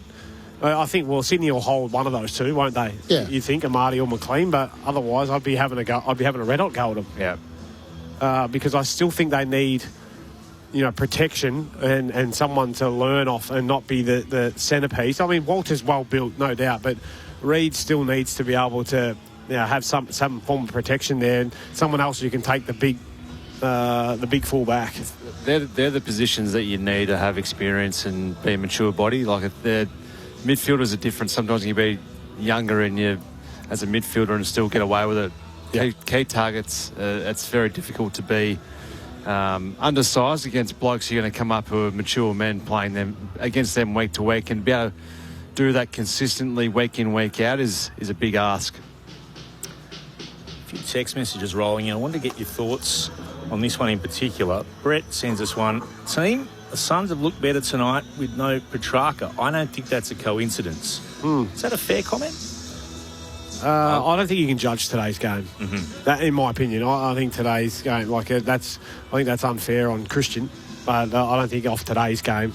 If he hadn't played for a stretch there and they looked a lot better, well then you could probably argue that, but they were winning when he was in the side early in the year. St Kilda's side has been decimated with injury too. Yeah. You look at some of their players that they've got out. As we're watching Nick Holman walk off the ground for the last time. After round of applause from his coach, who promised him he might have only played the 145 for the Suns, but he was going to get life membership at this football club. They're making their way down into the rooms. He goes out into retirement on the back of a 2-goal game. He kicked 1-1 for the season going into tonight from 6 matches. Finishes with a couple of majors next to his name and a victorious Suns side that he is a part of. They're about to sing the club song down in the rooms. And again, we'd invite your thoughts, 0437 774 774. What did you make of tonight's game, particularly if you're with us on News Radio up through Brisbane or through ABC Gold Coast? Your thoughts on tonight. Let's go down into the rooms. Lauren Borden, what are the Suns like with your head in there? Nope, we're not going out in the rooms. Just going back to that Petrarca comment. I mean, arguably they were at their best at the start of the season and he was flying. Yes. So I reckon he's got 9 votes from the first 3. Yeah, you said that and I agree with you. Yeah. It's terrific early on. Yeah, I think, but then you add Real back in and how do they all balance out together? Yeah.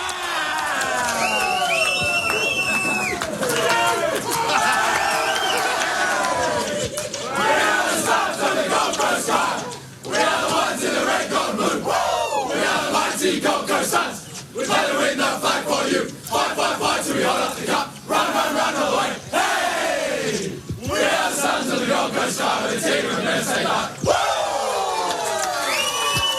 think you got that in there, Clint. In the end, I just had to fix up my microphone there, but it was Nick Holman leading them in, as you'd expect. Just chatting some of his family and friends here. They had 68 tickets for his farewell game. About 25 have come down from Lid's neck of the world in Kyabram. So a fair few of them here, and they've been celebrating it. They've got T-shirts that have his face on it. So plenty of celebration coming from Nick Holman's family and friends down in the rooms.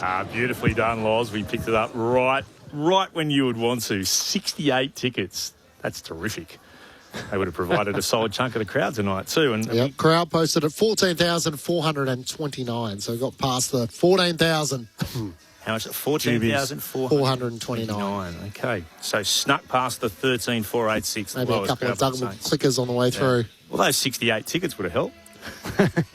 They all add up. Absolutely. Absolutely they do. Plus us four in here. Yeah, that's true. We all scan in. The other boxes. Yeah, a few seagulls. I was thinking a little bit earlier, what's the worst job in footy? Is there a worse job than being the interchange gate steward where you have to sit so close to the action and all you have to do is look at the line?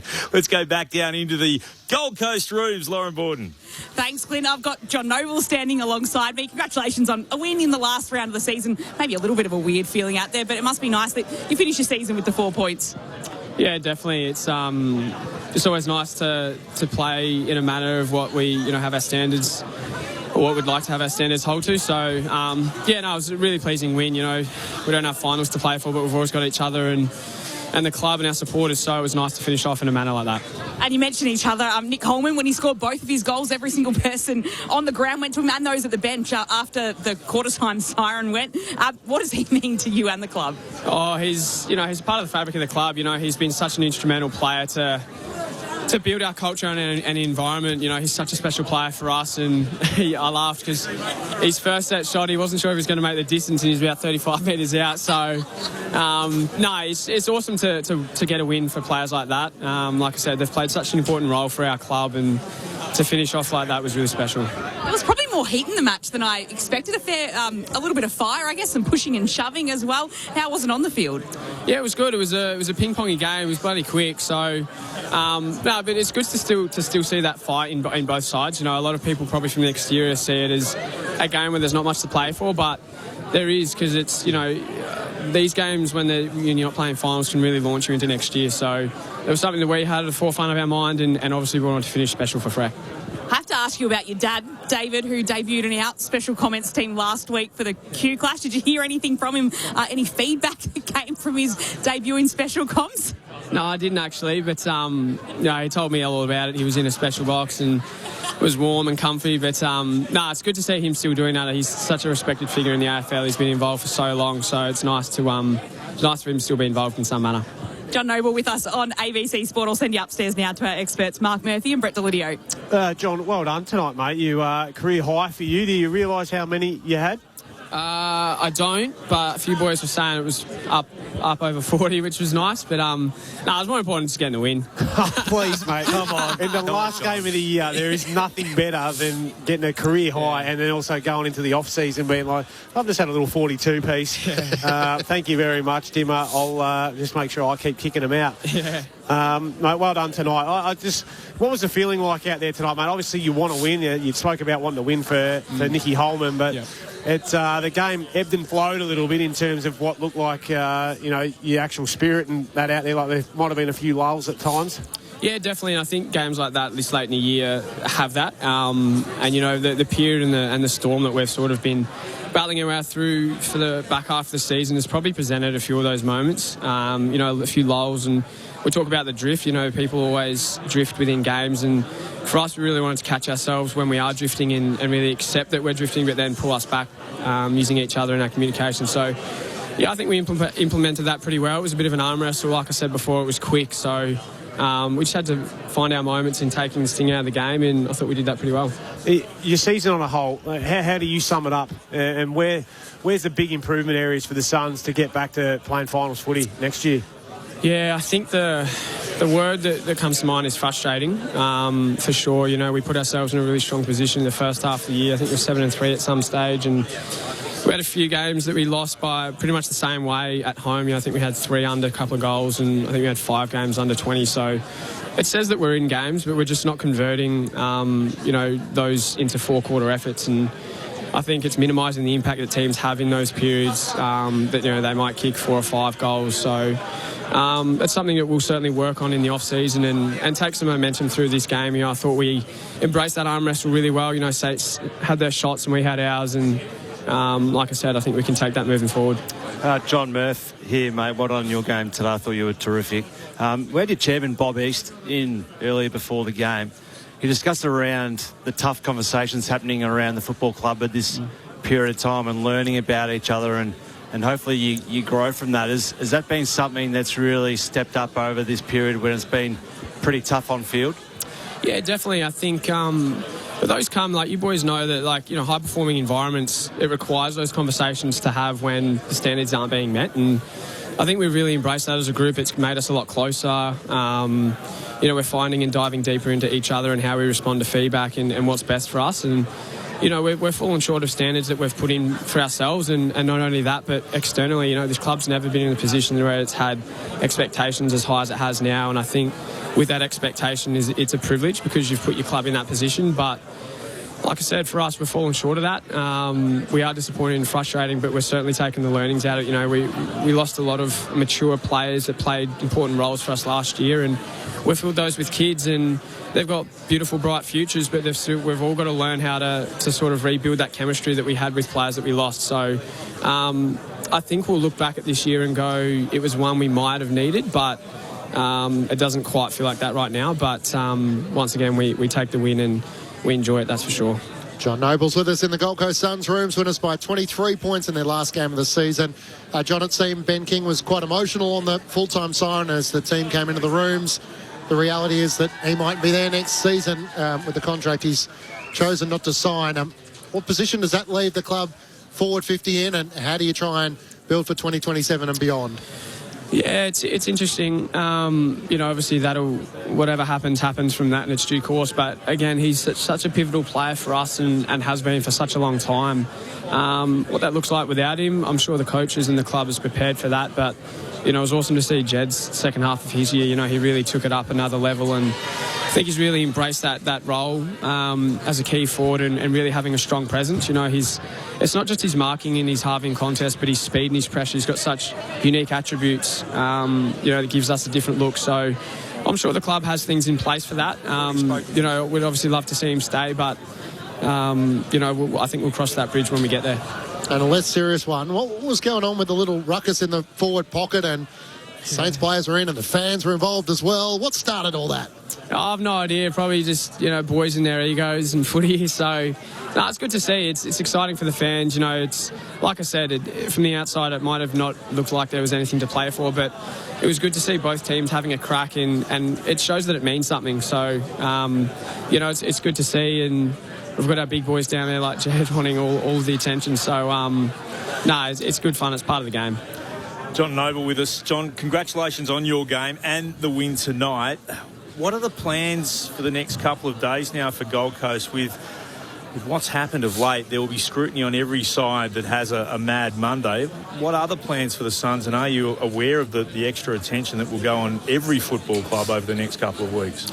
Yeah, there's no doubt that there's obviously more of a scope on things. I think players are fully aware of that within the comp, but I think it's, you know, we'll certainly enjoy each other's company and relax. You know, it has been a frustrating year, like I said before, and we've really gelled closer together as a group. So we'll enjoy each other's companies. We're obviously going to be silly or stupid. You know, I think we've got a really strong leadership group here that hold each other in good stead, and their standards that we've built throughout the year. So, yeah, no, nothing too much, but we'll certainly enjoy each other's company and have a break. I think we've earned it. Congratulations on the win to wrap up the season. Best of luck for 2027. Thank you, guys. Appreciate it. John Noble down in the rooms. He had an outstanding game tonight. He did. 42 disposals for him tonight, along with any number of other great stats. 31 uncontested, 18 handball receives, had 13 marks, 10 score involvements, 4 inside 50s. So that's a terrific effort. 42 disposals alongside Brad Hill in game 300, who also had 42 disposals this evening. I'm not going to claim that I'm an expert in reading body language, but if I'm seeing the vision that I'm seeing of Ben King, there is no way he's not going elsewhere. Like that's the tears of someone who knows that his time at a football club that has come to an end. And, of course, he's been there for a long time now, 143 games tonight. A couple of times their leading goal kicker. But, yeah, that was that's not the emotion of someone who's just seen the season come to an end. That's someone who knows his time at a club has come to an end. Damien Hardaway's just doing an interview on Fox Footy in which the quote from John Ralph is, "We probably know which way it's going, but if it goes that way, he goes with our blessing." That's free agency. Yeah. And you can't fight it. And that's it's a mature way to handle it. Yeah, it is. Yeah. Yeah, because you win some, you lose some, and that's just I think that, albeit they've done everything they can to try and keep this kid and make him feel loved and a part of their club, but sometimes, free agency, you give 8 years of service, you get that opportunity to then go and explore your options. And, I think you're right. That's the mature way to handle it. What would their compensation be for him? It'll be after their first pick, or not? Well, they don't have a first pick. True. So it'll be just after Melbourne's, or the one they gave to Melbourne? So pick 5. Potentially. Is that how it works? I'm not 100% sure. Yeah, but okay. That'll be one area that at least they'll get back in the draft, but it's not how they'd like to do it. No, I'm not sure they need more kids, to be honest. I think they need more experience. So, well, as you mentioned before, Reid, 21, and looks like he could had a disappointing night tonight, but another season or two in the gym with him. And, like, Walter, he's a beast already. Yeah. And there was talk that he was going to depart. I know at the start of the year there were certainly WA clubs were really interested in him. So he decided to re-sign. They've got a future there, but they would like someone who can support them and deal with the number one defender for a year or two. Well, I think that's the key, is to have someone who can just shelter those two young blokes and help them grow and develop versus being beaten up and being forced. I remember back when Jack Rewalt first come on the scene, we had Richo there for a short amount of time. Jay Schultz was there alongside him, but ultimately he learned a hell of a lot on the fly and had to shoulder a fair bit of the load as well. But he spent some time back at Coburg and learned his craft as well. But I think you're right. They just need someone that can then go and offer some protection. Jake Stringer's 192 centimetres. That's not the option. Club. I was going to say, that's not tall enough for what they want, is it? No, I don't. No, they need McLean Amati, closer to 200. Yeah. That's the going size for a key forward, unless you're Charlie Curnow. Would they, in the modern day landscape, would they approach someone like a Taylor Walker and say, "Would you want to come and coach and play 1 year? Maybe play 1 year." It's not a bad shout, Clinchy, from you. Well, I'm thinking about Sam Mitchell, Luke Hodge. These guys all got to the end of their career, they retired, and they did play 1 more year. Do the Suns ask the question if they've got money? Well, that's it. I think the big thing for Tex would be, do I stay in Adelaide where I'm comfortable and set, family's there, kids are growing up there, do I want to then go and do 1 more year, whereas he's probably going to walk into a job anyway at Adelaide, you'd think. He'd walk into media or something. Or the media. Yeah, he's already doing radio. Would $500,000 interest you? You reckon they're going to pay him $500,000? No, I'm just saying, what would be a number that would get him off the couch and interested? I think it's more if he wants to stay in clubland. Yeah. If he wants to coach or whatever he wants to do, and you see it as an opportunity where you go and play and you're basically coaching out in the field, and then you step into an assistant role. I think if he was that way inclined, that's why Sam Mitchell left as well. He went to West Coast, then wanting to be an assistant coach. It's probably unlikely for someone who's been a captain of the club, but yet they need probably that element of leadership which could help as well. Saw that with Luke Hodge. I never thought he would leave and go up to Brisbane, and he did that. But he wasn't inclined to want to be an assistant coach. So that was a different one outside the box. But I think it's easier if you're a halfback flanker leadership player rather than a key forward. So apparently you recover a bit better on the Gold Coast, though. Apparently. The sun is nicer up there, that's for sure. It's the only good thing about COVID. I was 34 and I woke up and it was warm, so I walk around. Very good. Mark Murphy and Brett Delidio, our experts here. This is Thursday Night Footy on ABC Sport. Wrapping things up with the Gold Coast Suns finishing their season with victory over the Saints. Neither of these sides will be involved in the finals that begin with the Wildcards next weekend. Gold Coast 14-19, 103 23-point winners over St Kilda 12-8, 80. I haven't been to this ground very often at all, but I'm still sceptical about 14,429 in here tonight. So, anyway, I think they've counted absolutely everybody, including the security guards, if that's what they've come up with. Good luck to them. Has Ben Long always been at the Gold Coast? Asked one of our correspondents. The answer is no. He actually started at tonight's opponents at 79 games at the Saints and kicked 31 goals before moving across to the Gold Coast. Lots to talk about in regards to what else is happening around. And I'm a real big believer in what Carlton has done. I thought it was terrific that Josh Fraser got given the gig. I couldn't believe it would possibly go to anyone else. And in fact, seeing the reaction from the Carlton fans with the performance he'd put in, if it's all about presenting to the club, what better presentation could you do than what he did after taking over from Michael Voss, where he's got the side into finals. They're wild cards, but they're still finals. I'm absolutely thrilled for him. Your thoughts on the appointment? Yeah, initially I thought they couldn't possibly go down the same path as what they did with David Teague. I thought it felt like a Carlton thing to do, but his record speaks for itself, and that, like you said, I think that's the best dress rehearsal and the best presentation you can put forward.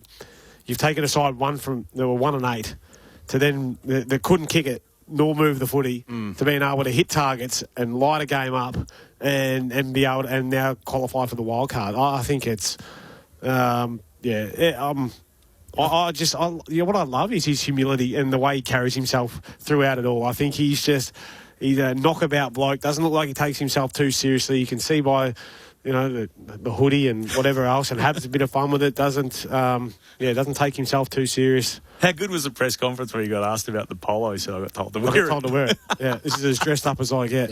Yeah. Yeah, it's a great story because, I don't think the club would have even thought when they put him in that position that he was going to take him to a wild card series and go on this amazing run. Yeah. They would have just been hoping for... they would have seen that he's coached in his own right before. He's been the Northern Blues, done it there. Been at Collingwood for a number of years, so he's certainly done the apprenticeship. Yeah. And he stepped into a side that was mentally fragile, weren't they? So that he didn't take over a side that was getting beaten by 10 goals every week. He was taking over a side that was beating themselves in winning positions. Yep.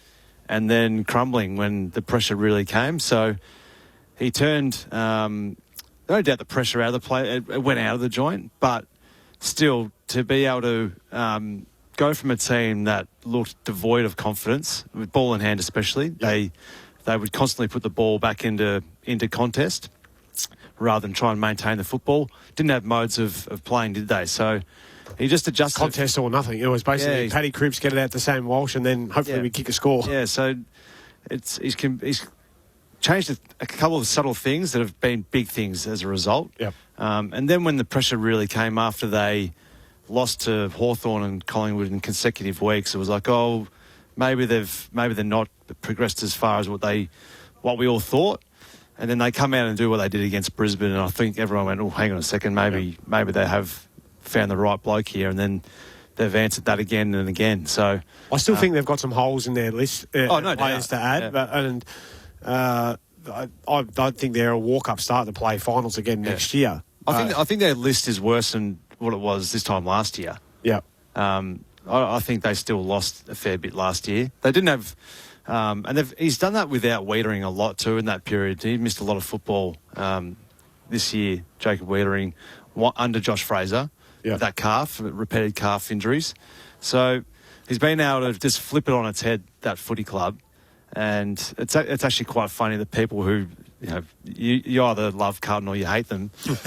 People that hate Carlton all of a sudden go, don't mind the way in which they go about it. And that comes from the humility that Josh Fraser talks with in press conferences and comes Matty across Cottrell. I think Matty Cottrell's been a breath of fresh air. Well, I think everyone's started to see what we all saw in the change rooms of at Carlton Footy Club. He's a very very funny character, but looks like they're playing with a bit of freedom and enjoying their work. And it looks like they're having fun with their footy, which is... It does feel like that selfless approach has become contagious. Like, I don't think Josh is naturally an extrovert, so he's very much focused on the team and trying to get the best out of the individuals for as long as he was possibly there, but...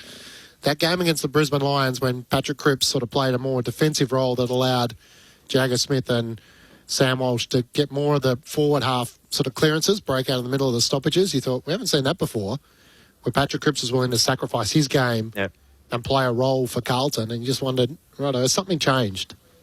Seems it. Yeah, I think that's what, for even next year, you're going to add in Cody Walker. Where does he fit into that mix as well? But Jacob Smith's got another pre-season under his belt. Yep. Sammy Walsh looks like he's back running on top of the ground, whereas when they were battling, he looked like he had a 70-year-old back. Yep. Like he couldn't get out of his own way. Adam Chera wasn't hitting targets. Now he's lacing them out off half-back.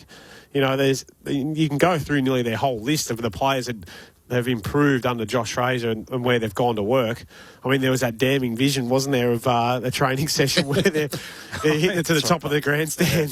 That was a tough watch. And he looked past a couple of older blokes who... Yeah, Adam Sard. Wilson's come in for him. Yeah, Zach Williams as well was one that was playing most weeks. So he went to some youth as well and just didn't go down, I'll just get the senior players in and they'll straighten us up. He went out on the limb and has been rewarded for his courageousness in some of those decisions. So I think sometimes it's not about what you say, it's how you carry yourself. And it seems to me that he just carries himself in a way which I think just takes tension out of the air. And I think players have certainly fed off that and enjoying what they're doing. Just watching some vision of Eric Banner down in the St Kilda rooms. Been good enough to get a couple of photos with some of the Saints fans that are down there. St Kilda finishing their season with a loss to Gold Coast. We'll hear from Ross Lyons shortly. 12-8-80 the Saints. The Suns 14-19, 103. So they finish up with 10 wins for the season, which they would be disappointed about, particularly with the big name recruits they brought in of Silvani, who I thought was really solid this year, and Tom De Koning in particular. Francis, guys, thanks for the call. Missed the Thursday team. Enjoyed the special commentary, seeing what I struggled to as well with this, quote, can't describe game. I did think during the game about comments about Nathan Lyon, how he would have described what we're going to see in his second half tonight. But yes, we'll hear from some of the coaches if we can very shortly. Let's look ahead to the rest of the round. It's really intriguing where you've got Collingwood and Brisbane. Now, Collingwood can't really go anywhere. They'd have to win by, 1,000 points to move ahead of the Adelaide Crows into 7th. Brisbane, though, with what's happened to Sydney's availability, all of a sudden finishing third is a great thing for clubs. So you've got Brisbane, Hawthorn and Melbourne all on 60 points, all wanting that third spot. So they will go to the SCG to take on a depleted Sydney Swans. Brisbane play Collingwood tomorrow night. So the interesting thing there is then Melbourne will get an opportunity to stake their claim with percentage, and they're about 6.1 percentage points behind Brisbane, and the Hawks are 2.2 percentage points behind Brisbane. So Brisbane have to put on their best effort tomorrow night against Collingwood. Then Melbourne take on the Western Bulldogs, the middle game on Saturday, and then it will all come down to decide who finishes third, because Hawthorn, in the very last game of the season, take on the West Coast Eagles, who really in the last 2 weeks have been pretty disappointing, to be honest, certainly their performance against GWS. And the Hawks will know exactly what they have to do, percentage-wise, to squeeze past both Melbourne and Brisbane. That's assuming they all win, but they'll want to win, and they'll want to win by a bit. And we've seen this happen in the past where clubs have gone into the very last game knowing what's required. I remember West Coast a number of years ago to finish top four had to beat Adelaide by, I think it was 26 or 27 points.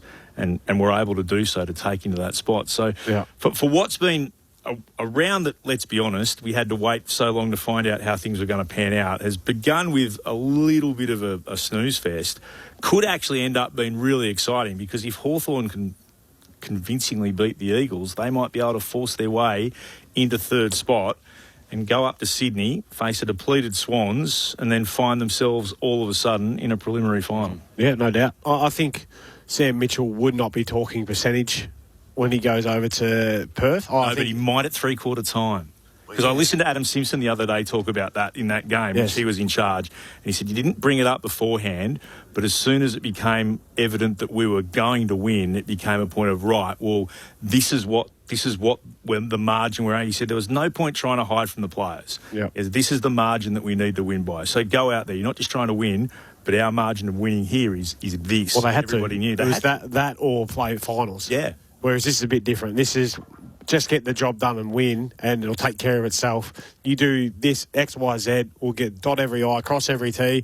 We are probably a 10-goal better side than West Coast at this point in time. But if you go in there thinking that it's just going to happen, you bring that question that comes into question, doesn't it? So would you bring it up at three-quarter time if it was? You wouldn't bring it up. I don't think. You're not going to bring it up at all. You wouldn't bring it up at all. What are you going to? What do you get out of it? Like you get a chance to. Yeah, but of course the boys are going to know where they're at. Like I don't know. Well, you need to have the live ladder up and say, righto, boys, here you are. I want you to go out there and now the pressure's on. We've got to kick another 4 goals in this quarter at least. Yeah, and not let them score. But wouldn't you rather? And again, I've never been at this level, so I wouldn't know. But wouldn't you rather know what the line is if you're a player?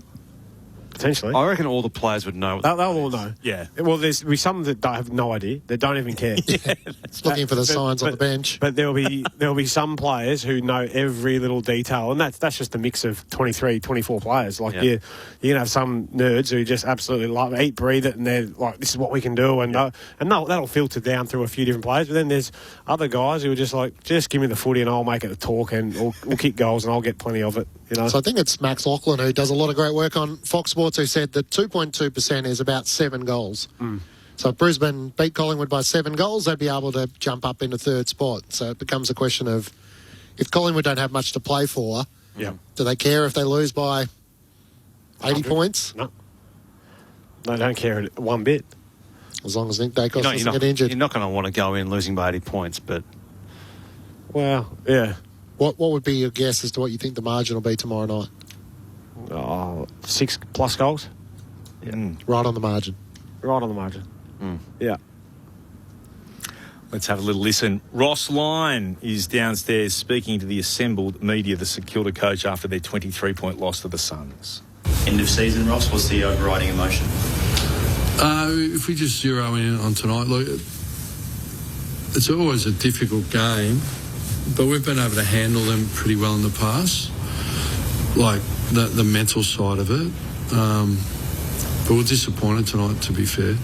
And credit to the Gold Coast, I thought their intensity and hardness was at what we would have been chasing, and we're on the back foot with that all night. And then there was some really sloppy turnovers in the back half that you just can't survive. They're just not at the level, to be honest, without making too fine a point of them. And somewhere we've been really strong all year, our centre square bounce, they took us to the absolute cleaners. And that's probably only happened twice for you, I reckon, the Adelaide Q2 and Q3. And then tonight, we showed a bit of fight in the last quarter that was fortunate and was important. Otherwise, probably have a real sour taste in the mouth. But I think the margin was 23 points in the end.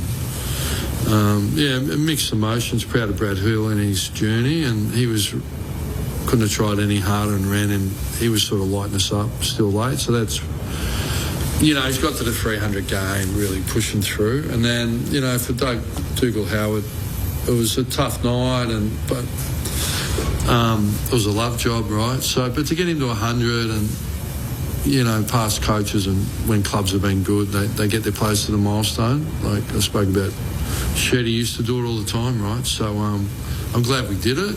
Probably didn't help in some respects, but he's got everything. He's got nothing left to get in. His body's just gone. He's playing without an ACL, to be fair. He had it reconstructed years ago and it's just disintegrated on him. So I'm not sure how that happens, but so he showed great courage to get out there, and we did the right thing. So we'll miss him because he's a great clubman.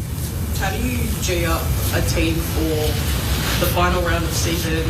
You don't have anywhere to go after this. Obviously, you've got some milestones and retirements, but what's the messaging going into this sort of game? Yeah, everyone does it a bit different. And I think maybe I've driven it harder in the past, but sometimes you just want to see it's got to come from within. So talk about character and culture, and the one thing you can, and all clubs will talk about it, one thing is you always got in your control is your effort piece and your mental resilience to bring your best. And it's a messy game, and things are going right and wrong all the time for you. And like earlier, there was more, or as it unfolded, there was more going against us. But that's when the character and culture piece comes out. So, you know, what you want in those periods are more fighting and to keep their position and just keep halving.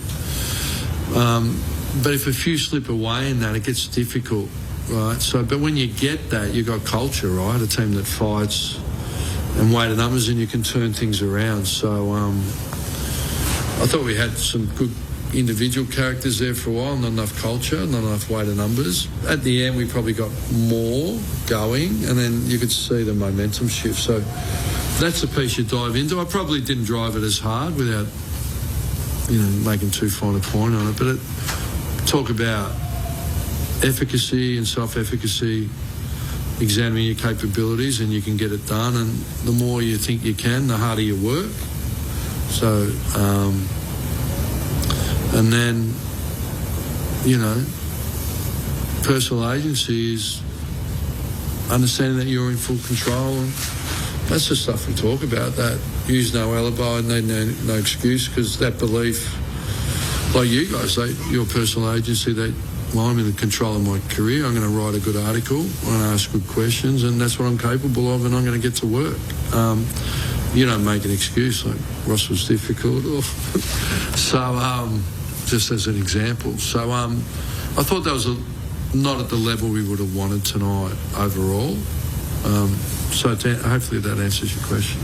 Is that something that you backed off a little bit to be able to actually really assess those things from your team going into an off-season? Oh, I backed off a little bit last week, to be honest, and just said, you know, like, what you stand for, it's the old leading teams, it's a sign on the wall, it's a living, breathing, as we're seeing around the league, right? Culture's not fixed. You're only as good as your next moment and the standards you deliver. So, you know, and that's on and off the field. So no culture's fixed, and in perpetuity, it's a product of all the people in there and a common set of behaviours and actions that you see on a daily basis. And once you start going away from that, well, the culture changes. Ross, we saw last season you brought in some more proven players. Years before you brought in some good young talent. What are you after this off-season? Well, a bit of both. There's a bit to play out, really. I thought Silvani, and they've been really brave. They're playing with difficult shoulders, so they're both going for surgery Monday, so they've been brave. There's a couple of that. So, yeah, a little bit of both. I think everyone looks to pull all the levers. So we've signed most of our young talent. Yes, I'll get to it. Yeah, I'll get to it. But we clearly need to improve, and keep building. 4 years, no one wants to hear about comparisons, so I won't bother. But we know it's 4 years and we've made a lot of change. As I said to the players, top 10's a low bar for the coaches and the players, so we all need to get moving. Will they get moving? The question that all Saints fans are asking. Ross Lyon posing it to himself after their final game of the season, going down by 23 points to Gold Coast. The Suns 14-19, 103 to St Kilda's 12-8, 80. The multiple goal kickers for the Suns, Lombard with 3, Ben King with 3, Walter with a couple as well. While for St Kilda, 3 to Hugh Boxall, and he also took an absolute screamer of a mark. 2 to Mitch Owens and 2 to Ryan Burns. We were pumping up the players who got into the 40 disposals. Matt Clinch has got some of the numbers in front of him. Other than celebrating Brad Hill and John Noble with 42 touches apiece and Took Miller with 40, any other things stand out stats-wise for you, Clinchy? Probably not. Dougal Howard in his final game had 4 disposals. All right. 2 goals for Liam Ryan. Oh, look, it was just a love job, no, wasn't it? That's what from Ross. Yeah. Right, we did the right thing. He battled his way. Yeah. Rock up, try and do your job as well as you possibly can. Yeah. Blame your teammates for not getting more of the footy. I don't think there's too many others. I mean, the goal kicking will be the challenge for Damien Hardwick in the off-season. Ethan Reid with 3 behinds. Ben Long booted 1-2, and where's our mate Jed Walter? He had a couple tonight, but yeah, the absence of Ben King in that forward line is going to be challenging. It's hard to make a case for that's going to be your forward line going forward with 3 disposals, 2 goals for Jed Walder, which was good, but I don't think he touched it until halfway through, nearly just before half-time. Do they throw Mac Andrew forward? Sam Collins was obviously missing tonight, so could their backline survive without Mac Andrew? And how do they get the best out of him for a player they've invested in for the long term? Yeah. Good question. The crowd tonight's an interesting point because the Storm, who also couldn't play finals, had a crowd of 17,880 in. Did they? Yeah, that's a good crowd there. Good crowd for a Thursday night. For a Thursday night in the NRL for a team who's not playing finals. They turned up in big numbers because the Storm have been disappointing this year and were able to pip St Kilda by 3,400 or so. That full-time margin, by the way, in the National Rugby League. The Panthers winning 22 points to 14. They led 22-0 at half-time. And regards to the ladder, so the Panthers second on the ladder. Geez, they're impressive, aren't they? Their ability to just bring in another junior, and they're all, they have a system the way they play, so you can have an absolute superstar because of salary cap issues get squeezed out. Oh, well, here's another junior who has been taught the same way that we play, all the way from, their Harold Matthews, which is like the under-15s competition, all the way through. Yeah. They're an incredible club. So the Panthers finish second, or will finish, you would imagine, second behind the Roosters if all things pan out. And, of course, the Storm sitting down in 11th, beaten tonight. Which one of these two clubs, just to go back to St Kilda and the Gold Coast, easy to say St Kilda now because they've lost to the Gold Coast Suns, but which one of these had the more disappointing season? I think the Suns. Yeah. Yeah, me too. I agree. I just think for not just going off how they went in the first 4 or 5 rounds, I just think that we expected them just to go to another level. You look at their midfield and it is as good as it gets. Yep.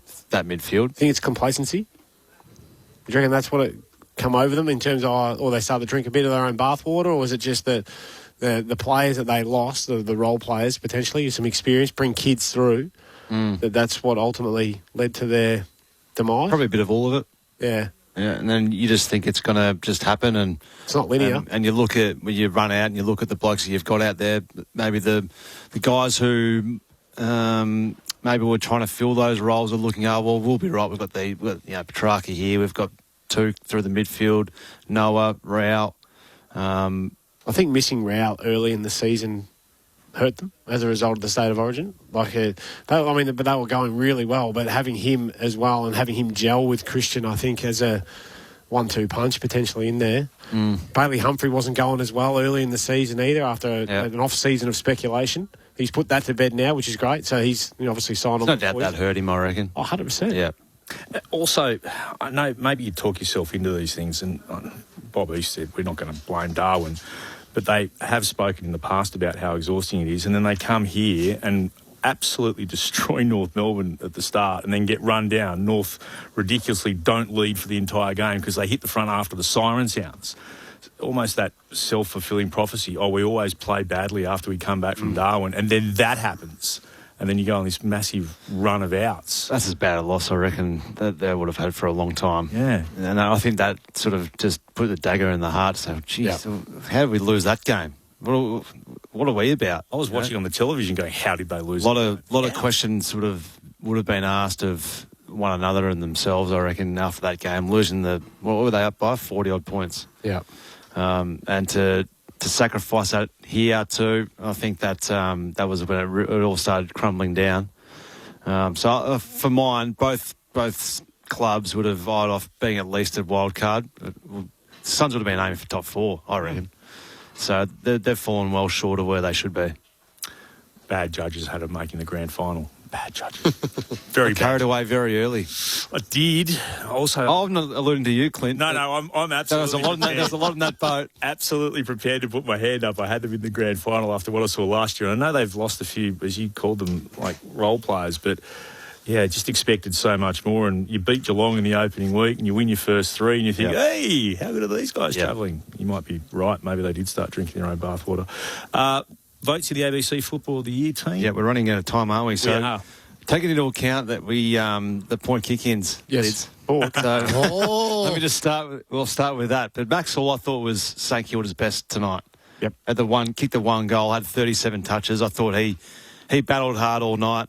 Thought Anderson was terrific. He had 37, kicked one himself, and score involvements I can't see from here, but they were probably the highest of the night. Anderson had 12. And I thought best on ground was Tuke Miller. He stopped in the last quarter when the game was done. Yep. But he kicked the one goal himself, had the 6 tackles. I thought his inside and outside game was very, very solid, and he gets my 3 votes. So who was the 2 again? 1 to Max Hall. Noah Anderson. Noah Anderson. Yeah. Who wins tomorrow from both of you between Collingwood and Brisbane? And you think that the Lions should be able to do it pretty easily? I think 5-6 goals. I don't think. Well, Collingwood. No, I don't. I actually think it'll be closer than that because Craig McRae has just coached the pants off this side. And he'll find a way to stifle whatever they're doing. Bring him back in, side bottom, Howe. Yep. Coach the pants off them. Mate, he's been with what he's had. I'm just saying this. The They lose Isaac Quainer though, so they're starting to get very vulnerable in defence. They are, but I don't think that hasn't troubled Craig McRae one iota this year. Can Carlton cause an upset early game on Saturday? I think so. Not even with the Fraser appointment? I don't think that'll matter. No. I get the train that there is the Fraser train and everything like that. There's no train. I don't think they're not talking trains. No, that's right. The train crashed. Alone. I still don't. I think they're a great side just yet. No, neither do I. But I think that Fremantle, when you don't have a lot to play for and you're looking ahead for what the next month looks like, it's like, well, are they going to be right on edge as opposed to a bit of the groundswell of support around what they've been able to achieve, Carlton, over the past 3 months. Carlton aren't going anywhere either. Yeah, they can. They are. Where? Well, they can play Collingwood the following week. Yep. If they win. So they're playing for a home final when you look at it. They beat Brisbane. Who? Collingwood. Your team. Yeah, they did. Yeah. And both your teams. Jai Amos being rested I find interesting because it's one of the powers that they've had, the three-headed monster. One of them always steps up. Amos leads beautifully. Tracy's a huge contested mark, and you've got Voss just causing chaos wherever he goes. I know why they've rested him. I get it, but at the same time, that changes how Fremantle's forward line works. Yeah, I don't think it's. I think it's a worthy rest for Jai Amos. I think he's been terrific this year, and Josh Tracy, he gets a rest next week, doesn't he? So I was thinking, you look at it, Carlton are playing for a home final. Yeah, and Fremantle. Have you tipped them? Yep. So convincing. Thank you, team. Really good of you to have me here. Thanks to Matt Clinch, to Lauren Borden downstairs, to Lee O'Keefe, who made it all work here in the box, and of course, Jules back in the studio keeping us on air. Clint Wilton signing off. The Gold Coast finish their season 23-point victors over the Saints. Both teams can now look ahead to 2027. We'll speak to you tomorrow from what should be a beauty. It's